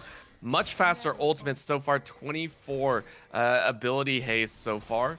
And that is only going to ramp up, right? Moving into that 36, flash in, flash out from Moonglade. Send Shadow now not going to be in a good position. Has to drop the box over the wall to go. Arsidon is going to look to follow up on Rampage to go straight to the back line. That's going to be a very nice stun coming out. They're going to follow through with the Glacial Prison and a follow through of the Sejuani. They're just chasing thick all the way back to their base. They might even tower dive. That's going to be the Soul Fire. That's what they need. Dive in between the towers. Tough Daddy helps dude pick up 1 in return, but my gosh, was that the slaughter that B1B needed. Exactly, and that's what we've been talking about, is that it only takes one good team fight for B1B to start, you know, really opening this game up. While they are probably going to lose mid tower for this Baron, they'll be able to use this Baron so well. Instead of keeping thick in a holding pattern, now they're pushing those side lanes, and we just saw the power of their 5v5. It's the Sejuani that can lock down whatever key carry you want to get rid of. In this case, it was the Akshan. It's the Cassiopeia who can just weave her way in and out of the fight, and the Karma who just presses E and everyone's really, really fast. Not just that, with the Chemtech Putrefier, everyone gets a shred through the HP bars as well. You know, the healing that a Graves might normally get from that Immortal Shield Bow is no more. You don't get that healing. Same goes with Dude Dork. You don't get any healing. You got to run for your life as well. Mid lane, Jays has not had an opportunity to show off this champion, has not been allowed to be given the grace, and that's just a bump in the head. Our side just says, yeah, you're not safe. I mean, he's not safe, quite honestly. It feels like if you're on the Sejuani's screen, you're in a scary spot, because she can just press R, the Cassio can follow up, and then you're just gonna die. Right here, they're sieging with 4 members and have so much pressure. That hook, if that had landed on Riverside, we might see a team fight initiated, but hit a minion instead. Fight is not gonna happen. And that cannon minion is still going to fire as hard as it can. Yeah. That Send Shadow just like, come on, I'm looking for him. That's going to be the Lilting Lullaby being used, but what can you do, right? It's a stall tactic. It's a stall tactic that took 2 really impactful ultimates, the Chains of Corruption and the Lilting Lullaby, and you still lose your mid tower because you can't follow them up since you didn't get like a 5-man of either. But now here goes the Akshan. Ooh, that's a great boomerang going out. Gets an epic shield coming out, and Jays unfortunately had to cut that ultimate short. A good exchange, and honestly, just well played from both teams to force them out. Oh, Moonglade playing with fire. Certainly playing with fire. Advantage of those Baroned up recalls. You can take more aggressive back positions. But right there, they just sort of A-rammed and took 2 towers, and there was nothing that they could do, and now it might be another death. Yep, that is Rengoku. No flash available. Already used it, but Arsidon. Okay, then. Arsidon sets up a little bit too far, and Rengoku bonked the boar on the head for their troubles. Yeah, I mean, that's just again, Lilia's still pretty strong. She's 3 and 5, but 2 items and enough stacks, you'll be able to shred through anything. But now, I don't know if you want this fight. Yeah, this is going to be a Leona against the world as 4 members start to collapse in. Shields are good. Hook lands again. And Thick do find it, and most importantly, they find the kills at a crucial inhibitor fight here. Baron is still up, so they get them powered out, and that is going to be the root and kill. Riverside shreds and bites through Tough Daddy. Yeah, there's not much else to say. You get locked in the miasmas of Graves, you're not going anywhere. You just gotta try and get a shot out to save your life, but it's not gonna happen. And we're seeing good map movements by Thick. They've had really, really solid macro to stay in this game. I mean, finding that tier 2 top tower, really, really good heads-up play. But if you can't win the fights, you won't be able to win the game. And that's just what it feels like. That for every single advantage that Thick can find, it doesn't really matter that much because it's not like B1B was defending with full force. It takes 4 members up against 2 moving topside to find anything. And now Soul Point up in 20. This is a really good Cloud Soul, I think, for B1B. You have Karma, who gets the move speed off of her Mantra. You have the Leona, who can dive in after her Solar Flare. And the Cassiopeia, who loves having that extra move speed, now gets it amplified whenever she ulties. Welcome to the League of Run the heck away from whatever the heck is coming from the jungle. That's the game plan. Jays walks up and is trying to duel out mids too. Jays is getting good chunks. Remember, this is an auction with 2 items. Can do a little bit of damage to someone that is mostly building a support style build. Seedling does find Riverside, so gonna have to try and heal up. Dragon is dragged out of the pit, and Tough Daddy has got to get around. I think it's gonna be a little bit too low, too late. Oh, the attempt was made, and I mean, respect for going for it. Tough Daddy misses out on the smite. Yeah, in those kind of spots, if you're going for the YOLO steal, just maybe try and go over the back of the pit and have that kind of angle so you can at least try and get out. But it's just so tough to find an opening when B1B are just cutting off every single avenue. They just have so many options to stop this team from doing what they want to do, which is get scrappy, start skirmishing, where B1B is just like, let's get the 5v5 and let's run you down. Yeah, just we don't really have any other game plan because we don't need one. Right, this is going to be 4 dragons already totaled into their pockets. They have plenty of gold to run back to. I mean, Riverside is on 4 items, by the way. Yeah. Just want to point that out. Everyone else on his team is still working on their 3rd, except for top lane, because of course mids, it's support items. As much as I hate to say it, they're negligible at best. Yeah, they're very, very cheap. 4, like this is Void Staff, Sarah's Embrace, plus the Cosmic Drive. These are big ticket items for a Cassiopeia. I mean, this Cassio has 346 CS at 31 minutes. Over 10 CS a minute. And 4 kills. It's so much gold in this Snake's pockets that... I mean, how do you try to win a fight against it? Because it's not even like you can one-shot her since you'll never have access. And the healing, right? Even if you do have access to Cassiopeia. And then there's the Rift Maker for the healing. You're just like, you won't die. I'm imagining like game 3 of the series 1, just the Ocean Soul all over again, right? Like that would just be unkillable. Or the Seraphine, just you will not die. No, that sounds so. That would be like my nightmare solo queue right there. Yeah, Mitz goes really ahead, seeing a little trade back and forth. The bottom tower should go down. I mean, again, they're okay having it drop because they're going to get Baron. They're going to push down mid, most likely once again. And they're going to go ahead, hang on. Mitz, though, still dancing it out, trying to clear the wave, is able to tag down a bit of the minions, fall through with an empowered Q, and Tough Daddy is now going to have to walk away. Teleport is up for Mitz. But again, Miss is the one running him down, so it's just like keep chasing. Let's just keep forcing these players to recall or to run away to try and recall. Yeah, and I mean, I just feel bad for Tough Daddy. He's level 14. That Karma's level 17. Even though she's got full support items, you know that she wins that 1v1. And like as a Graves, then what can you even do? It's like the whole reason you get picked is to be this, you know, semi-drained tank assassin, and you can't even kill a support.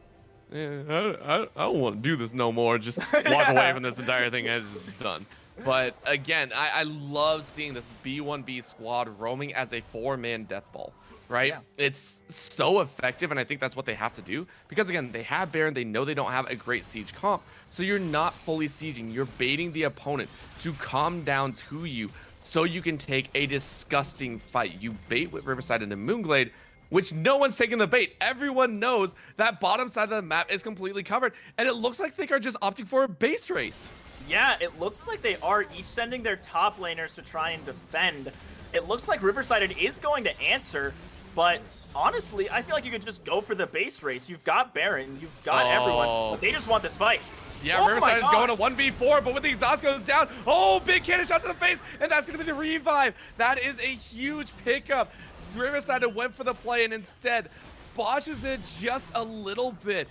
The exhaust was so good, I have to say, from Jays. That pickup has now netted them what would have been an inhibitor and 0 is an inhibitor trade on both ends. Yeah, an inhibitor trade, that's all you can ask for is they could get some free pressure, and if you can keep finding these mistakes, it's going to be tough. Yep, that's a flash out. Rengoku is going to dance his way around, and that is the Lilia play that you like. Thick all of a sudden making some plays happen, but remember, Moonglade's been farming, and Mitz is going to get the speed up. In comes the curtain call. Shot 1, Ooh. shot 2, doesn't even need the 3rd and 4th act. That is curtains called for both the ADC and top. Oh, that was disgusting. A half-health kill from the curtain call. Oh my gosh.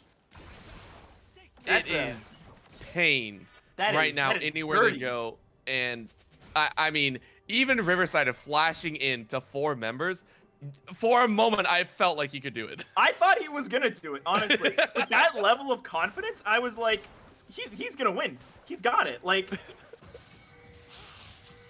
I was so scared. I was like, is this how Thick fall? Is this how Thick get wiped? A rout by Riverside into their back, but they played it well, right? The exhaust came down, right timing. We're all able to turn away from that petrifying gaze, and they come into this a little bit worse or where they get the trade. And honestly, yes, you lose the bottom inhibitor. That's not great for the upcoming Baron. But for this Elder Dragon, when you're fighting for it, it's relatively easier to defend against.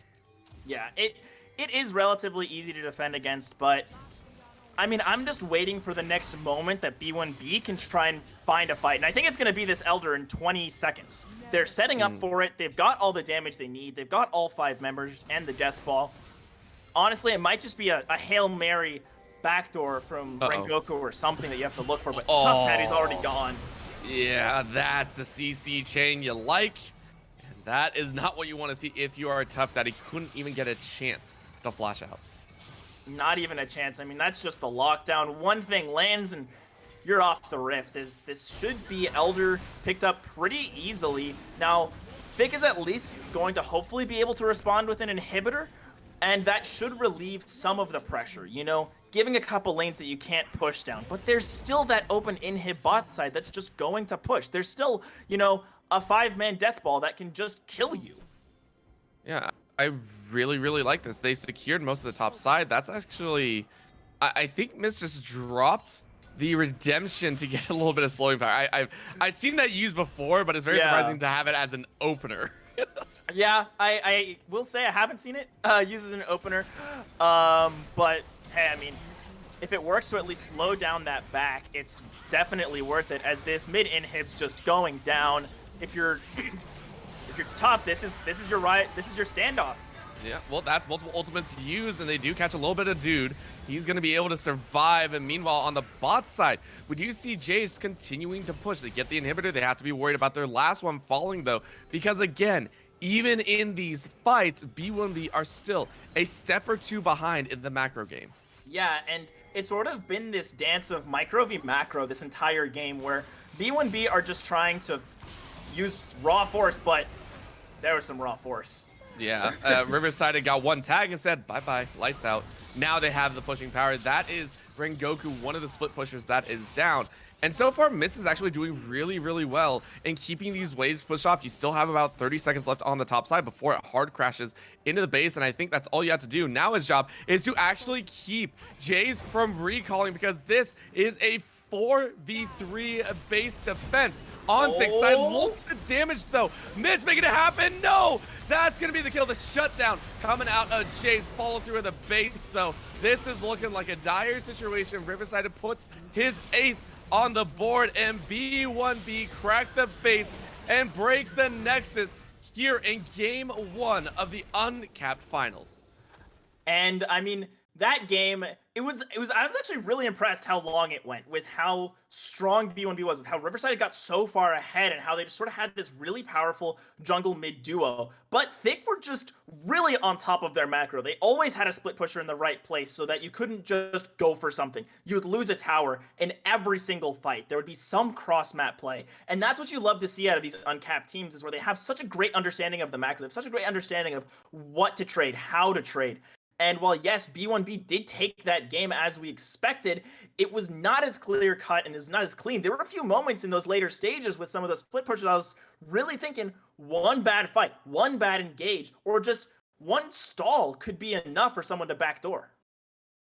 Came down to the wire, and in terms of how they were trying to play around some of those moments, but again, it was the base breaking moment. B1B, even though it looked a little bit weird, they lost to inhibitors, it still felt like they were fully in control. So they do take game number one. We are going to go to game two here very shortly to see if it is going to be a 2-0 or if they will be able to battle it back. Please don't go anywhere.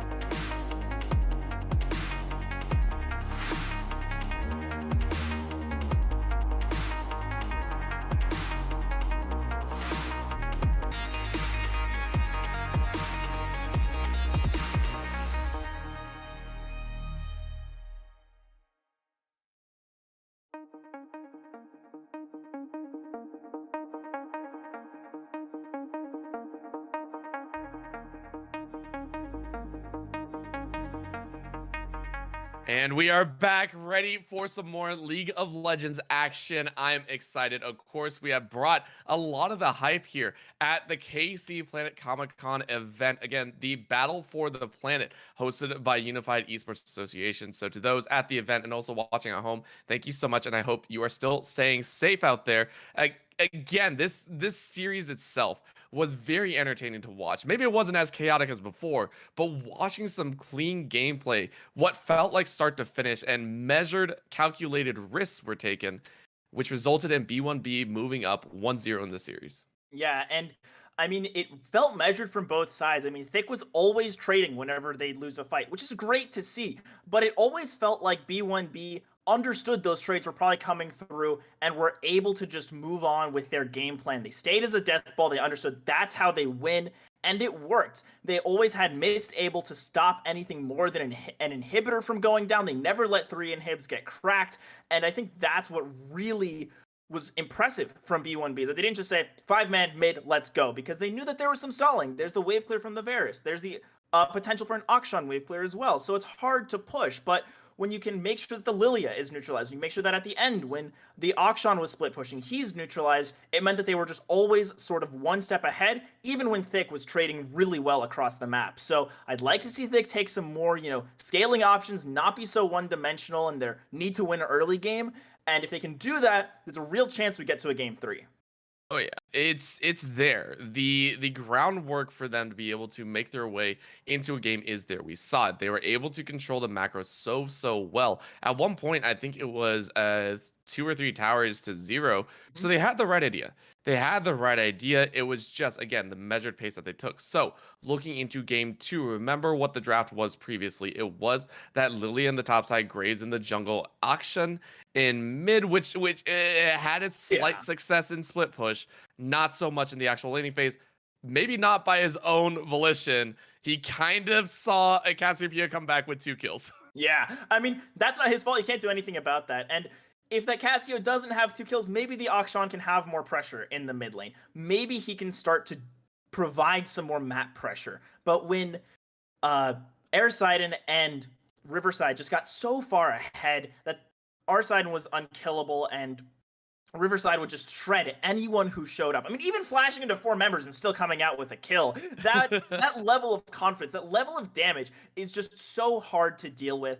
And honestly, it's the reason why B1B was able to win that game. But it shows that it definitely has options moving forward into this next game as we're about to jump into draft. Yep, it's going to be an entertaining time. And once again, Thick have opted for the red side. It is a little swap from before. So B1 Blitz, they have a chance here.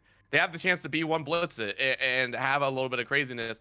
It would also be very entertaining to see if they could pull off an early game composition as well. They scaled well. But again, they lost a little bit in the early stages. It feels like the main goal for their entire composition, play it slow, play it safe, don't take any over aggressive actions and possibly jeopardize the game.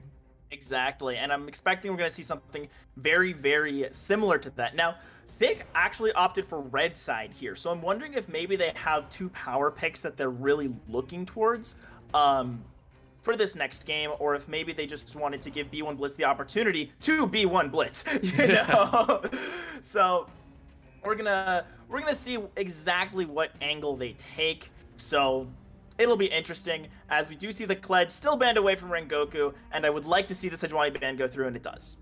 Yeah, so just taking away that measured safety that they had, we talked about it, how safe it was, how often it was utilized as the frontline tank for their entire team. Might as well take it out, right? That is a great way to kind of change things up. Something that I'm always scared about, right, is that you just unleash the beast, right? You just said B1 Blitz, we're taking this away. And then B1 Blitz is just like, yeah, okay, now we're just going to screw you over because you took away our safety champion. Yeah. Probably not going to happen, maybe not that harsh. However, B1 Blitz still sticking with the same bans. Again, if it ain't broke, don't fix it. The Corki still taken away from possibly Jay's and Dude Dork's hands. Yeah, I think that, again, the Corki, these are still just targeted bans, and if you're B1 Blitz, there's no need to really change up your draft. There was nothing that was all that scary, honestly, from Thick. It was just them moving as a team that allowed them to stay in the game for so long. So it wasn't really champ dependent. It was just team dependent. So still get rid of those comfort picks. Don't let something just snowball out of control, as they are as Thick is really targeting our side, and they're getting rid of the Sejuani, getting rid of the Xin Zhao, and that makes sense. He was a real difference maker. While Riverside was all of the damage, our side was the one setting it up. Yep. You always got to have that trigger. You always have to have that engaged tool. So far it has been. B1 Blitz have so far targeted the top and mid. They still have a couple options left to them, and it is going to go straight back towards that top side. You can definitely feel that Mitz might be looking to play something a bit more aggressive, maybe something that isn't so much a utility pick, more like the bruisers that we sometimes see. Maybe an aggressive top lane. Maybe talk about a Tryndamere. I don't want to go that far because Tryndamere is a little bit offhanded there, but something a little bit more priority. Yeah, I mean, maybe something like a Renekton. We saw the strength of Renekton earlier today, how you can become that just incredibly powerful split pusher, how you can just sort of dominate the sideline, how you can 1v2 at some points if you get far enough ahead. So I wouldn't be surprised if maybe they look towards that option. There's the Blitz hover. Could see it now that they're on blue side, but I doubt it. I'm expecting them to just first pick something solid like the Thresh or maybe a Karma. I think that those are both very, very solid options, and they do go with the Thresh. And something to note, the Aphelios wasn't banned out this game, so that means that there is lots of room. That means that that's a potential ADC pick for B1 Blitz, and I would really like to see Moonglade on that champion. Yeah, it's a champion that some people have thrived on recently. It just provides so much versatility for your own team composition. So left open and available. But instead, Thick do hover over that Wukong. It's another champion that we saw banned out quite a bit of time. But the Kog'Maw, okay. Kog'Maw locked in. Thick are saying this time they're the ones going for scaling. Yeah, they're going for scaling, and they do still have one more pick in this, side. If they do still opt for the Akshan, it wasn't terrible. We saw that Jays was pretty comfortable on the pick, even putting out pretty decent amounts of damage post that 25-minute mark where he really falls off. I think post 45 minutes or post 35, he has, I think, the lowest win rate of all mid laners. So I much prefer this Lulu getting picked up. Get that. It's actually the fourth lowest. Thank you to our incredible producer, Hypertension, for hitting me with that one.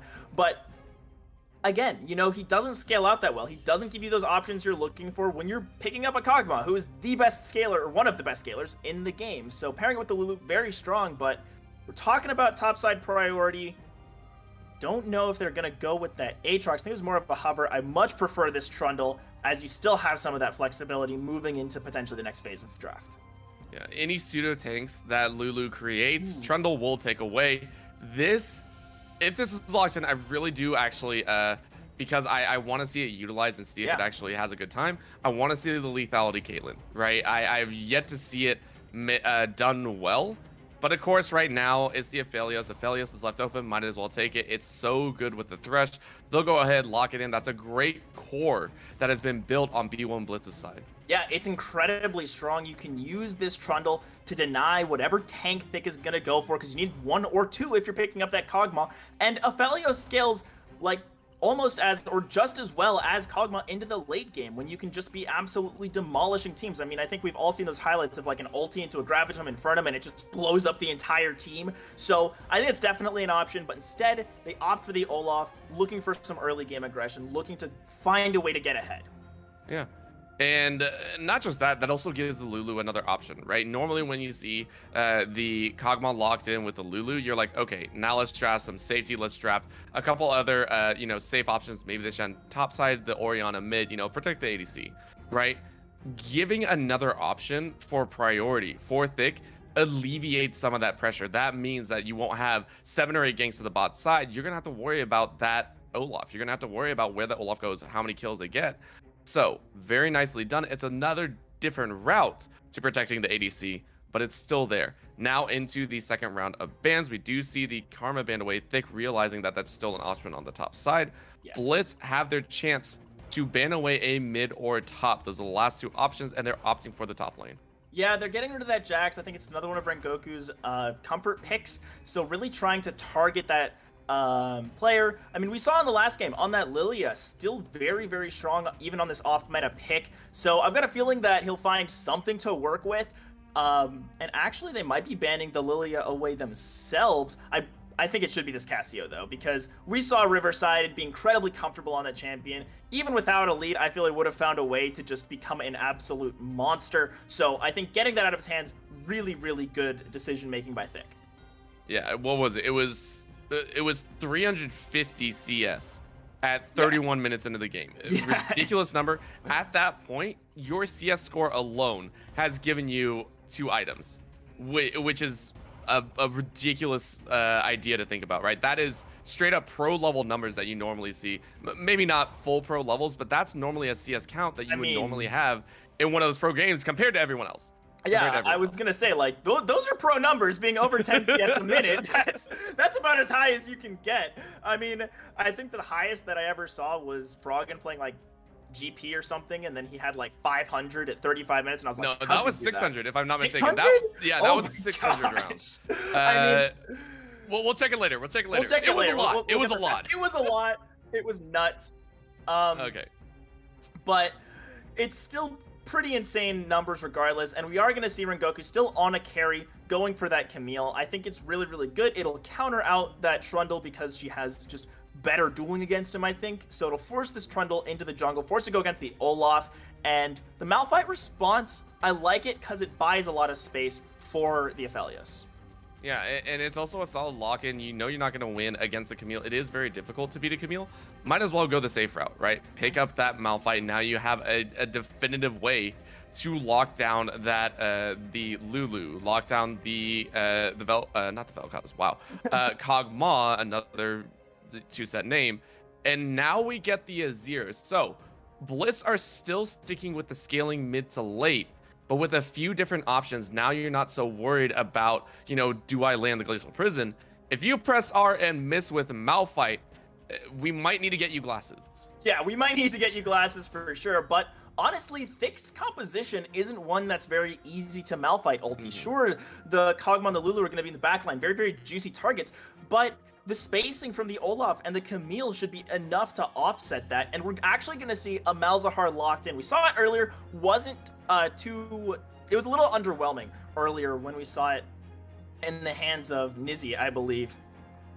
But now in Jay's hands, I think it's going to be a complete 180 from the Akshan, but in the best way possible. It gives you that lockdown that Kog'Maw needs. It lets you stop whoever's trying to dive in, whether it's that Trundle who gets massive after ulting the Olaf, or it's the Azir trying to Shurima shuffle. You can shut that down immediately with the Malzahar. So I think that Thick has a much stronger draft this game, and they won't be so much relying on just trading across the map. Now they can actually look for some fights. Now they can really look for some engages, and they always have a beautiful carry in the Kog'Maw to just have as their fallback.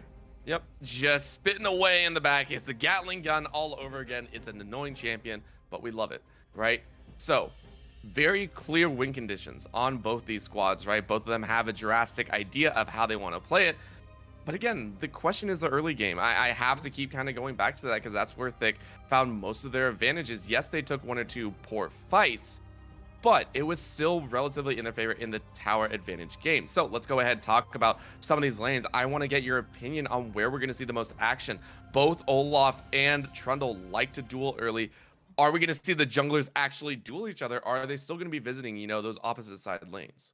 I think that probably they're going to not want to duel each other, just because putting yourself in that 1v1 situation as the jungler in this really high stakes competitive format, you don't want to just sort of throw away a lead. So I don't expect them to go for those flat out 1v1s, but I definitely think that we'll be seeing the Olaf move topside. You want to get this Camille ahead. I think it's probably where we'll see a lot of action. Mid lane's probably going to be a bit of a snoozer because Azir versus Malzahar, not the highest action. So it's either going to be top lane for the Olaf or bot side, because both of these lanes want to get impacted. They both have playmaking potential because you can either have the Olaf run in on the back of the Lulu, or you can just have the Thresh secure any gank and just make it work for the Trundle.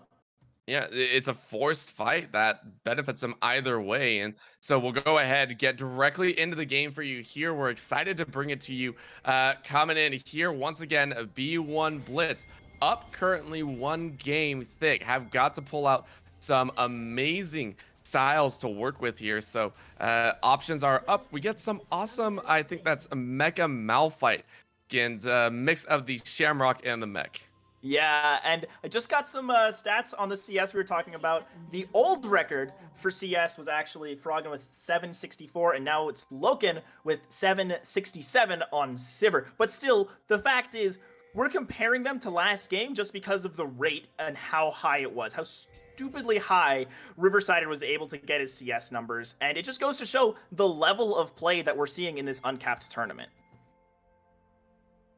I'm just terrified, right? Because Azir is also known as one of those ridiculous carriers in the past, right? The shredding power that we watched previously with the Cassiopeia can be manifested and amplified with the Azir. Shred 3 or 4 soldiers on the field, Shurima Shuffle, draw everyone out 3 times your hit, and you're gone.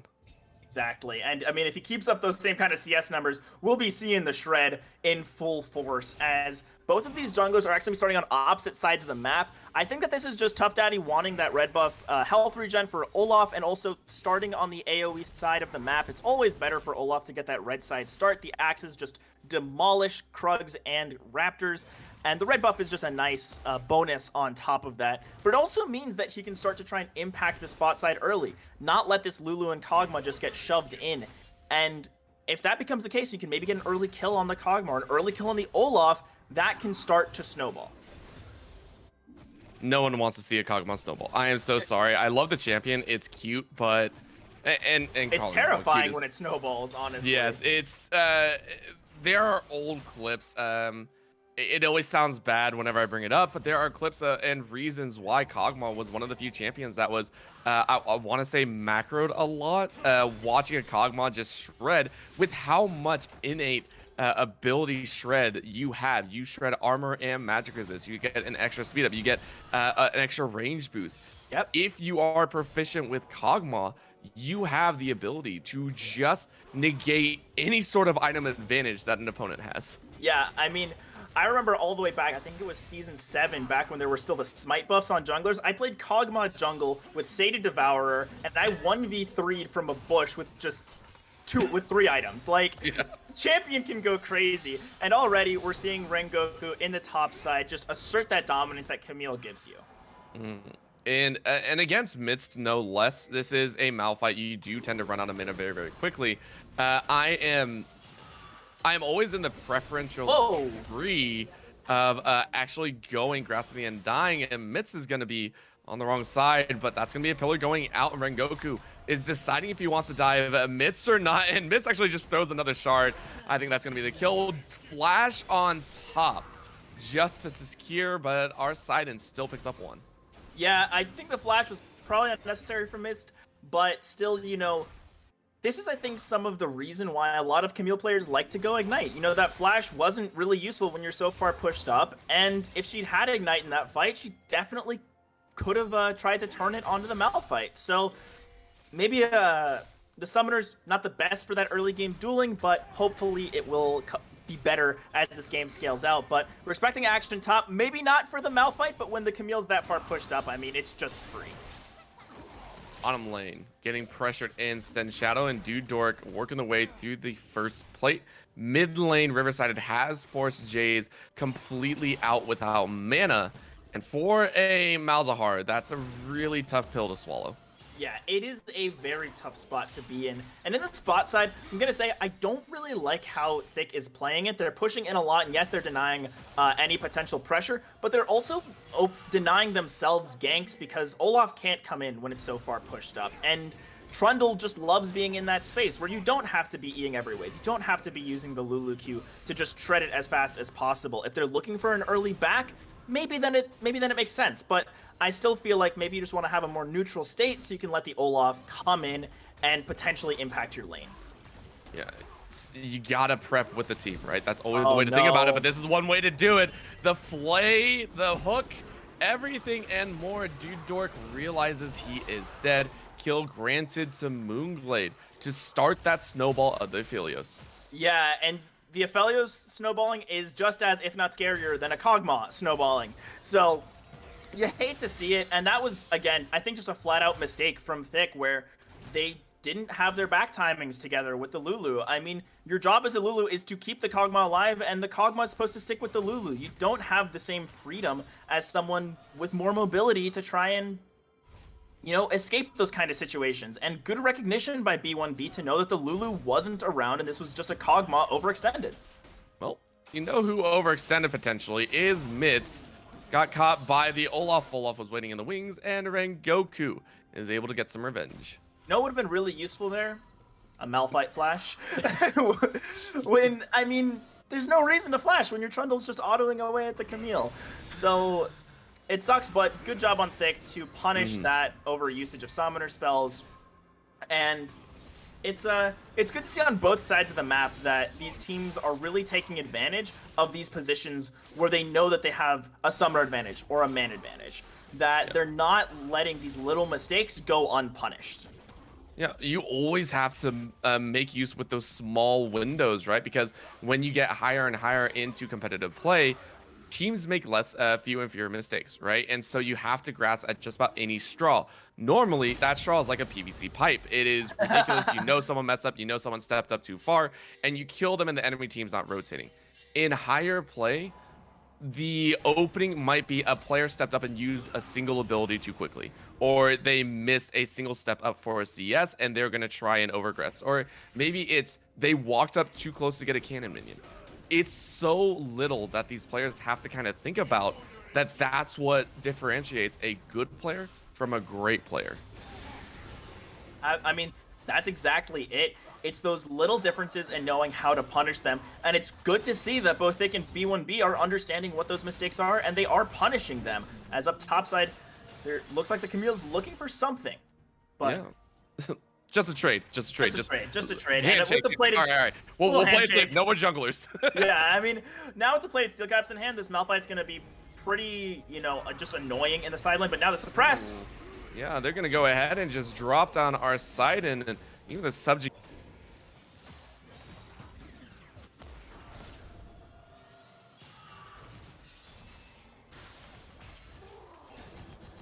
And we are back. Sorry about that. We enjoyed a moment of silence for our Sidon. I just want to point that out. Yes. As it's really tough for B1B, where just our Sidon a little too aggressive, looking for that vision, and just gets picked for it. And that's first dragon over to Thick. And now with some early game champs in the Olaf, you can make it work. Yeah, and not just that, Mitz is also losing out on the top side. So Rengoku on this Camille should have a little bit easier time, right? This is going to be a champion where you can actually dictate the pace a lot more with the teleports. Remember, the teleports in game one were a little bit rough. You teleport into the middle of them, you're a Lilia, you can't do too much. Yeah, and this gives you a lot more, TP freedom, because Camille's not going to get one shot in the same way, and you're also so much more useful with those wards. But there's a Shurima shuffle. That is a great catch, predicting the flash out of Jays as well. Auto attack it down and river-sided. All right, it's game one all over again. The Azir picking up a kill. Azir picking up a kill. It's no 2 kills at 4 minutes, but it's still going to be really, really good for Riverside. Already having a 12 CS lead in this lane, about to extend it even farther, and with a kill under his belt, is still going to be that hyper carry in the mid lane. So 2 hyper carries on B1B that are both, starting to get enabled. It's a little scary for Thick, but there's still a lot of game to play and lots of potential for them to start getting their own carries online. Lane, seeing a bit of action here. Dude Dork gets a plate. We haven't talked about it too much. We were talking about the fact that, everyone's trying to scale up. Dude Dork so far has matched the Aphelios, even though an early kill went over to Moonglade. Matching that pace of kills, and I believe actually moving to, I want to say that's a Gwinsu's build. Yeah, definitely. I think that is a potential Ginso's first item into Kraken, or maybe he's just looking for the on-hit passive of the dagger and then going to build into Kraken. Either way, I think it's still fine. It delays your 1-item spike, but it makes your 2-item spike that much stronger. So, especially with this Kog'Maw that doesn't want to be fighting, it's just fine. So now, in the mid lane, seeing again just that push and pull of just the Malzahar wanting to push, the Azir cleaning it up. And they keep doing that for the next couple of minutes because Dragon is in Infernal. We didn't get to talk about it at all because Thick were able to get the first one, but it is going to be Infernal Drake's second. This is the one that both sides will want to fight over. I wouldn't be surprised if our side even tries to sacrifice if Daddy gets there first. And both the junglers have been relatively quiet, so that would be one of the first places where we really see them tested. We see their aggression come out. Yeah, and they are dead even. I mean, 1-1-1 to 1-0-1 even on CS. It's exactly what you want to see out of these two junglers who are both pretty strong in their own right, at least right now. But the problem with Olaf is the problem he's always had. You know, you hit that 25, 30 minutes and you're just someone who can run at the back line. But, you know, with an Aphelios, with an Azir, you're not going to get very far before you just die. So this Olaf needs to be doing, I think, a little bit more early on to make sure that he can snowball the game, that he stays relevant. Snowball in hand, ready to get it rolling. Top lane, we're seeing Mitch just go ahead, duel it out. Riverside is up. They're going to streamer shuffle in. The ult wasn't even needed, as Mitch also burns the unstoppable force. Rengoku didn't have a chance. Now the hook onto Dudork, gets exhausted, has to walk through the box. He does have flash, but that's just going to be a very nice Moonlight Vigil to allow a little extra damage. Dudork burns both summoners and is allowed to live in the bot lane. Yeah, forced to use both sums for just stepping forward when you have no minions. I feel like that's anti-hook champ 101. You stay behind the minions, especially when you're a Kog'Maw who's so, you know, immobile. And, you know, going back to that gank topside, I mean, Mitz didn't break the agreement of no junglers. He just brought a mid laner, as now it seems this bot lane wants to keep going. They just want to keep fighting. And again, with that Gravitum, why wouldn't you? Right? Sniper and Gravitum tends to be a great combination if you're trying to set up for your team. So might as well give it a shot, right? You get a single Gravitum tag, and suddenly Dudork is just left out to dry. Yeah, it's a really, really good pick combination. Not the best for team fighting, but in this, you know, 2v2 situation, it's incredibly strong, as Rengoku wants revenge, but I don't think he'll be able to find any. It's getting rough, right? The Malphite's slowly clawing into that unkillable area. I'm amazed he didn't actually go for that Bramble Vest early, which Bramble Vest I personally love building first on a Malphite. It's just the most annoying thing you could potentially build, right? Yeah, you go Steel Caps Bramble, the enemy top laner just can't play the game. Yeah, he's just sitting there like, come on, I want to play. Oh no. I want to play. What we don't see is a teleport coming in here. Mitz calling it early. And this is specifically for the dragon. No one on thick side wants to contest. Again, Rengoku still on top side.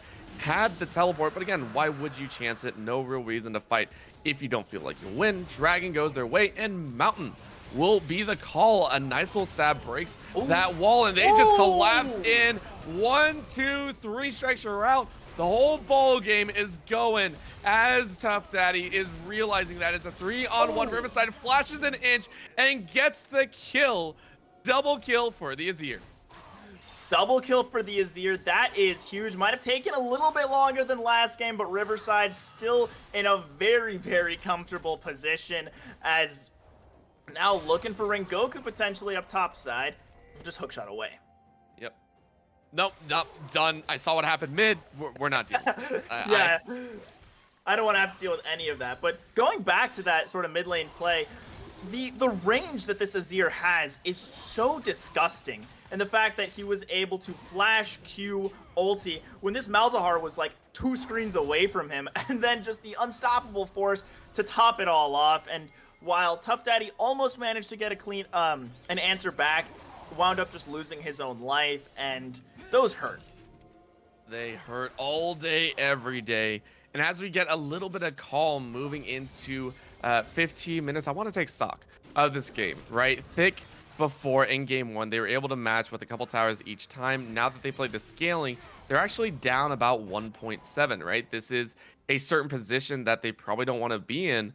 But for the current standings, I think it might be okay. Gwinsu's on Dudork, Leandri's finish on Jays, so it's not horrendously out of control yet.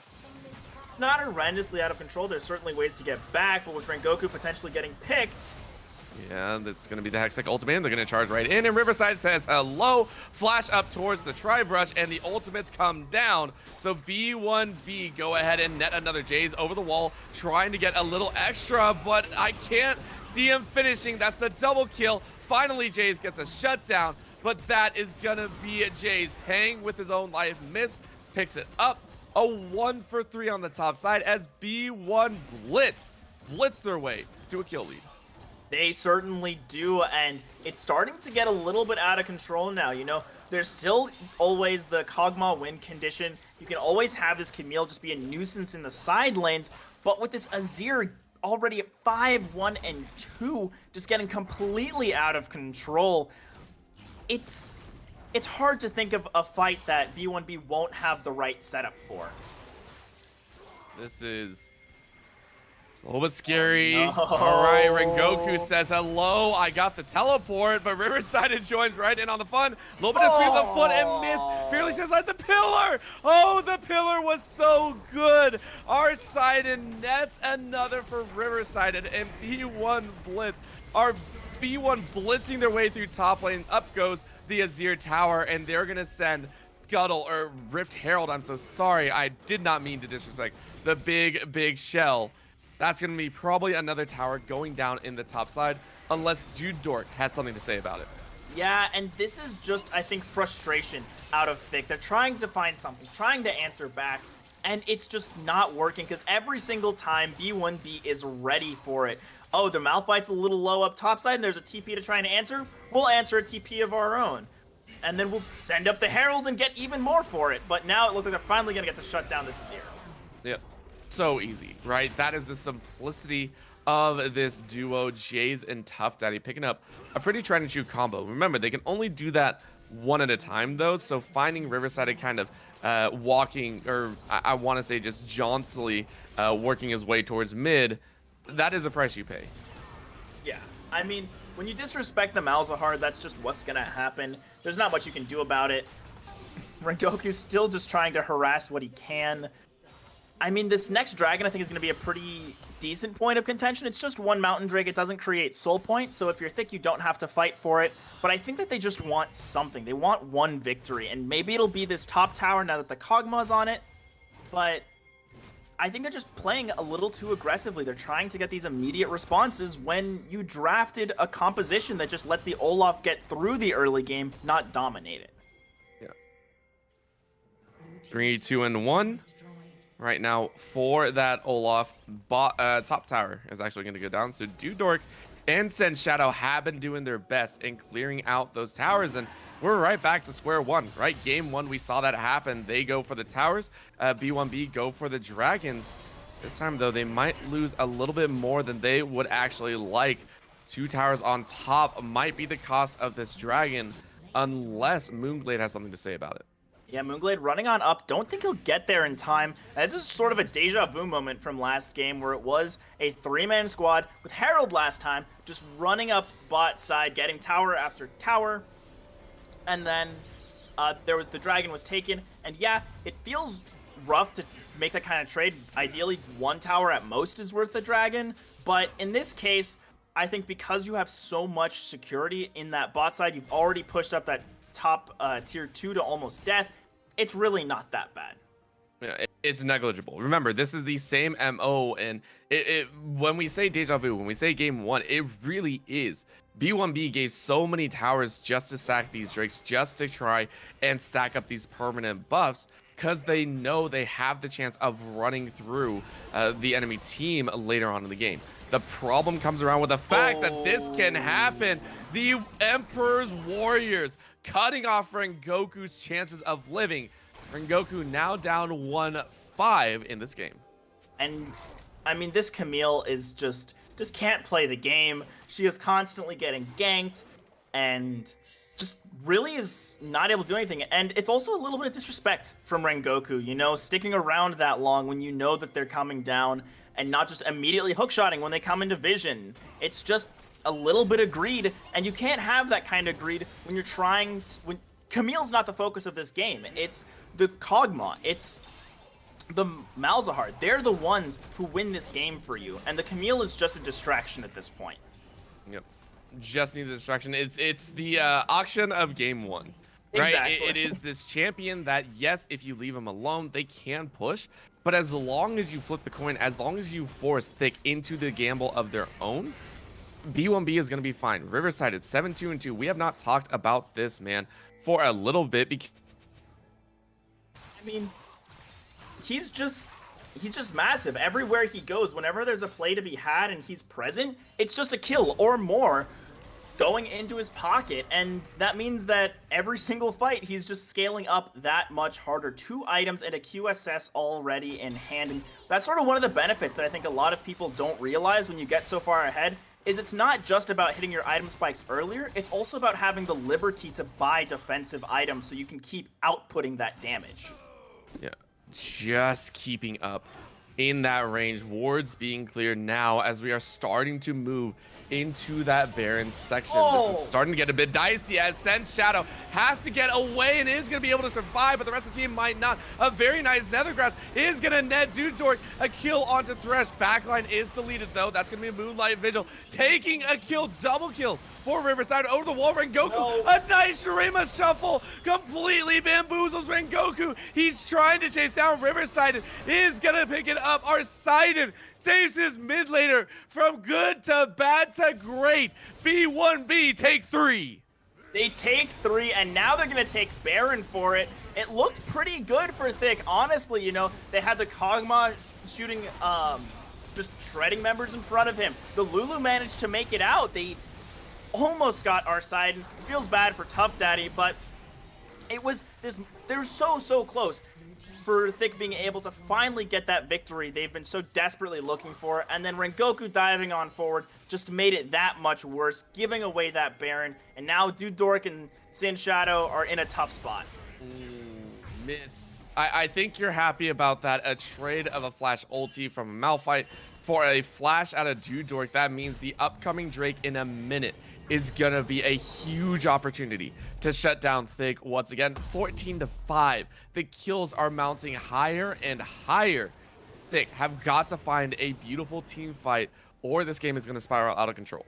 Yeah, the goal difference isn't as big as you'd expect from this kind of kill difference, just because, again, Thick have been able to just find all of the tier 1s and the top tier 2s, so they've got some of that extra global gold, but again, where it matters, they just don't have the items, you know? Yep. Well, now they know that Mist doesn't have anything, so they're going to try and chunk them out. They put 4 on the Malphite, and the rock has finally been broken. Now, this is going to be the Nethergrass down, though, for the upcoming Drake. And that's what's tough. Little bit of a fight break out here, and that's going to be Rampage taking the kill on Sen Shadow.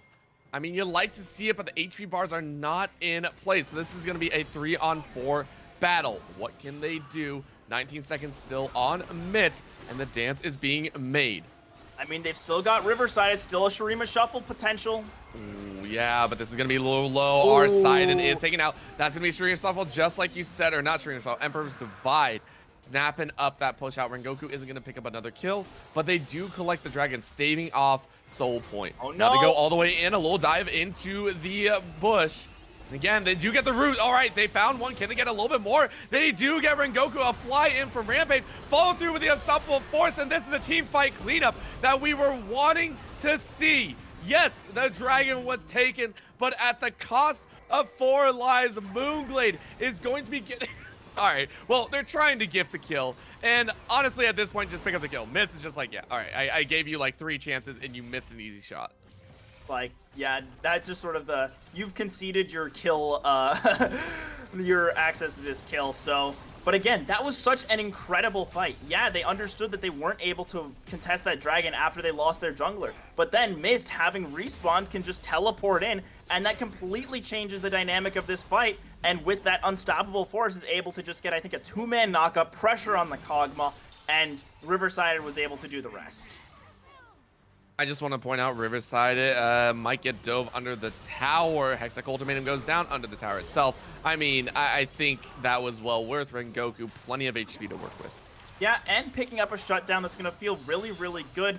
Building towards that Sterax, which will really help this Camille actually be that semi-tank where that bonus shield, that bonus survivability is going to go a long way at making space for this Kog'Maw to work. That's what Thick drafted, and now this Kog'Maw with 2 items does have the shield bow and Ginso's in hand. Likely going to be building towards that Wit's End next, which will be a really, really strong 3-item power spike, and he should be able to start shredding down members, but you need the front line to do it. So Yeah, and if your front line is made out of paper mache, it's not great, right? it's not gonna work out.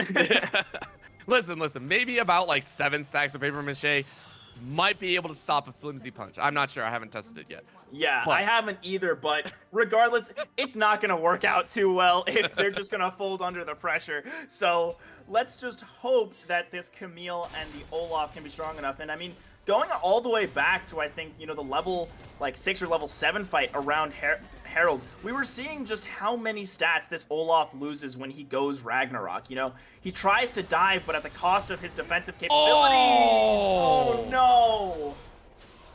No words, just pain. Those just hurt, because you get the hook shot out as fast as you can, and you're midway through the air, but your hitbox is still where you started, and you just get thrown back. You get snapped back to reality, and oh, there goes gravity, because you're stuck in the air off of that Emperor's Divide, so... Oh man, well that is a huge engaged point that Thick will not have for this upcoming fight on this tower. Riverside is going ahead, getting a little bit of tag down again.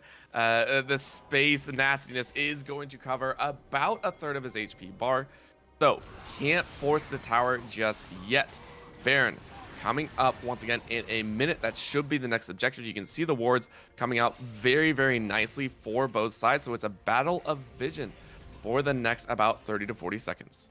Yeah, because you're going to need that vision for this top side if you want to try and play for this Baron. But honestly, I feel like Dragon's going to be a little more impactful, a little more important, because it's so much harder to, you know, just burn down that Baron, since it's just going to be up or right around the rest of the Dragon once again. Rengoku's still alive somehow. That was a lot used to save Rengoku, though. Let's be honest. That was a flash. That was the ultimate out of Sen's Shadow. Keeping Camille alive is great, yes, but at what cost? Because now Rengoku just came back up and immediately has to go back to base. Like, that is the closest anyone in this game, I think, has gone from a gray screen to gray screen. Yeah, it was almost instant. But there is still teleport for this Camille. Unfortunately for Thick, there aren't too many TP wards. There's one little deep ward nestled in the back of their blue side jungle, but I don't think that would be enough if they were to, let's say, just start up the Baron and actually make it work. But I think both of these teams are looking towards that Dragon in 30 seconds. Yes, they're dancing around the Baron, but I don't think either one is just flat out strong enough to muscle it down. I would say B1B can. Right, like, this is Riverside, and 3 items had excess gold to spend and picked up a QSS without hurting his build path, right? Yeah. Like, I definitely feel B1B could force it if they wanted to. The problem with that fact is Jay still has that flash ulti, right? That's the question mark that you're kind of watching. So, yes, they have the damage. Do they actually want the chance? And no, and Thick are a little bit too late to try and start this Baron. Dragon is already down, so B1B have a majority stake in this upcoming Baron. Mitz, can you try and bank it? Rampage leading forward. Yep, this is scary. They're going to go ahead and dance it out. Junior over the wall is going to get jumped on, but a very nice polymorph means that the Malphite can't get too much more. They're inside the Hextech Ultimatum on the other side of the fight. And looking like Milsa's 2 dead. Can they get a bit more? Rampage is almost going to go down, but no, Riverside. Riverside fires right back. That is a quadra kill. No Penta, no Penta, but it does not matter. This is a duel of the junglers now, and I think our Sidon might be able to win it. They're slowly chipping away. They're a little bit scared. They want to fight it out. One more bite, chomp, dead. Ace for our Sidon and the rest of B1 Blitz. Oh my gosh, that looked so good. Thick was finally starting to win a fight. They got the Aphelios. The Kog'Maw was alive, and then Riverside just 2v4'd, put the team on his back and said, I'll carry you home. And took a fight that looked like it was falling apart and just cleaned up.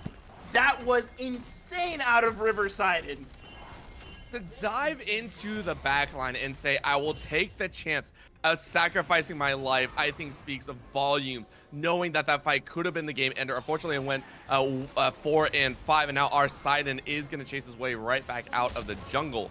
I Yeah, don't but think. Well, no, there's yes, he is teleport, the there's team. Oh teleports. my gosh, they're ready to fight. They caught the Lulu. No, are you kidding me? B1B come right back and slam the fist down and say, Thick, you are without your support for the next 30 seconds. And that's enough time to kill a Baron if you've got a 3-item or a 4-item Azir and a 3-item Aphelios. I mean, they will just shred through this Baron like butter. All that they've got to do is make sure that there's no miracle steal out of Tough Daddy, and they will firmly be in control of this game and look to be ending. They did catch a little bit of hook on Tough Daddy. They're going to go for a bit more. They can try and keep chasing again. Remember, no Malphite ultimate. Hook goes just shy of Rengoku. So the chance that this Baron is started, I think should be plenty, right? They could do it with 2 and be plenty okay to play 3 on the safety net. I mean, honestly, I'd say just full commit. The Lulu can't get there in time, and look at how fast this is going. 4, 3, 2. It's gone. Yeah, that was, I want to say a 5 or 6 second Baron. That's all it took, right? Just boom, dead, gone. Now, upcoming Dragon in 2 minutes, 2.5 minutes or so, and that's going to be the game changer, right? We didn't get to talk about it a little. We saw it. We knew it was coming. It's Mountain Soul. That is going to make Malphite that much scarier. No. And they did find Trundle. All right, our side. And we know you're strong. You're not that strong. Yeah, you are not that strong. I mean, you can't just walk into a Suppress and a Kog'Maw. And I think, you know, we have a 3-item Kog'Maw now, but I think he's really going to come online when this Zeal hopefully builds into a Runaan's. I know that Runaan's isn't the item it once was, but in order to sort of shred down this entire team, I think you're gonna need it. Applying all of that DOT across the team is how Thick can win these fights. If it goes into a Phantom Dancer, still don't mind it, gives you some of that extra survivability, but I do want to see it go into that Runaan's as Inhib's just gone. I love the fact that they're 4 members and they know there's 5 up with Thick, and they're just like, nah, it doesn't matter. Doesn't matter. They just straight up barrel them in and are like, thanks for the inhibitor, we'll go right back out. And you called it, right? Runaan's coming out for Dude Dork. It does mean that his shredding potential is so much higher now. I wouldn't be surprised to see Lord Dobbs come out as the last item. I think that might be the chance you're going for. Yeah. But it's rough to say. I feel like Lord Doms is probably what you have to go for. What's a little tough is that there's no Grievous on the side of Thick right now, this late in the game, and that means Moonglade gets a lot of real estate with not only just the lifesteal from Shieldbow, but also just the innate lifesteal in his kit. It means that it's just going to be a little bit harder to take him down, so... But we might see another pick. It is so tight, and that control ward... Yeah, that control ward spots him out, and immediately the scatter's called. They're like, oh gosh, we can't do this. We can't do this. And with all of those control wards taken out, that does mean Vision is going to be in favor of B1B. It's going to be a little bit of a sweeper use, try and find a few more. Rampage probably pinged out that there's still a ward behind them. But this is the battle line, Sean. This is the final moment that Thick have to be able to try and find an opening in. 26 kills to 14. You know who's been excelling in the team fight. Dragon is started. Timer is on. 34 minutes. Tough Daddy running up the front line. Scuttle is up. Might as well take that one home. Yeah, they got the Scuttle, but now will they be able to get this Drake? It's so tight, and you have to remember, there's supers in the base for Thick, meaning that if B1B can just hold this out, those supers will do all the damage they need. Yeah, this is it. This is it. I think Tough Daddy can't do much more, and that's the shields. That is the last little bit of the plan that needed to come together, and this is just icing on the cake. Jays caught a little bit. Shield goes down, but they're going to try and dash in the flash. They pulled it out. That's all they need. Now the chase is on for Rengoku. Yeah, Moonglade maybe a little overzealous with that flash, I'm gonna be honest. But, you know, a Nexus Tower fell and B1B got the Dragon. They got everything they wanted and more. And like you said, this was the last piece of the puzzle that they were looking for. As now they can just sort of run down anywhere because they're just so tanky. Just that, it's a scary thought for a Malphite who can pretty much tank up a tower 100%. Oh! Dude Dork wasn't going to get hooked, but it's such a scary thought and trying to bait out him. All right, Riverside, now you're just getting cheeky. Oh my gosh. I mean, what's even worse is that that's the Immortal Shield popped as well. Not just the flash, but all of the potential survivability for this Kog'Maw as is gone. Dude Dork needs to be perfect, and I don't know if perfect is even enough. You need to be perfect as well as B1B making a massive mistake. The only way that would happen is if you're able to catch Riverside without his Zanyas, right? He has so much safety capability built in. He's looking... I'm not sure if he's going to keep the QSS. There's no AP item that can build out of it. It's mostly just the Morningstar, I think, is what you would probably opt for. Yeah, you could go for Morningstar. I'm thinking maybe you just keep it until you maybe feel like you need a little bit more damage, then maybe sacrifice it. Because right now, it's meant that Jays just can't look at Riverside as an option for his ultimate. And maybe that's all that they need it to be, is just a denying that. Maybe it's just a 1,300 gold tax of Jays is not going to be able to touch our massive Azir, and no one else really can either. You know, Dude Dork can't get in range. Rengoku dies on arrival, and so does Tough Daddy. So how do you deal with this Azir when he's unsuppressible? Not sure, but he did opt for the Morningstar, just completing an item, getting those extra stats in. Looks like top lane is the only option left as B1B want to close this out in a solid fashion. Baron coming up in 40 seconds, might as well ward up. The idea of Rengoku walking in once again. If he gets caught, this would be his 10th death of the game. That is a rough stat to have to deal with, but it won't matter if they find the perfect engage. Yeah, I mean, it would have to be insanely perfect, and then they'd have to get like an extra blessing on top of it or something. Just, I don't know how you can crack the shell of the Malphite and the Trundle to get to this Azir, and maybe it could be Riverside making a mistake and going for an overzealous Shurima Shuffle. Maybe he goes for something a little too aggressive, but I really don't see it happening with how carefully B1B is playing. They're not going for any unnecessary risks, and they're just playing safe, waiting for this Baron. This is what we call the choke, right? You choke out the opponent. You make sure they can't get anything, and everything they go for has such a high chance of failure. This is League of Legends when it's played by a team that knows exactly what they need to do and how to execute it. Look at this. They are dancing it so well, and whenever they feel it's threatened, they just back off. They know they have plenty of time. They know the bot lane is going to be pressing in soon. So everything is on Thick, and Thick concede. A little bit of a split. They go all the way in. They knock the spell shield out. Rengoku is going to be sectioned out. They draw the Lulu in, and that's the one you want. A nice nether scratch on the mid. But they do pick up the kill. That's going to be a 1-for-1. Lulu does live, but not the rest of the team. Play comes in. Jays is caught. Hook on the back just for a bit of style. And look who brings out the triple. That is going to be Moonblade, saying thank you very much. A little bit of a shred, though. Dude Dork says, yeah, I'm still pretty dang strong. Moonblade versus Dude Dork. Who's going to pick it up? A little bit of a living artillery. A couple shots go out, and that's going to be the teleport in. This is looking like game B1B showing off in style. How to take it home. The hook to finish it off.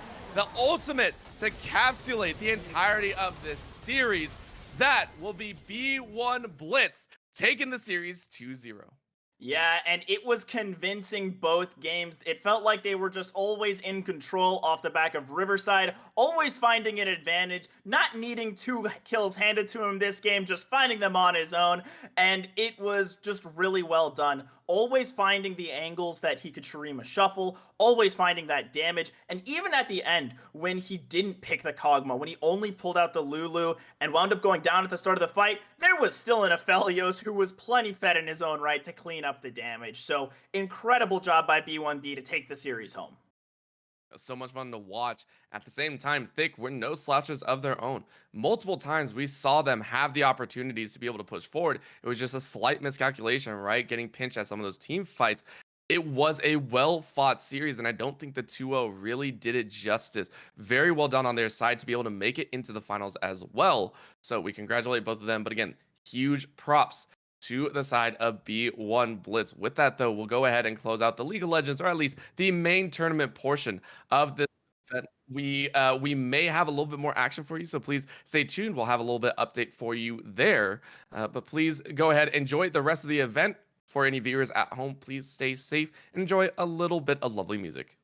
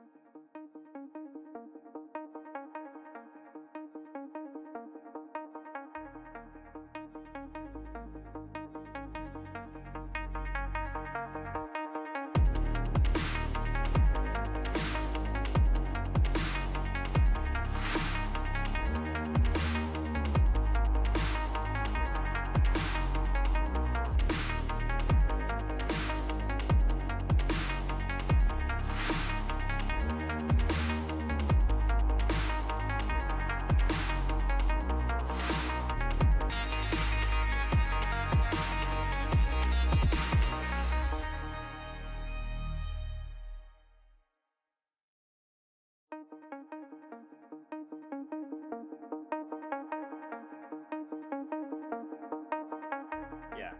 And welcome back. We're gonna have a little bit of I want to say extra fun, right? The extra Mhm. credit at the end of the day, whatever you want to call it. We are going to round out our day 2 of the KC Planet Comic Con Battle for the Planet coverage with a little bit of 1v1 action. I'm very excited. I mean, J Turbo, I don't think a lot of people get the chance to really cast or entertain the thought of one of ones, which is its own meta, right? Yeah, it is its own meta. I mean, you have a lot of I mean, a lot of people just see it as maybe like a mid 1v1 type beat where maybe just Lucian is really good, but you see a lot of other picks. You see stuff like the Olaf going for those early kills, and there's so many different directions that you can take just based on what you're comfortable with, because that's what 1v1 is all about, what you're comfortable with. You're not going to have some insane meta or tier list. Obviously, there is a tier list, but I've got a feeling we're going to see some really, really fun stuff out of these players. Yeah, so let's go ahead, go over the rules real quick. This will be on Summoner's Rift, so that is where the map is going to be played. However, there are some restrictions. Number one is you cannot move to the side lanes or any other outer lanes. You are stuck in the mid lane. And here is the breakdowns of the requirements to win. You may fulfill one of these conditions. One is reach 50 CS. The second is to get a first blood or get the first kill of the game. Third is to take the first tower. Honestly, in the current state, most likely first tower will not be taken. It's plates. We know it's extremely difficult. So most likely it's 50 CS. and just moving in through pretty quickly. So we'll be getting in and underway, and unfortunately, we don't get too much information about what these who these players are and what they're doing. Of course, we do have the summoner spells coming out here. So we got player 1 and player 2. We got a Heimerdinger on one side and a Graves on the other.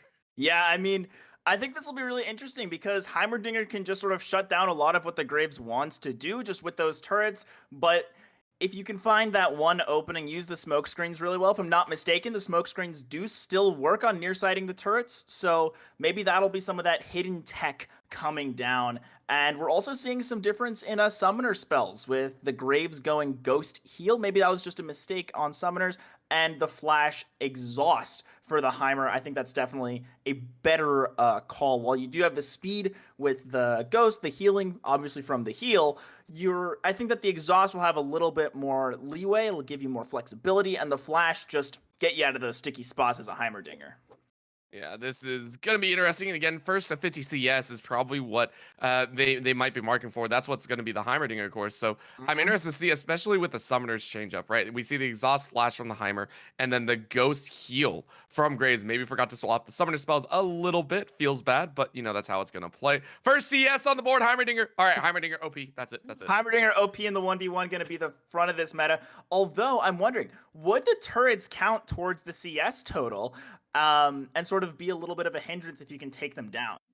Nope, that does not work, unfortunately. As much as we wish, it's the same with the Zyra plants. I think they are considered Okay. minions, or else the Malzahar, right? Anyone facing Malzahar would get like 30 extra CS with all of it. Yeah. That would be a little bit OP.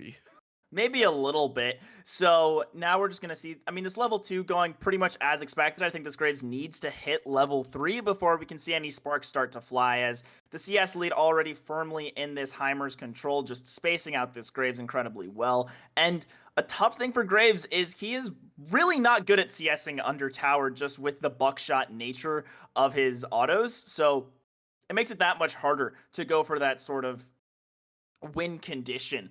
Now, I'm really thinking that this level 3 could be a breaking point. It gives Graves access to that smoke screen, which I think is really going to be the only way to sort of play around these turrets. Yeah, well, so far, Heimer is having a great time. That is 12 CS to his name, getting close to, that 50, or I want to say the 25, that halfway mark. It's up to Graves to try and farm it out. At some point, I want to see an all-in, right? I Yes, think you will have. Wow, that was a really strong combo. I that think you was. have max of getting up to, I want to say like maybe level 5, maybe the cusp of level 6 when you get 50 CS. So you might not have the ultimate potential. Yeah, I mean, there hasn't been perfectly efficient CS, so you might get a little bit more leeway on your XP, but it's still going to be really, really rough for this Graves.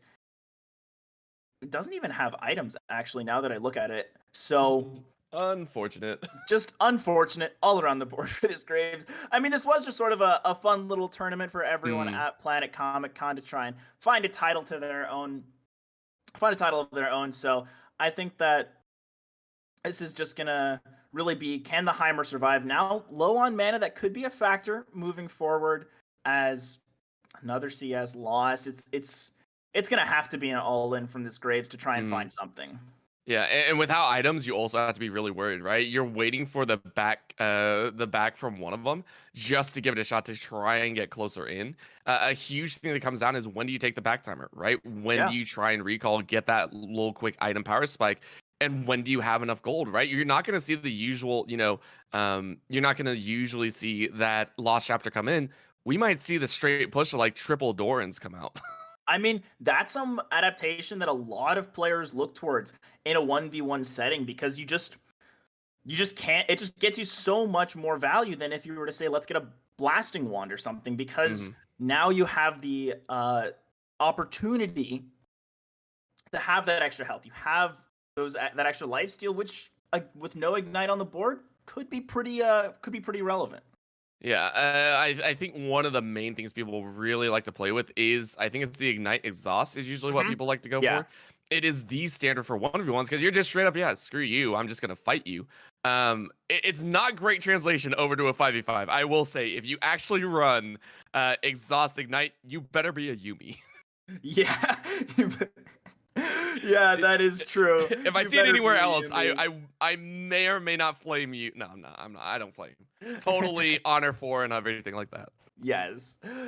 No flame from Orbital. Nicest guy you'll ever meet on the Rift. Oh, jeez. So, Now wait. I'm just gonna get called out. This is bad. Wait, Just all right. we saw the back. Maybe there's a bug with the spectator where we can't see his items. That's all I can really think of because there's no way that you just backed and have no items.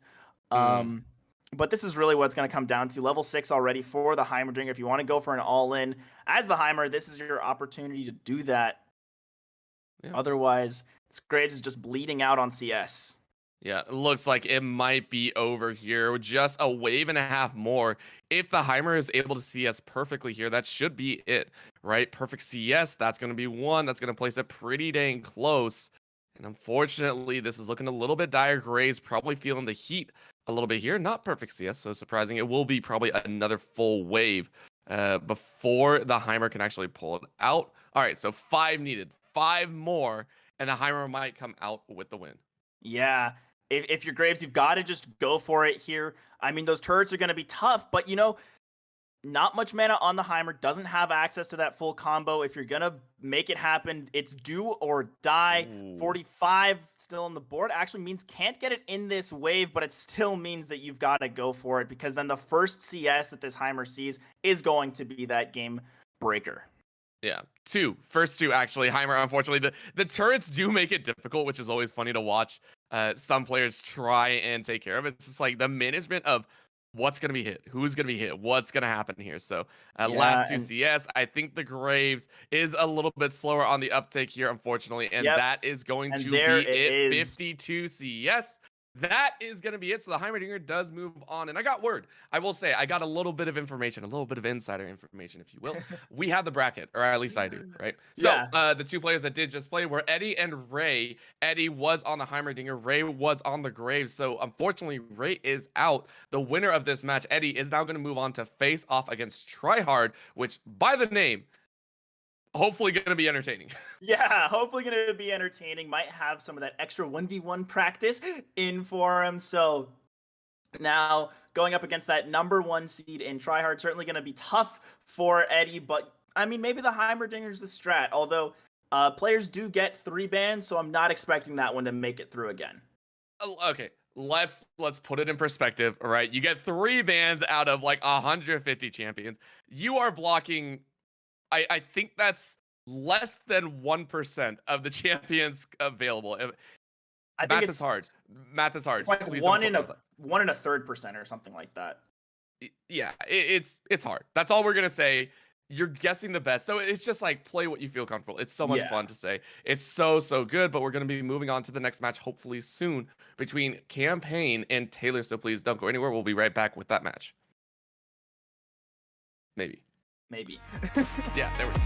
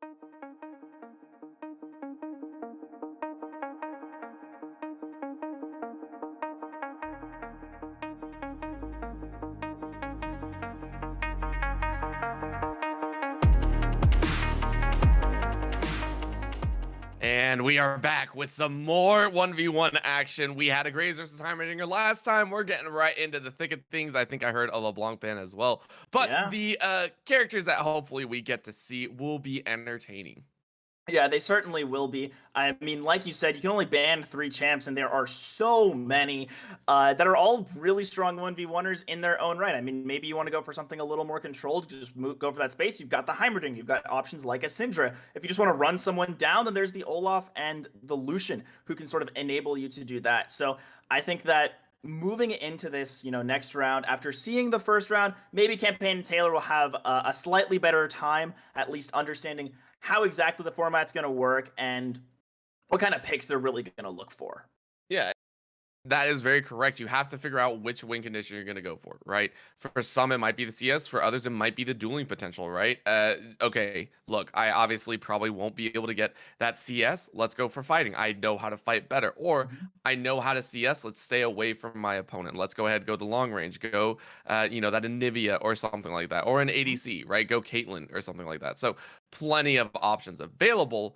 Of course, main thing, we just want to have fun here at this Yeah. KC Planet Comic-Con event. And again, to those of you that are out there enjoying the event, please, we implore that you do stay safe and continue enjoying the event with all that the event has to offer. I know some people have been talking a lot about the current, I think, celebrities there, if you will, and a lot of the booths have also been fantastic. So hopefully everyone is having a blast. However, here with the battle for the planet, I think we're getting underway hopefully really shortly with this next match. And I mean, it's between two players, I believe, named Campaign and Taylor, which I love both of those names. Yeah, absolutely. They're going to be great names. And let's just hope that we're going to see some great 1v1 action as we're jumping right into game. We're on Howling Abyss now, swapping it up.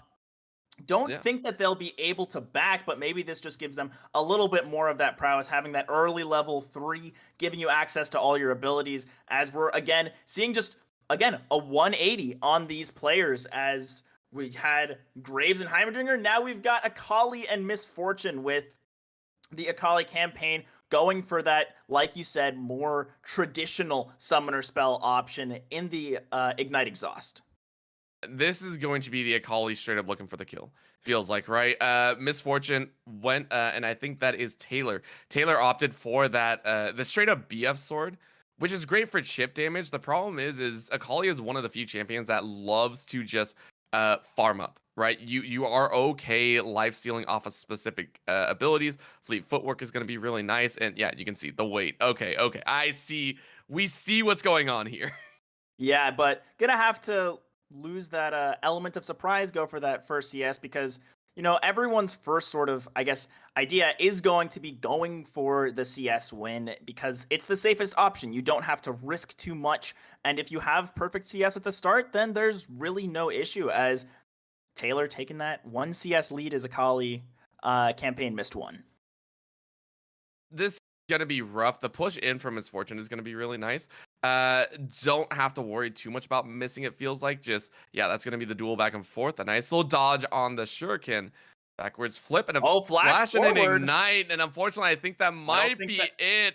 Yeah, that's gonna be one more tag, one more auto attack, and Campaign wins the 1v1. That was a quick one, way That quicker than the last was one. that was a quick one. It was explosive, and I think as these players are realizing sort of how the format's going to go, how sometimes you just got to be aggressive and just go for it.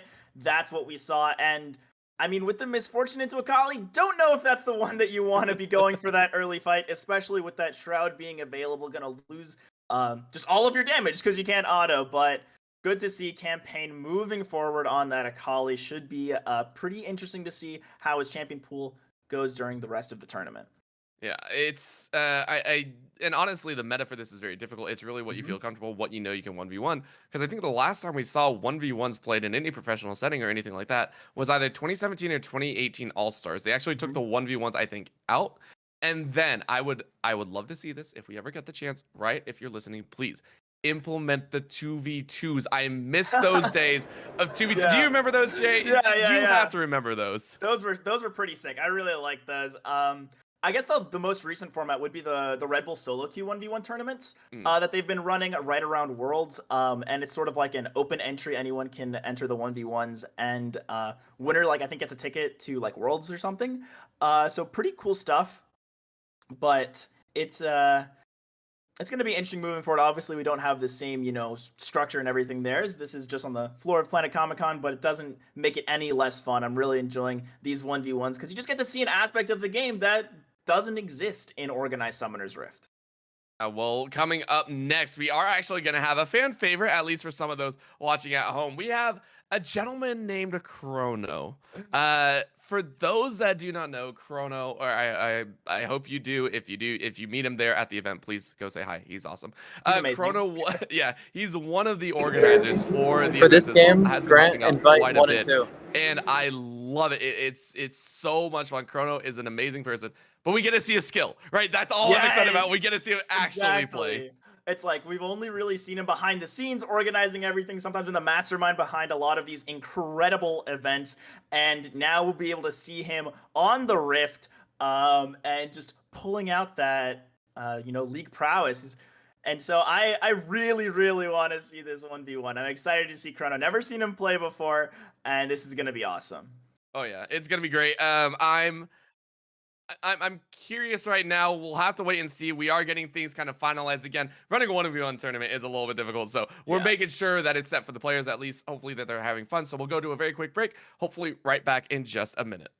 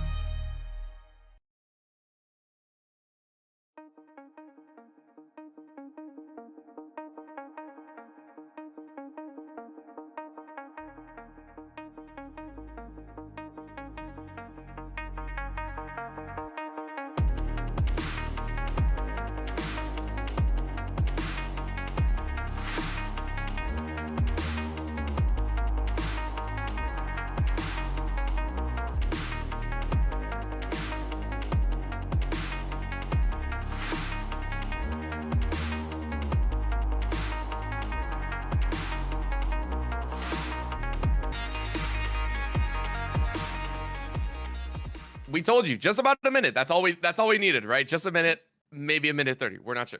But we are back. We're ready to go for our next 1v1 matchup. It is, like we said, between Chrono and Dylan. These two are going to be playing it out, and we have the bans, which is kind of fun. We have Heimer, Cassio, Timo, Annie, Zillion, and Fizz. So it's a wide array of champions being banned. It's a wide array, but honestly, I think that they're all incredibly strong in their own right. Timo, surprisingly strong in these 1v1 formats, because when you're sort of even on gold, even on items, that blind can do so much work if you're facing someone who's auto-based. And Heimerdinger, we already saw the strength of the Heimerdinger. You can just control so much space with your turrets and sort of deny anyone from stepping forward. So I think that those are all really solid. Zillion, he's honestly sort of been some of those sleepers where the bombs give you so much pressure, and you of course always have that extra move speed to sort of run away from fights, focus um, on the CS game, and it should. And the Fizz last, I guess, pick I want to sort of touch on is able to just hop on a stick, jump away, beyond just having a ton of 1v1 versatility between his whole kit. Yeah, Fizz and Talon are probably the two I would say are the monsters in terms of level 3, level 4 potential, right? The amount of burst, their whole kit literally synergizes just to burst someone out, and the bleed from Talons as well can be pretty crazy. I mean, you could try and say LeBlanc. LeBlanc's not going to do too much. We are in though. I Whoa! love this, and I also hate. Oh my gosh, we've got the Bard coming up against the Pantheon. Chrono picking up the Pantheon. I'm very excited to see this one. Chrono is he's going for it. He's going for it, and I He like is it. going for it. Wants to take the whole thing, and I hope he does, honestly. Chrono's such an amazing dude to work with. He's put on some incredible events and just an amazing all around guy. And Dylan now stands in his way on the Bard. So The bar be so annoying too. We'll see what happens. All right, we'll that's just a see what straight happens. up couple attacks here. That's gonna be a quarter of the Oh, the HP Q down, and unfortunately, misses. Bard. I don't think Bard does Oh enjoy this. It's gonna be no. exhaust into the Oh night. One more auto attack no. might do it. This might be a 1 minute match, but no, that's gonna be the jump. And there it is, first blood, Oh! and we are done. Minute 15. That's all it took for Chrono to go ahead and take it. It was so fast that my camera couldn't keep up.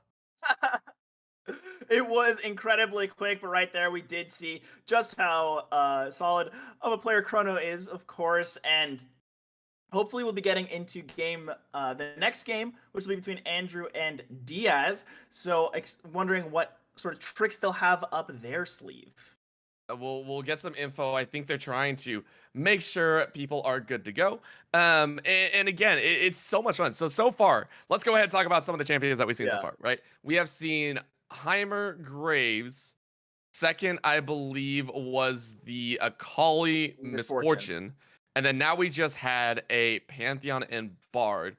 It is an extremely wide array of champions. Yeah, all unique champions. I hope we actually just keep this trend going where none of the champions are recycled, because it would just be that much more fun to see everyone pulling out from all across their champion rosters and just pull out some fun picks. Honestly, that's what this whole little tournament's about. It's just about having fun, having a good time, and just seeing who comes out on top. So Yeah. I'm wondering if we actually did the you have to play a unique champion every single time.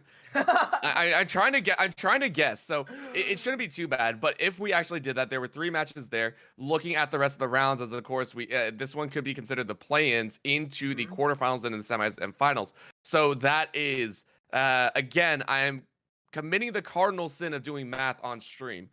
We've had 6 so far. That's another 6, so that would be 12.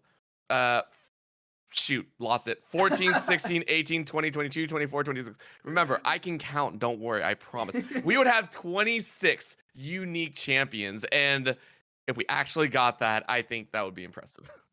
That would be amazing, as we're already getting bans for the second game coming through, as it's Yasuo, Fizz, Heimer, Zyra, Panth, and Azir. I mean, after seeing that last Pantheon game, I wouldn't want to go against it either. So I think that that's maybe a little fear off of that one. And I mean, Zyra, Heimer fill the same role. We already talked about Fizz, and Azir, I think, is one of the interesting ones, though, because he's not known for being super powerful pre-6, but I feel that, with his Sand Soldiers, there's just so much potential for harassment. And, with it being such a make or break and you're operating such tight margins, maybe that's enough to warrant a ban. Just listen. I don't want to deal with it. It's annoying. It's a long Mm-hmm. range. No, Mm-hmm. we're not doing it. So that is banned away. We'll have to see what the champions are though, because again, we don't know. You are selecting 1 out of 151 or so, or 148, whatever you want to say, of these champions available, and we have so many available. My personal favorite, I would love to see if I get the chance, is a Mordekaiser. I think Mordekaiser would be hilarious. You don't have a mana issue. You heal up on your own. It's the ultimate It's the ultimate champion that you get to use for everything. It can do everything. So I have also been informed that my math is once again wrong. It's 156 champions available. So you're picking from 153 at that point. So let's go ahead. Hopefully we get a hop in. We're just waiting, I think, for the loading screen again, and we will get to see. I want to see something like the bar. I would laugh so hard if we saw like a Yumi.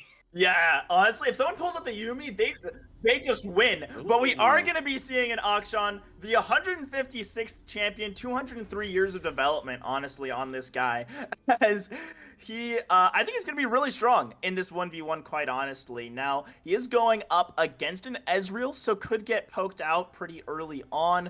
But I feel with Akshan's, just early prowess. I mean, we mentioned it earlier when he was picked. A very, very solid early game champion if you can get him rolling. And right now, you're probably not getting past level 6. So right where he wants to shine, and if he can get wave control, that could definitely be a dub.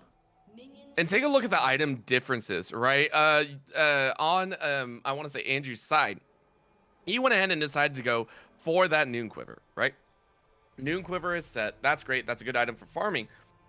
On the flip, for Diaz, we see a Sheen, a Tear, and a Reju beats. You don't see that every day. You don't see that every day. I think it's the first time I've ever seen that exact combination in an item, in someone's items. So it's definitely a first time for everything. But I can see where he's going. The Sheen for the damage, you have the Tear for just some mana, and obviously the Rejuve beat for that bonus health regen. As they are on Howling Abyss, they won't be able to back. So sort of your first options are what you get, but already so much harass coming out of this Akshan. One of the things that a lot of people are crying about is the literal fact that Auction, if he is able to, if he stands still to auto attack, he gets an extra shot, right? Ooh. He gets an extra shot from there. If he does not, if he moves, he gets a burst of moves. See, like, come on, there's so much in this guy's kit, and unfortunately, Diaz might be having some struggles here. Threw a snowball backwards. Yeah, and also I think misclicked on flash, so that is probably just a tough time of fat fingering. It's really, really rough when that happens, but Andrew firmly in control of this game, already at a 10 CS lead, and damage lead, health lead. It's not looking good for Diaz right now. Yeah, he's gonna have to struggle a little bit. Might pick up that health pot, but not gonna go for it. It seems a little bit of a swing in, a little bit of damage. Might get close enough for one more auto attack, and it is. Andrew says, "Screw the CS. We're going for the kill." That's 3 in a row, I believe, that have gone for the first blood requirement, and it's worked really well for them. It has worked really well. I think sort of the update to Howling Abyss means you have access to all three of your basic abilities right away, meaning that you don't have to worry about this awkward spot. Who's got a better level 1, who's got a better level 2. You can just know what you've got. You've got everything you need for your combo potential and just steamroll and run on ahead. So great showing from Andrew on that Akshan. Could be a new sort of sleeper because Akshan hasn't been present in a single 1v1, major 1v1 tournament that's ever been held. He's brand new. So might be one of those picks that starts to sort of define this mini tournament meta. Well, we are getting back into the last few of the play-in stage players, so we are taking a look at gonna be the last two. I believe the next one up is Riley versus Hayden. Riley seated as number 3, Hayden at 14. So we might get to see some upset potential. Very excited, and brand new champions once again. I want to see all the champions rotated through. Just go down A through Z, every brand new one that you can find. Yeah, I would really love to see it. Maybe get some Gwen in there, get some other new champs. Viego, maybe? Who knows? Just pull everyone who came out this year and just go down the list. It's fun. It's here just for fun. And we should be getting bans from this next play-in match pretty soon. And we'll be able to see sort of what direction they want to take. And I do want to point out a little bit of fun stuff. Andrew, the winner of that last match, will be facing off against Riverside. Riverside, one of the main players from the uncapped tournament. We got word. We're taking a look at it. Riverside is going to be playing. Not saying it's impossible, because Riverside, we saw, he likes to play a little bit ballsy. He went for a flash on a 1v4.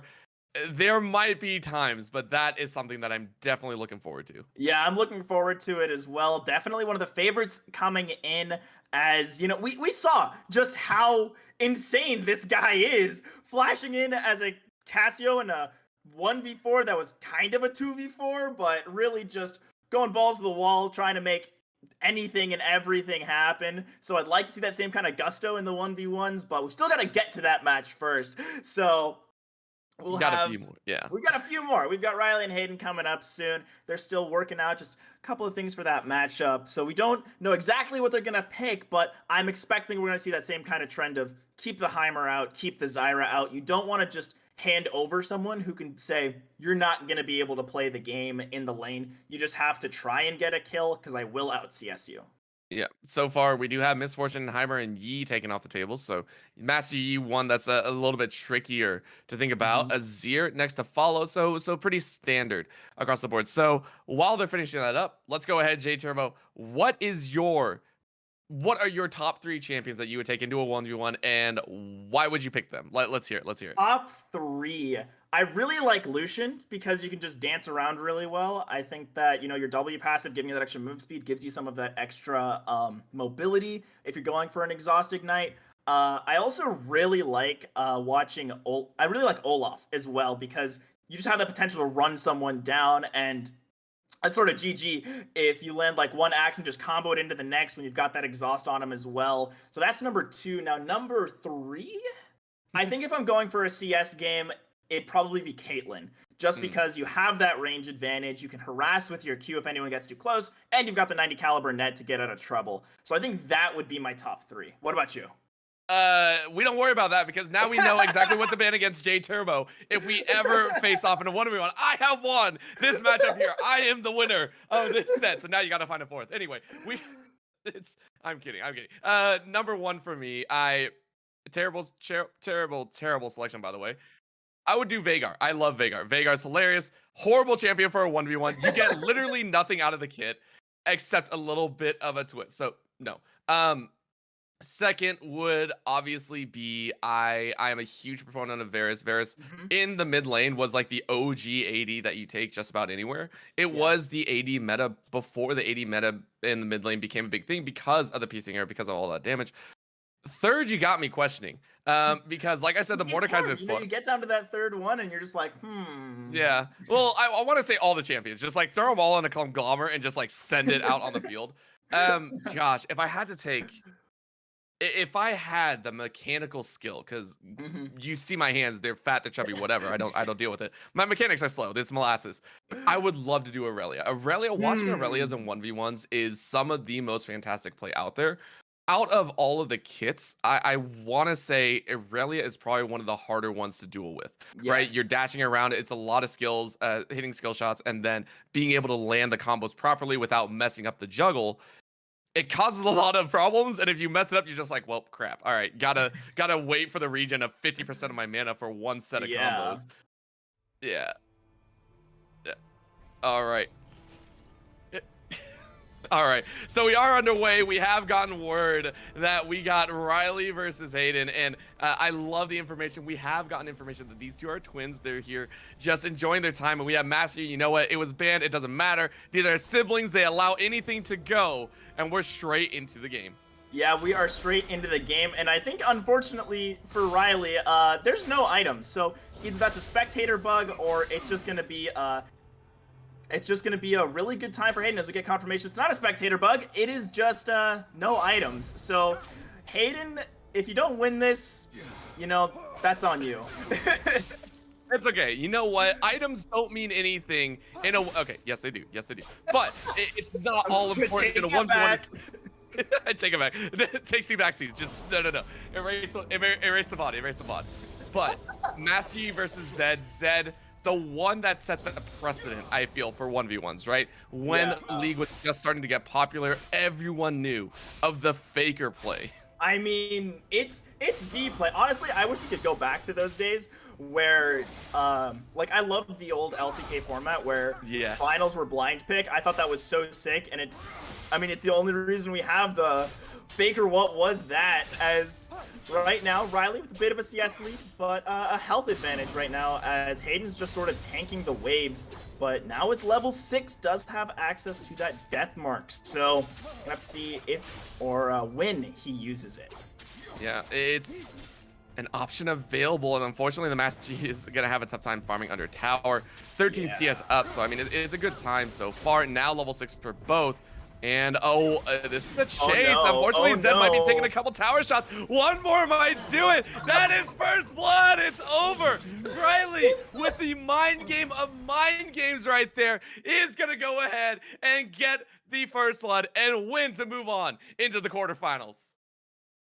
Win by any means. Win by any means. You mind game the crap out of it. You know, win by any means. Maybe they have like a brothers agreement. I won't buy items. You'll lose the game. I mean, it's the twinsies, right? You're thinking yeah. between each other. You're like, listen. I'll give you a little bit of my dinner. I know we're having Rice Krispie treats at the end of it. Man, you can't give up Rice Krispie treats. Okay, those really are so can't. good.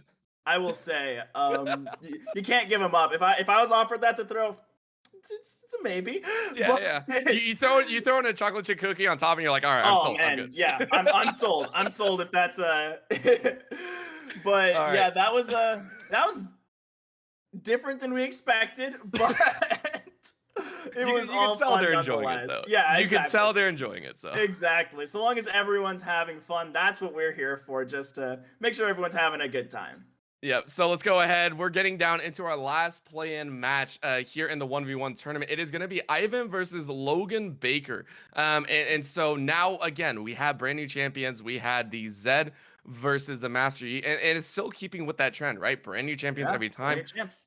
The question is of course, is it like their signature? Is it just for that one time? Because again, you ban 3 and then you blind pick. It is not a specific, hey, I know what you're picking outside of it. Yeah, I mean, that's very true. It's not like you can counter pick or anything. So maybe you've just got to go for what you're comfortable with. You got to just play what you play in solo queue. So that's just how it's going to go. But now we're really just wondering, how's this last plan going to go? Is it going to give us, any insight moving forward as to how this bracket might turn out? And then we'll be back in the quarterfinals, and that's when we get to see, we get to see Chrono again, we get to see Riversided, and Tryhard, our #1 seed. Yeah, Tryhard. I just love the fact that he actually entered underneath that name. Like they actually entered underneath Tryhard, just like, listen, I'm going at it. We are going to do this exactly the way I say, and it's going to be pressuring forward. So of course we already get the bans coming out. We have Fizz, Akali, Pantheon. All three of those really, really dirty to play against so far. I think Akali and Pantheon so far have been winners in the 1v1s. Fizz is the one that just no one wants to deal with. And then the Cassiopeia ban. I like that. Listen, they all saw Riverside play and they're just like, no, absolutely not. Yeah, it's like they saw what it could do on the main stage and do not want to see it come up in the 1v1. So there's no 6th ban. They've opted against that. So maybe they're just feeling confident, not wanting to get rid of anything extra. But I mean, we've already touched on a lot of these picks as to why they're so strong. I think Diana's the only one we haven't really talked about. She's insanely strong, can get those E resets off of the Moonlight from her Q. Her W gives her that nice shield, and if you get level 6, you're not escaping. So no, you're not. You're staying in the middle there, and especially if they run without the flash, right? We've seen flash a few times now. Again, we were talking about the fact that in 1v1s, generally you actually go to combative sunray spells. You don't actually go the defensive. Once you're all in, you're just all in, which is why we see the jump characters, these kind of shifting characters, be able to be used to such high efficiency because they have a natural ability to get back out. Thoughts there is the fact that I want to see, I do want to see LeBlanc as well. I think LeBlanc is one that can kind of cheese it out. It's not as strong as the others, but again, LeBlanc is top tier for a reason. yeah, she gives you that mobility, being able to jump back and forth, the distortion. Sometimes if you're in that high pressure 1v1, you're both, right around 30% health, and you might start attacking the wrong LeBlanc in the heat of the moment. So adding on that extra bit of deception. So she's definitely, I think, a pick to look out for. Yeah, so options there. And then follow through. What do you feel is going to? Well, never mind. We can't talk because we are in the game. And yes, we have it. All right. So Caitlyn versus Gangplank, Barrier Flash versus Flash Ignite. This one's going to be interesting. Yeah, this will be interesting. I like the heads up going barrier instead of heal, expecting the ignite to come out from the Gangplank. It's just you get more HP, more net HP because there's no grievous wounds being applied towards a shield. So that'll be good moving forward. And just the raw BF sword out of Ivan. That's what you love to see, just going for damage. As now Logan, I think looking at that Sheen, I think it's a really good pickup for the GP and the corrupting potions because you can't back, so might as well get as much health and mana as you can. I'm still salty we don't see the serrated Dirk out of Caitlyn. Just like, come on, let's do a little lethality here. That would be so much fun. No, you just want the raw damage, the big numbers.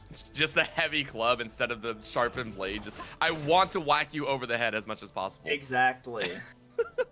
We already know it, as Gangplank is setting up a nice tropical retreat here into that top side. Missed the barrel combo, but of course, mana so far in favor of the Gangplank. So Ivan wondering how these auto attacks are going to pay out. So far, taking off a good 100 HP chunk. And there's the Q as well. And it's again, it's just all about some of these chunks. If you're playing Caitlyn, you just want to deny CS and just play for that win condition because you have all that bonus range. You have the potential to harass just so well. That's why she's in my top 3, honestly, because of all these different factors that just lend you so much 1v1 capabilities. Yeah. Oh, I mean, those combos. That. Oh, so low. Ivan showing off some fancy mechanics here on this Caitlyn. The combos are really clean. And the barrel shot. All right, Ivan. It's like, okay. He's just stunting on him now with the that was like the one frame on the barrel as well. Just so good to see.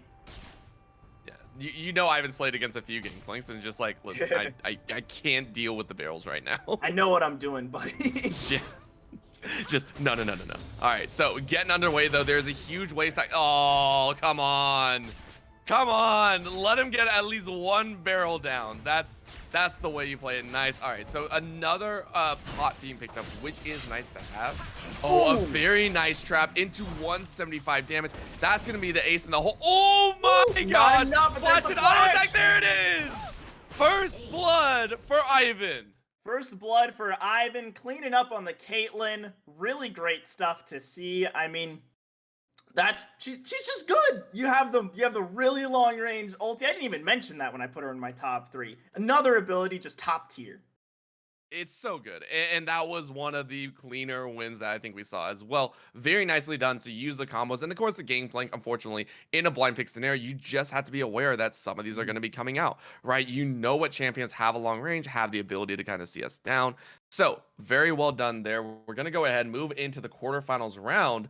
Tryhard versus Eddie. So last time Eddie did play the Heimerdinger, did okay, I would say on the CS. It was mostly just the pressure, the aggressive nature of constantly forcing a wave under. So Tryhard has to be aware of that. Yeah, and I don't expect Tryhard to allow the Heimer or the Zyra through. I think those are two just sort of immediate bans. Get rid of that comfort that Eddie used in the play-ins now that we're in quarters. And, you know, just off of that, make sure that you can then get a favorable matchup for yourself. Always need that favor. You always need that little bit of an advantage, no matter what, you know, a little bit of an eking out, you know, that ignite early on. What is it? 150, 200 damage at level 3, starts climbing up even further after that. So might want to run it. We're going ahead, taking a look. So, okay. Acting on the Akali, Kate, and Talon, a little bit of TLF so far. Okay, so Akali, Kate, sorry, I was trying to make a pun. Didn't work. It fell flat. Terrible. Please delete the VOD. Akali, Kate, and Talon are the first 3 bans, followed up with the Teemo, Lucian, and Fizz. Pretty much exactly standard like we were talking about. Yeah, pretty standard, but it does mean that the Heimerdinger is left up. Now, if Tryhard's maybe looking towards the Heimer mirror and trying to bring that out, could be an angle, but honestly, I don't know. I don't know what they're gonna go for. I think a Heimer mirror would be really funny. I think that would be just so stupid to watch, but it'd be really, really funny. It reminds me of when a lot of the pros just straight up were like, I can see us better than you. So at the All Stars, they're just like, let's pick Zillion or Anivia or something. You're Yeah, like, yeah. really? Really? And they're not even to like 50. They were to 100 CS straight up, pure CSing. And I love the fact that I think Froggen got away with it, was one of them. I Yeah, think I Froggen think was it the was one that won that. Froggen versus Faker, and they agreed to an Anivia 1v1. You don't do that. I remember watching that one. That one was Uh, great. I want to see, what was it? It was 3 times in a row. This was like the main point. It was 3 times in a row. It was, I think, Froggen versus Double Lift. And it was the Olaf versus the Twitch. And it was the most ridiculous thing because it was a snowball glitch, right? You throw in the snowball, you try and go back, and because recalls were available, it was. Are you gonna look it up right now? I can see you typing away. That's great. Wait. Which one? Which one? No, Let me no. actually look it up. Yeah, we're gonna pull it up. We'll throw it up on stream. It's okay. It was Froggen versus Double It. It's just a successive blows of just hilariousness, where the snowball hits, but because Double It was recalling to go pick up more items, it ended up in a dire spot. Yeah, I remember that. I remember that. Oh my gosh, it was in the half second, and he followed it. Yeah, and he did it 3 times. I want to point it out. It was 3 times in a row. No. It was 3 times. Oh So my gosh. we won't have that happen here, though. We are getting underway with our first match of the playoffs, of the quarterfinals. Sorry, of the 1v1s. Tryhard on the Rengar, Eddie on that Heimer once again, and a 3-point setup. A little bit awkward with how the towers are placed. It's gonna run into one first and follow through. So more a defensive tower setup. Yeah, definitely. I think more defensive, not playing to really push the lane. I mean, the one thing about Heimer is you just sort of naturally push the lane, but maybe it's just trying to get them on the right side of the lane. Oh no, he's just going for a reset on the spacing, just wanting to try and find out where that kitty cat is. Does find him with the bomb. Yep, and Rengar here. Rengar's its own level of pain and annoyance, right? Let's be real. Anyone that's played against Rengar knows the fact that this happens over and over again. Exhaust gonna go down. So is the Ignite. Oh, but both are taken extremely low. Yeah, and now just to step up, you run the risk of just dying. Yeah, and the heal's coming out. Thankfully, the minions are doing quite a bit of work for Heimerdinger. Rengar, of course, Tryhard just jumping back and forth, being such a pain. A nice tag with the 5-point missile is going to mean that the health is going to go a little bit in Heimerdinger's favor. Yeah, and I think he went for 2 regular pots instead of refillable, meaning that there is just a little bit more health being regened off of those, and now able to jump back onto the lane, not so afraid of just getting one shot.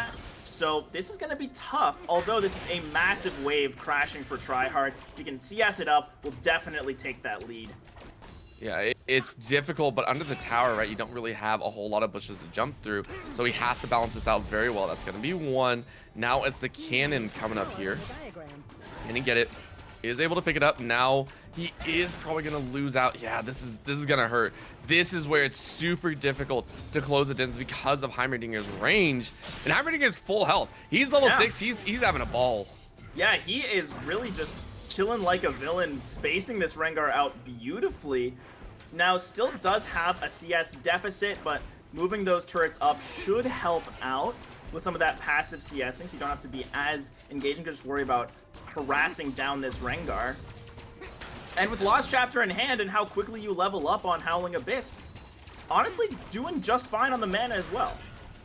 Yeah, topped off every couple seconds. Ultimate is up, and with the tower, this could be super scary. Oh, that's going to be a big ulti unleash. Misses on that cross, so Rengar does have a chance. Tryhard, if he wants to go in, yes, he's going to go for it. Going to dance all the way through, and that's just the first combo.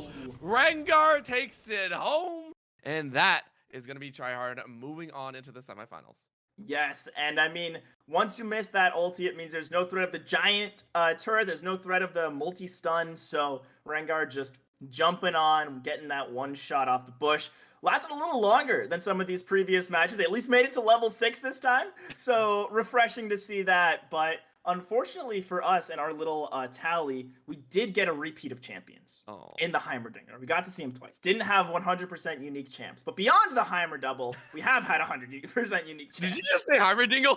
I said Heimer double. Oh, okay, okay. I heard Heimer and you can see where my brain is right now. This is No, not good. We're Heimer getting to the end of double. the day. Heimer double. Heimer double. All right, I like it. I like it. So that is going to be try hard moving up into the semifinals, playing against the winner of Campaign versus Chrono. Remember, Chrono, I think last time did go ahead and pick up that Pantheon. Mhm. Campaign, I believe, played the Akali. So Yes. if they bring it back out, those are going to be two Oh. really annoying champions to try and beat. Yeah, I would hope that they both get banned out because they're just really, really strong.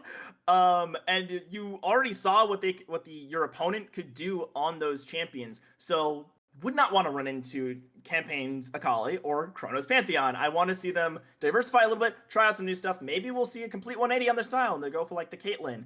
I mean, one champ I'm surprised we haven't really seen is the Lucian, just because I feel like with press the attack, with your double taps, you can just kill. But I don't know. Maybe he's not as strong in the instant level 3 or something. Yeah, Maybe people I just definitely comfortable see on where him. you're going, and I think compared to the rest, it's a little bit more combo heavy. Yeah, If you take a look at the mana expenditure, now we're that's getting true. into the nitty gritty. I feel so bad for anyone listening. If you get into mana expenditure, there's a reason that Lucian is actually getting reworked, right? You Yeah, take a that look at is it, and it's true. just like there's a reason they have to rework him. It's just a little bit too high skill cap. You run out of mana very quickly. You have to have that Essence Reaver or one of those mana items in there. Maybe not the best to take in unless you're for sure able to take away, that level 4, level 5, just all in potential. We are getting the bans for this matchup. It's Kate, Akali, Heimer, Zed. I love it. Zed, Vayne, one more coming out. Let's see what's behind door number 6. Is it a car? It's Warwick. Okay. It's So Warwick. Oh my gosh, Warwick being I forgot taken to out. put I him love in it. my top 3. I'm a Warwick man. I forgot to mention that. Um, I don't want to I meet you in solo queue now. Your champ pool is so disgusting. No. yeah, it's like Warwick and Kane, and everyone hates me. You just live forever. It's so as a mid laner, I hate Kane so much. I want to ult. I just want to have fun in the backline and I'm dead. I'm just come on, man. He just doesn't die because he has 3,200 health and also can one-shot you for some reason. Riot, please bounce. Okay. And then Warwick, if I'm recalling, apparently he follows me. I'm like, I thought that only worked in select. No, no, no, no, no. He just gets a free ride to Pain Trick. I don't know. Yes. I don't like your champion pool. If I see you on the enemy team, I'm dodging. That's no. I didn't say that. I didn't promote it. Please don't hate me. But again, the bans do lean itself to very even setups, right? Again, these Yeah. are standard. These are just the farming champions, the dueling champions. The Akali is taken away. The Pantheon obviously didn't seem like that big of a threat to ban away, so it's still open. It is still open, so I wouldn't be surprised if Chrono falls back on that. I think it's still very, very strong in its own right because you have that damage mitigation. I think that's the biggest thing, is that someone starts to combo you after you stun them and do your little combo, boom, I'm out. And you can't deal damage to me. You can't respond, and that's half your health just gone. So Yeah. I think Pantheon's really strong. We might see a Pantheon mirror match. Who knows? But Just both shields go up and no one gets to do anything. You just sit there like, this is boring. they just look at each other, shield, walk away. It reminds me of everyone trying to learn like Super Smash Brothers at the beginning. You just sit there in your shield for the entire time. Yeah, It's like, I don't want yeah. to fight. I don't want to fight. When I started, I didn't even know there was a shield. I started on Brawl. I was playing with a Wiimote and Nunchuck. Oh, What yeah. was the shield button? What was the shield button? It was, I think it was like Z or something. I didn't use don't it. want to know. You just called me old. I started with like N64 OG Super Smash Brothers, and apparently these two decided that they didn't really care. They just walked by each other, and then of course the set coming out with a little bit more. And I think the set is campaigned with the Pantheon once again being Chrono. Yes, and this set is just saying, I want to be able to walk away and heal. 3 rejuve beats on top of Set's passive. Like, this guy is just playing the waiting game. Plus the horn. I do believe the horn plus actually the gives. horn. I think that the horn gives an extra like 5 every 5 seconds or something like that. So Yeah, it's this is something just like it's pure regen. All right, yeah, we do see it's 20 every 5 seconds. That's great, but the Pantheon still, of course, enjoying a little bit of a haymaker to the face. But this also goes down. Is it going to be the Ignite battle? Yes, it is. Both using Ignite. One more punch is going to do it. Can Set get ready? No! Just a little bit too slow. And what's really brutal is that, I mean, actually, with multiple pods taking, this should still be okay for Chrono, but the mana. That's going to be the real issue here, is Set is mana-less, while Pantheon has no mana. So, it's going to be really tough on the next all-in. They're gonna try that. Almost got a Q off. Remember, this is a huge spear, but that's a haymaker. One for auto. There it is. Campaign gets the first blood. Gets that first blood, and it was so close. It was like a margin of 50 health or something, but that haymaker shield is just too massive. Without the E available, you couldn't block it, and that's it. I mean, I think that's one of the reasons why Pantheon's not super high on the tier list, is just because of how quickly you run out of mana and how it's just really difficult if you don't win in one combo. If this was any sort of squishy, those combos would have done way more chunking, but well done by Campaign to realize, hey, that's not what we're looking for. Just go straight for those attacks and make sure to duel it out, because you win those trades. You have 3 reju beads plus that horn. You're going to regen. We saw at the very end, pretty healthy, like very, very healthy in there. So now Strider has to be worried about that, because we saw the Rengar, and I love it now because we slowly get to see like a little meta or a little bit of glimpsing into this. So let's talk about this next semifinals as we're getting prepped for Riverside and Andrew. It would be so far we've seen Campaign play both the Akali and the Set against a Rengar. How do you kind of vie into that? Against a Rengar, honestly, I did like the approach. Excuse me, sorry. I did like the approach of trying to just utilize that Heimerdinger from Eddie. You were just completely nullifying what the Rengar wants to do. He wants to jump in and out of the wave. Well, if there's a bunch of Heimer turrets, you can't do that. So I think that maybe that's an angle you try to take. Someone who can just control the wave really well. Someone who can just play on the opposite side of the lane, stay away from that. Or you could just go for someone who can beat him level 3. Someone who can just all in. Maybe you could look for an Akali or something along those lines, where if you can just all in him before the minions even get there, before he can try and use that jumping in and out, that's the approach you try to take. Yeah. And that's what we have to watch for. Again, that's the semifinals. It's a last ditch effort, last best of one. We are getting the bans for this next matchup. Again, it's Riverside versus Andrew. Who Andrew we saw take a pretty nice win, but this is Riverside, right? This is a person that is quite literally used to 1v1s and should be okay with them. Yes, he definitely should be. So bans coming through. We've got Pantheon, Yasuo, Set, Heimer, Kate, and Xerath. But you know what I'm missing from that list? Cassiopeia. If we see the Cassiopeia come out, I'm going to be so happy, right? Yeah. Like, that is great. At the same time, still the same issue, right? Still has a really bad mana problem. Probably not the best one. We'll leave it at that. Not, but it'd be fun. It would be great. Just like after three ability usage, just like, all right, just try and auto these things down. Just try and get it down. This is all we're doing here. Just spit on him a little bit.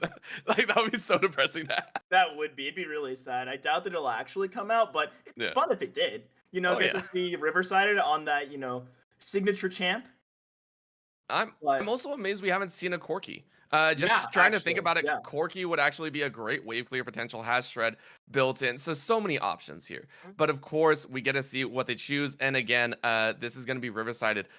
I want to say third time we're seeing the player on the stage. And it's going to be great, right? Again, winning that uncapped tourney has probably done really good job of boosting his morale, right? That's got to be feeling great. We are getting into it, so let's go ahead and see. Once again, we have Riverside on the blue side. There it is! There you go, J Turbo. Let's go. I'm validated in my tier list. Okay, sweet. So we've got the Lucian picked up, and I mean, you said it was really high mechanics. If we were looking for someone to pull off a very high mechanic champion, it would be Riverside. And going with the Ghost instead of Exhaust, going for just that extra bit of chase, I like it. It's like we said, Riverside's a pretty ballsy player. That's a ballsy summoner spell. So I think it'll be really fun to see how he plays it out. And on the flip side, we've got Andrew once again on that Akshan, but does not really have that many combat sets, just going for Berserkers. This is, and I love the skin, by the way. Yes, the champion's a little bit busted. Skin. The skin is perfect. Like, the skin releases, I have to kind of do a divergent from this match. The skins that they've released so far are so freaking detailed. It is ridiculous. Yeah, a lot of the new skins are so great, but already we're seeing Riverside just putting down that harass. And this is the reason that Andrew decided to run 5 pots, right? You don't see that at all pretty much anymore. Ran 5 pots, said, I'm done with this lane. This is going to hurt. Can't get the tag with the Q, though, and that's going to be a dodge in. Oh, is that going to be it? Riverside! 1 minute 30 seconds is gonna take it. All right, Lucian is valid. J Turbo, I bound down to your prowess. uh, Lucian's just pretty nuts, especially when you've got a Masters Plus player piloting it in a 1v1 tournament. So makes sense he would make it work. So we will be seeing him in the semifinals once again, and now we're down to our last quarter. We've got the one who won the Battle of the Twins, I believe Hayden, coming out on top. Maybe that you, Riley coming out. Sorry, my bad on that. I misread the bracket. And then we'll have Ivan coming up against him. So really intrigued as to how this matchup's going to go. Yeah, this is again. It was the Master Yi, and maybe Riley has gotten a little bit of info, right? Because the running back strategy works once. The problem is you got to make it work again, and to do Yeah. that, you have to get under their skin. It only works with the twins, I swear. Like the only person that would ever be able to make bait me under a tower would be like my little brother, right? Yeah. Like he's taunting me, right? Like that's the only way. I'm over here. I'm over Yeah. here. Come and get me. It's the age old, you can't touch me, you can't touch me, I'm not touching you, and Yeah. it's just like in game now, it's like even more infuriating. It's just like, oh my gosh, oh my gosh. But again, Master Yi and then Ivan, I think, my gosh, my brain is starting to hurt now. What did they play previously? Let's double check on that. Brain calculations, nada. I got God. zip. We got nothing. Was that the Caitlyn player? Yes, it was. Oh my gosh, J Turbo, the absolute menace of a brain there. That was the Caitlyn. That was the Caitlyn. With I think it was the BF sword just straight up. Yep, BF sword start knocking down all of those barrels or watermelons with the pool party grave skin. And I'm expecting, we're probably gonna see another ADC out of Ivan just because of the comfort we've already seen Mhm. on them. Yeah, it's going right back to it. We do have a couple of the bands coming out. Ash and Akali both taking off. Ash, I think, is one that we are kind of sleeping on as well. Mhm. Very simple kit, very easy, but the chase potential is great. Akali, Exactly. we know why. No one wants to We face know why. Akali. Yeah, and just waiting on the last, I want to say 4 bands. Yep. One from whoever banned those 2, and then the last 3. Yeah, and I mean, Ash, like you said, there's just that rundown potential because you land one auto, that slow comes in, and if they're trying to run away, then you just get in that stance, start throwing out those volleys. You've got the frozen volley on top of that to add extra slow, and it's just tough to lane against an Ash in a 1v1 setting.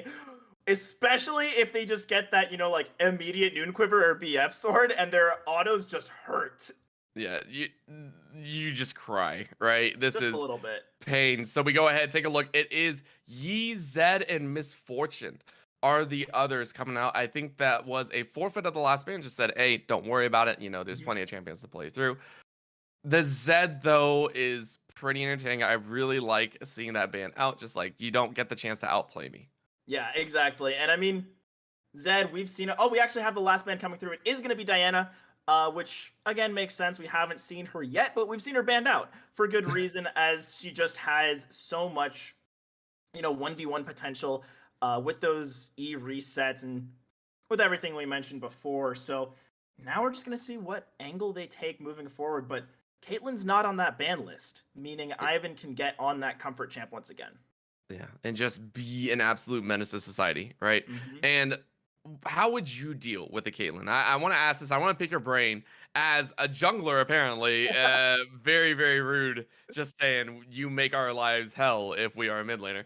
I, Uh, I try to help my mid laners out and ruin the enemy mid laners game. So if you're my mid laner, I'll be camping you, dude. I all got right, sounds good. Sounds good. Perfect. We got it set. We got it set. you. But let's go ahead and talk about what would you hope to see for Caitlyn? Because again, longest range of the game, great damage output, just an all around perfect champion for a 1v1. I mean, trying to counteract that, you could either go for something like a Zyra, where you just sort of say, I'm going to put up these plants, they're going to CS for me, I don't have to get too close to you, not have to worry about that. But I think the more likely option is you go for something like a Talon, you just sort of turtle till 6, then you just dive on top of her and one-shot her. Yeah. There's also, It's of course, the classic Caitlyn mirror match, just be better. yeah. That's how I'd counter Caitlyn, just be better.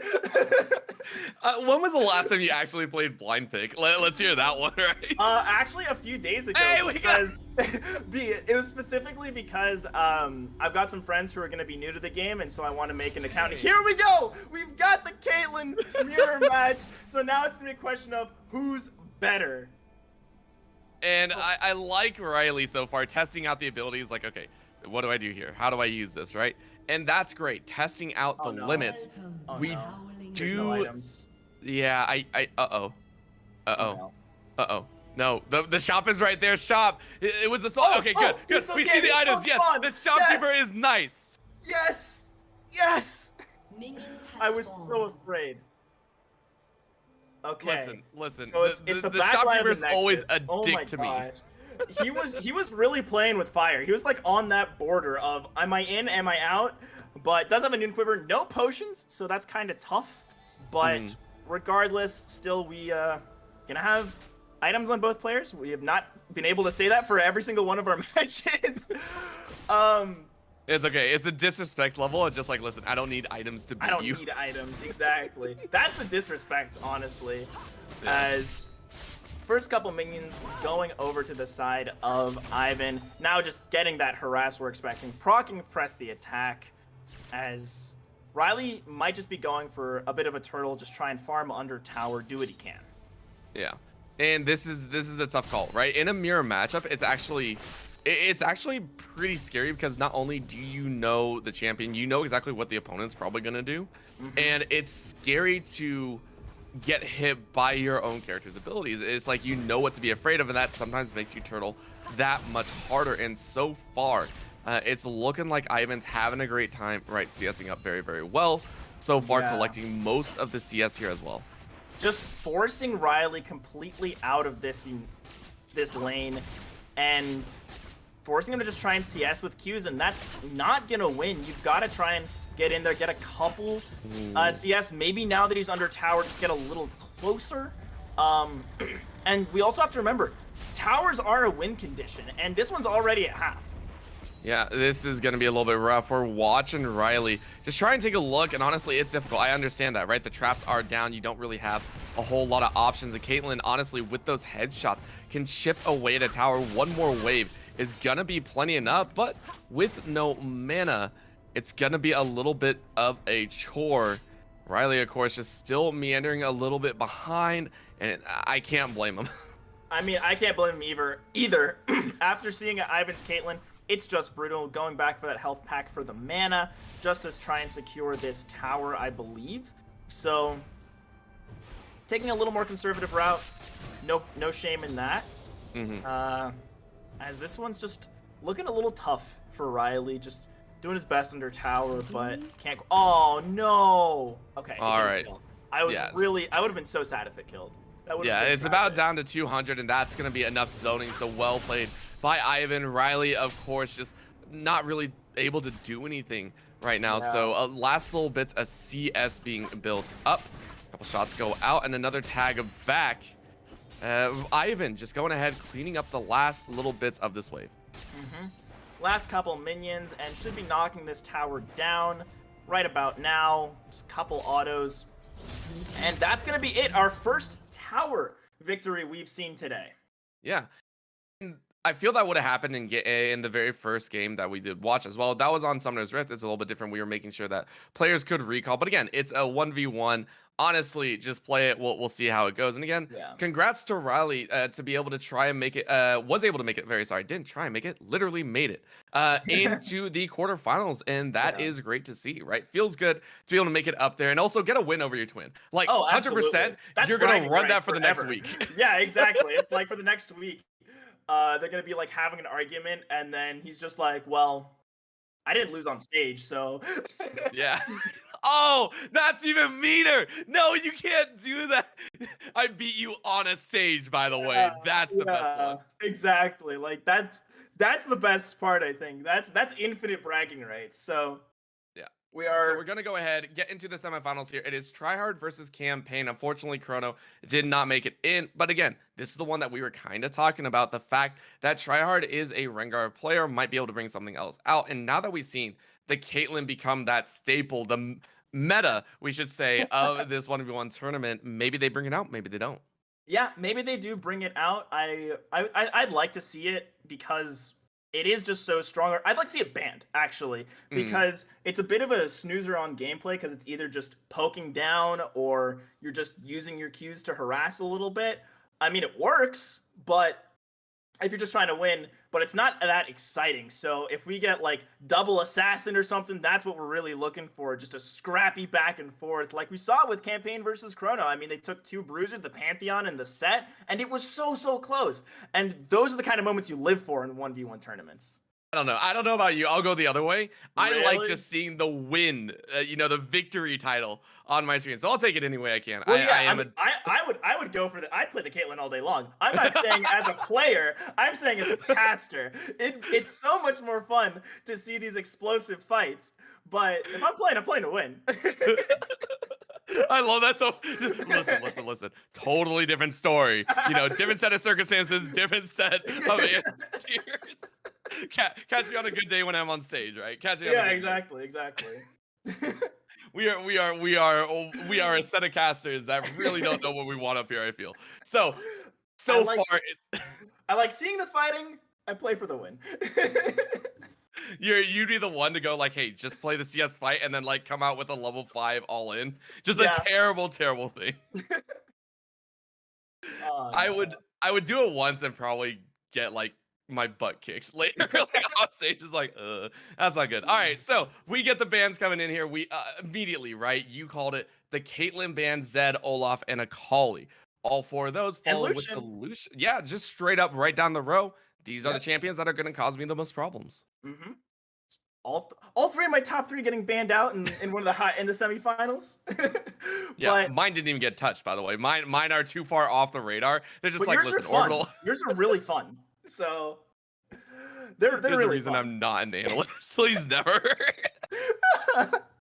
Oh man, but I mean, we're seeing again some of this sort of 1v1 meta start to develop. We're seeing the Caitlyn getting rid of the Zed, the Akali, the Lucian, just all of these staples in the 1v1. Like even if you're just in the mid lane, and it's like I really don't want to lose my matchup, and you would ban half of these champs anyway. So Yeah.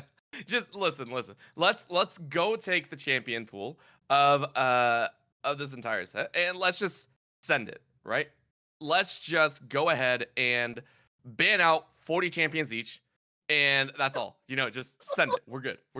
I also would find it hilarious. I remember one, I think it's called Nemesis draft, oh, I where remember you Nemesis pick the draft. champion I for your hated opponent. Nemesis draft. Oh my gosh. So actually, we found out that Tryhard, I think, FF'd against Campaign. Apparently, not super tryharded, and this is gonna be Riverside versus Ivan coming up on screen. So that'll be it, I guess. Yeah, that's unfortunate. Again, it is just for fun. So, whatever floats your boat. If you're not feeling it, no, don't force yourself to play. And that Yeah. goes for a rule for anyone playing solo queue. I'm gonna get a Yes. little bit emotional. If you are not feeling good, do not play solo queue. That is like the worst idea that you could ever have. Yeah. Also, key rule. I want to get your idea later too because I think it's super fun. What is your golden rule for solo queue that you will always follow until the end, J Turbo? If I lose 2 in a row, I'm done for the day, like done for the week. Yes, Like I swear that was mine too, and I let you steal it from me. God dang it! it's like normally, actually, it's both ways. Like if I win 2, I'm done for the day. If I lose 2, I'm done for the day. Unless I'm like hardcore grinding with a buddy of mine, and we're just like going for it, and we're feeling really good. If I'm just by myself behind my computer, 2 games, that's plus 30 LP. I'm good. I'm chilling. That's so good. What? I love it so much. Oh man, it was bad. The one rule that I had to institute for myself was after I had just lost, I think like Plat 1 to Diamond promo. This was back like season like 7, right? Yeah. I lost and immediately downward spiral. I played all the way through the night. My one rule now, I don't do the 2 games. I say I do not play a hardcore ranked match after 12 a.m. my time. I will That's never touch fair. it because that's where it feels way too flip-floppy. Yeah, no, I can see that. That's a good rule. As we're Oh, already seeing River-sided on the Casio, on the signature champ. Just go for it. No mana, but I don't know how much mana you need when your opponent's at like 2 health. yeah, that was rude, and I love it. You mentioned it too. You were like, "Hey, listen, we might see a Cassiopeia." Riverside had heard you. 100% Riverside had heard He you. heard me. He was watching and he's like, you know what? Maybe I should. maybe, maybe this is the point where we say just like go play Yumi, and he's like, you know what? Maybe I should. And you're like, Maybe I no. It's like now we're gonna just make a request for finals that the first game is a Yumi mirror match. Oh gosh, no. Actually, hold on. That would actually be pretty funny. All right, That no, I would take be it back. pretty Let's do it. It's like I'm putting in my formal request. Yeah, put it. Oh man, and we're going ahead, seeing a little bit of fun here. But again, Riverside are playing this one really, really smoothly. We know what Riverside is capable of, and in a 1v1, it's kind of expanded upon, right? Like this is even more so of his ability to dominate. Exactly. I mean, from just walking up, full faith, just 100% confidence, just I'm gonna run you down. That's what you love to see in these kind of situations. Yeah, and also going the corrupting potion, which I really, really like in a 1v1 situation. It's solid, and that's one more thing would have done it. You know what he would have liked there? Would have liked Flash. Would have liked Flash, honestly. You know, could have been. Could have been. Not a Malphite Flash, just a Cassio Flash. Yeah. All right. Level 6 now for the Cassiopeia. Level 6 for the Lux as well. A little bit of poke here and there. Oh, another tag. It's all of so these tags. It's so close. I mean, one more Q, one more Snake Bite, one more Miasma. It's enough. And as Ivan, you've really just got to be like, oh, please. Please don't hurt. Please don't hurt me. Oh no. Well, you know what's coming up wand. is that Ghost. This could be the signal for the end. Both Ghost and Exhaust are available. Barrier is up though for Ivan. Barrier is up, but I feel that, you know, with Ghost there just might be enough rundown for it. Even a push through the barrier. Oh, there it is. There's One Ghost, little Venom, and that's gonna be the kill. finisher. That is going to be it, and that is a very nice win. It is now going to be Campaign versus Riverside in the finals here. It is a best of 3, so a little bit more time to work with, but we're gonna have some time. Yeah. I mean, we're going to get to see, you know, maybe they adapt between matches. We've been seeing, you know, as we mentioned, a little bit of a meta develop in this 1v1. But with Riverside pulling out the Casio, now everything's on the table. Everything's on the line. You're in grand finals of Planet Comicon. Battle for the Planet 1v1 series. You've got to make it happen. And then we get Singed. That's it. Just like deadpan. Boom. Singed is just like I've seen him play in 1v1s. I understand why he's played. It's just boring because you just run around. There's a little poison coming behind you, and it's like I'm gonna make you annoyed at the game. And it's like I'm annoyed anytime I see a Singed in my game. Enemy team, my team, don't care. Oh man, those were the days. I think. Oh man, what was it? It was specifically in Unified. I forgot which team actually ran a Singed shop, which it's very effective. It is. Yeah. The most annoying thing, and then the damage that actually comes out of a Singed, you're just like, why the heck is this allowed? He's just a dude with like a surfboard most of the time. Yeah, it's a dude with a surfboard, and he just runs at your entire team, whether you're grouped up or not, and he doesn't care. He just moves so fast, you can't lock him down, and you try to chase him, and you break Rule 1 of League of Legends. You never chase a Singed, and then your team just cries a little bit inside. As you can tell, we both have had very personal experiences with Singed. If you see us in solo queue, please pray for our lives. All right, like, so boy, am I glad that Singed is just the 3 1-tricks who play him. Like, well, that's the worst part. When you get the 1-tricks, it's like, I swear, if you find someone, you know, if you find someone that's like a Xerath main, fine. If you find someone that's a Cassiopeia main, fine, whatever, right? Those are a dime a dozen. You see them quite often. They're played. It's the ones that you see that are like the Katarina main, that are the Talon main. Those are not played, so it's a coin flip. It is a coin flip if it is going to be an OP player that grinds this 1,000 games in a single week. Or if it's, which I don't even know if that's possible. I think that was a little bit highball, obviously. But if they do that, or if it's just like a total flop. Yeah, exactly. It's you either get the sweatiest guy in the world with 3 million mastery points, or someone who's playing him in the normal draft because it's free to play that week. There's no in between. Yeah. And in that coin flip, you're uh, definitely just like, nah, I'm done. As soon as you see yeah, that catalog locked in, it's just like, nah, I'm good. Sorry, guys. I that's it. You can hang yeah, out. go ahead. But we do back to seriousness for our first game of this finals best of 3. We do have the bands locked in, and they're about what we're expecting. You know, the Caitlyn, the Cassiopeia, the Olaf, the Lucian, Pantheon, and Syndra. So all really, really solid picks in their own right. We've already seen, I think, all these except for the Olaf and the Syndra, and most games where they would be played, they've been banned out. Yeah. Just straight up, no, no, no, no, no. No, we're not dealing with this today. So they're gonna have to find new avenues. Plenty of ADCs to work with, plenty of bruisers to work with, plenty of assassins as well. So a lot of options still available in this Yumi? setup. We need to stop saying that. They're actually gonna pick it, and we're gonna have to sit here and cast a Yumi mirror match. I will blame it on you 100%. I will take that blame. I will take that blame. I will take the blame. Dang you know? it! I can't bully you into not saying it. This is bad. If I can say that I'm the reason that Yumis were played on stage in a 1v1 tournament, dude, that's going in the resume. The amount of pull I have over these players is immense. We do it for family, apparently. But we are getting underway. Here we go. Riverside versus campaign.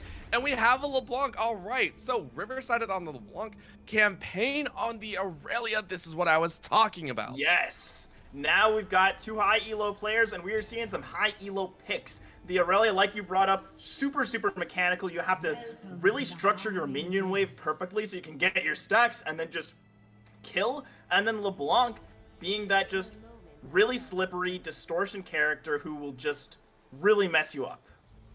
Yeah, and minions have spawned. Oh, I think we lost Hyper for not Hyper. We lost Orbital for a second. Oh my gosh, it's been a long day. But we are seeing some great stuff out of Riverside, feeding the Poros. Remember, everyone, if you're ever in your ARAMs, customs, whatnot, if you're on Howling Abyss, feed your Poros. They need it. They're hungry. Yes, they're always so hungry. Yeah. So now we're finally in. Minions are here, and we're gonna see who can take that early lead. Oh man, and I was saying it before I cut out my internet decided to go AWOL on me. This is a matchup that an Aurelia would actually hate, right? Because LeBlanc is considered, in my opinion, one of the only champions that is able to completely screw over this sort of stun, like right here, right? It's so hard to calculate where the distort's gonna go and when they're gonna go back. That's very, very true. And the fact is, Aurelia does have that flexibility, but it's still linear, meaning that so long as you're never dashing in a straight line, it really won't be that much of a problem. As racing for the health pods, I mean, that's the real tech, is fights breaking out.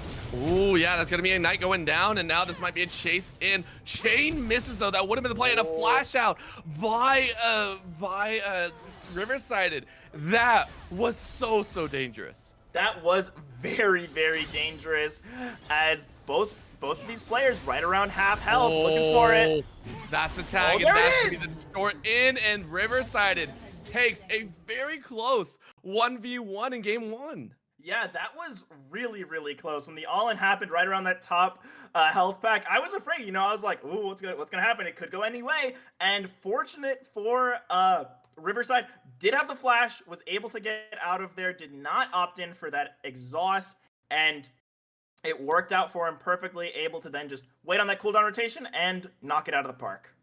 That was very, very solid play from both sides, and now you got to watch, right? Both these players have a pretty deep arsenal of champions, and you got to be worried, right? Riverside did not win that one, I would say, specifically off of like raw skill, which it was, but a few key mistakes trying to dodge out, maybe wasting a little bit of mana, missing a few key stuns and roots. If that LeBlanc is banned, you don't really have an answer possibly for that Aurelia. Yeah, that's true. But I think maybe the adaptation is just get rid of the Aurelia. Maybe allow something like the Syndra or the Olaf to come through. You know, you haven't seen it yet. There are ways to play around both of them, whether that's going an Assassin up against what you'd expect to be a Syndra, or maybe just going an ADC against what you'd expect to potentially be an Olaf. Because Olaf does have some trouble if you can't land the snowball in these Howling Abyss 1v1s. And it's crazy that that's like the reason why Olaf is good, is because of the snowball being on Howling Abyss and just giving him a gap closer. But I mean, that's what it is, and it makes him so strong. So maybe you just look for an option and just trust in your ability to dodge snowballs. Yeah, I mean, most of us have. I did not. That was a bad childhood day. We go ahead. I grew up in and Florida, so I never did, honestly. Let's just say I live in an area where we got a snowball fight in the middle of summer heat. Like it was weird. It was weird. Maybe exaggerated, but still, it is not a fun area. Hilarious as it is, though, you bring up a great point. The snowball allows a little bit of a diversity in terms of which champions you do go for and you do select in the scenarios, because again, these champions that normally may not be able to get on you as easily can now have free access, even if it hits a minion, right? That is still a great gap closer to use. Yeah, it is a great gap closer to use. It just gives you that freedom as we are going to be jumping into game, and Riverside's going Kale. I'm just going to leave it at that because, you know, the champion known for hitting level 16 and winning the game might not even hit level 6 against Elise. This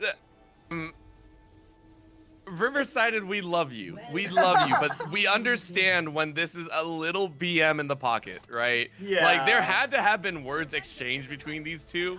There had to have been something. Like, this is a bit nasty. I'm almost level 6. Watch out.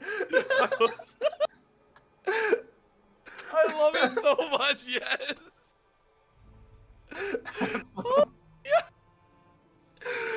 yeah. We didn't even see the chat, and the first thing I see is "you stink." That's it. Oh man, that is amazing. These guys are great.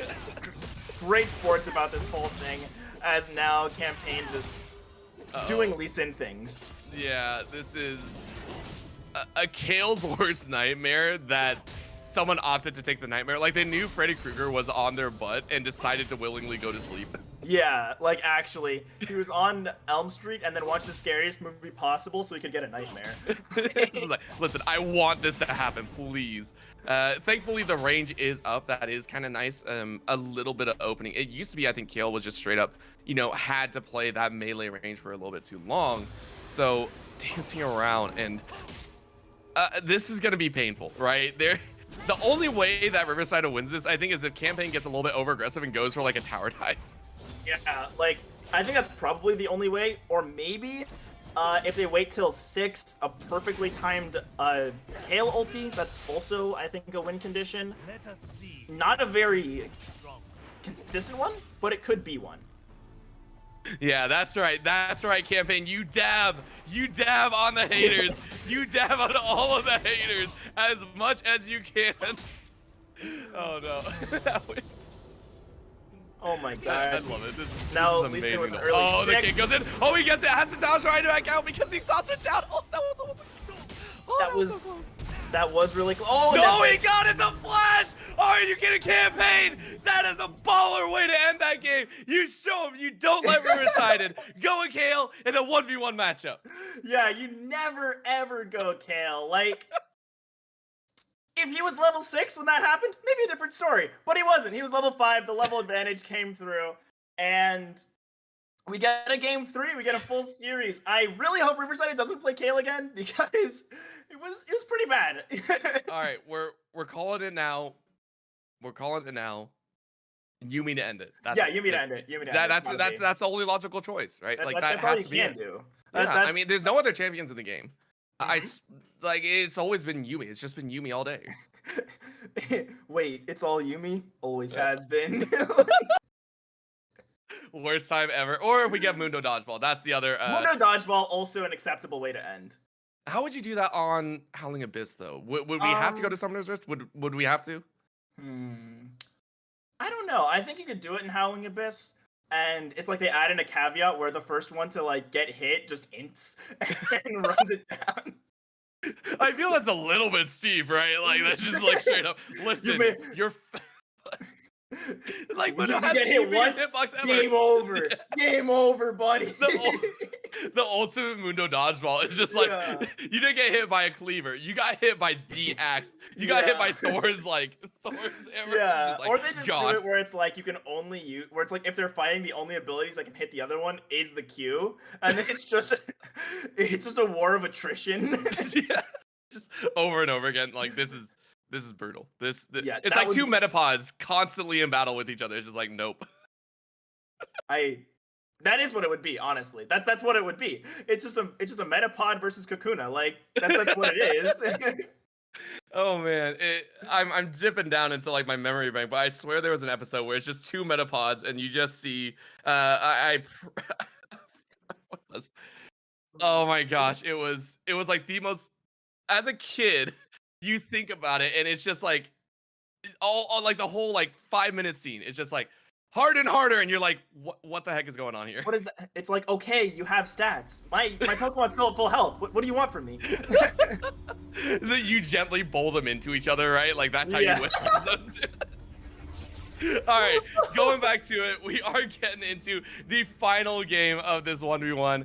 My cheeks are hurting from laughing so hard at the entire enjoyment, and I hope you in the audience, you at the event, are enjoying your time here, and I hope we are bringing you so much entertainment here at the Battle for the Planet UEA gaming portion of KC Planet Comicon. It's been a fantastic day 2, and hopefully day 3 will be just as amazing. We have LeBlanc going back, so both of these players are bringing in their winning champions from games 1 and 2. Yeah, this is a battle of the victors, really, as it's going to be a question of which one's stronger. I've definitely got to say I'm liking the LeBlanc over the Lee Sin, because early on you have that range harass, you can jump away from his Sonic Waves, so definitely feels like a good matchup for LeBlanc, but I wouldn't count Campaign out. Oh, not at all. This is Lee Sins tend to also have pretty high burst damage if you land the Sonic Wave, right? It's very deceptive is the best way to put it. Hiding in the bush here, though, does mean that Campaign has to dodge out, and that's what the Sigil does. Takes away that, I believe it's bone plating, is that mastery. Yep, it's bone plating, so that means your burst is going to be that much more effective since there's not that negation on the next 3 attacks. And now with that on cooldown, I'd like to see Riverside get at least 1 combo. That's There the it combo is. that you do want. The Sonic Wave does land and actually takes it in, trades back 50%. That's, like you said, it's deceptive. This Lee Sin can just punch out damage out of nowhere, it feels like. So, And also keep in mind that it was a Campaign that opted for that no matching mantle, and it is going to go in, lands the Sonic Wave. Is it going to be hit? No, choose Get the the wrong wrong one. one. Oh, I feel that would have been the kill. I mean, I brought it up when we were talking about this pick. Sometimes if you've got that distortion, it can distract your opponent, and they won't realize what's coming. Well, that's going to be a jump in, and nice escape. Oh, Miss on the Sonic Wave. No! No, not like this! Oh my gosh. Campaign almost had that kill against Riverside, but a narrow miss on that kick does mean that Riverside is going to take the finals 2-1. Riverside is not only your uncapped tourney champion, they will also be the 1v1 champion here at Planet Comicon. Congratulations to Riverside. Yes, congratulations. Battled in every single tournament he could and took home all that planetary glory with it. Winning on stage twice, you love to see it. It's got to feel great. Yeah, and with that, though, that will end our day 2 broadcast here. And thank you so much for tuning in. We had a blast bringing you some League of Legends actions. Hopefully, we entertained you to the very end. Now, there will be more action tomorrow. I believe we actually have Super Smash Brothers coming back for a little bit of enjoyment on Sunday. So please make sure to tune in. Same time, starting time, 10 a.m. CST. Well, hopefully, when the broadcast is starting. So make sure to tune in or keep track of the Twitter. We will be posting updates there as well. But with that, we'll go ahead, close out the evening. My name is Orbital. With me was J Turbo through this amazing day. That way. Yep, that way. We go ahead and close out with Hyper on production. Thank you so much for tuning in and have a fantastic day.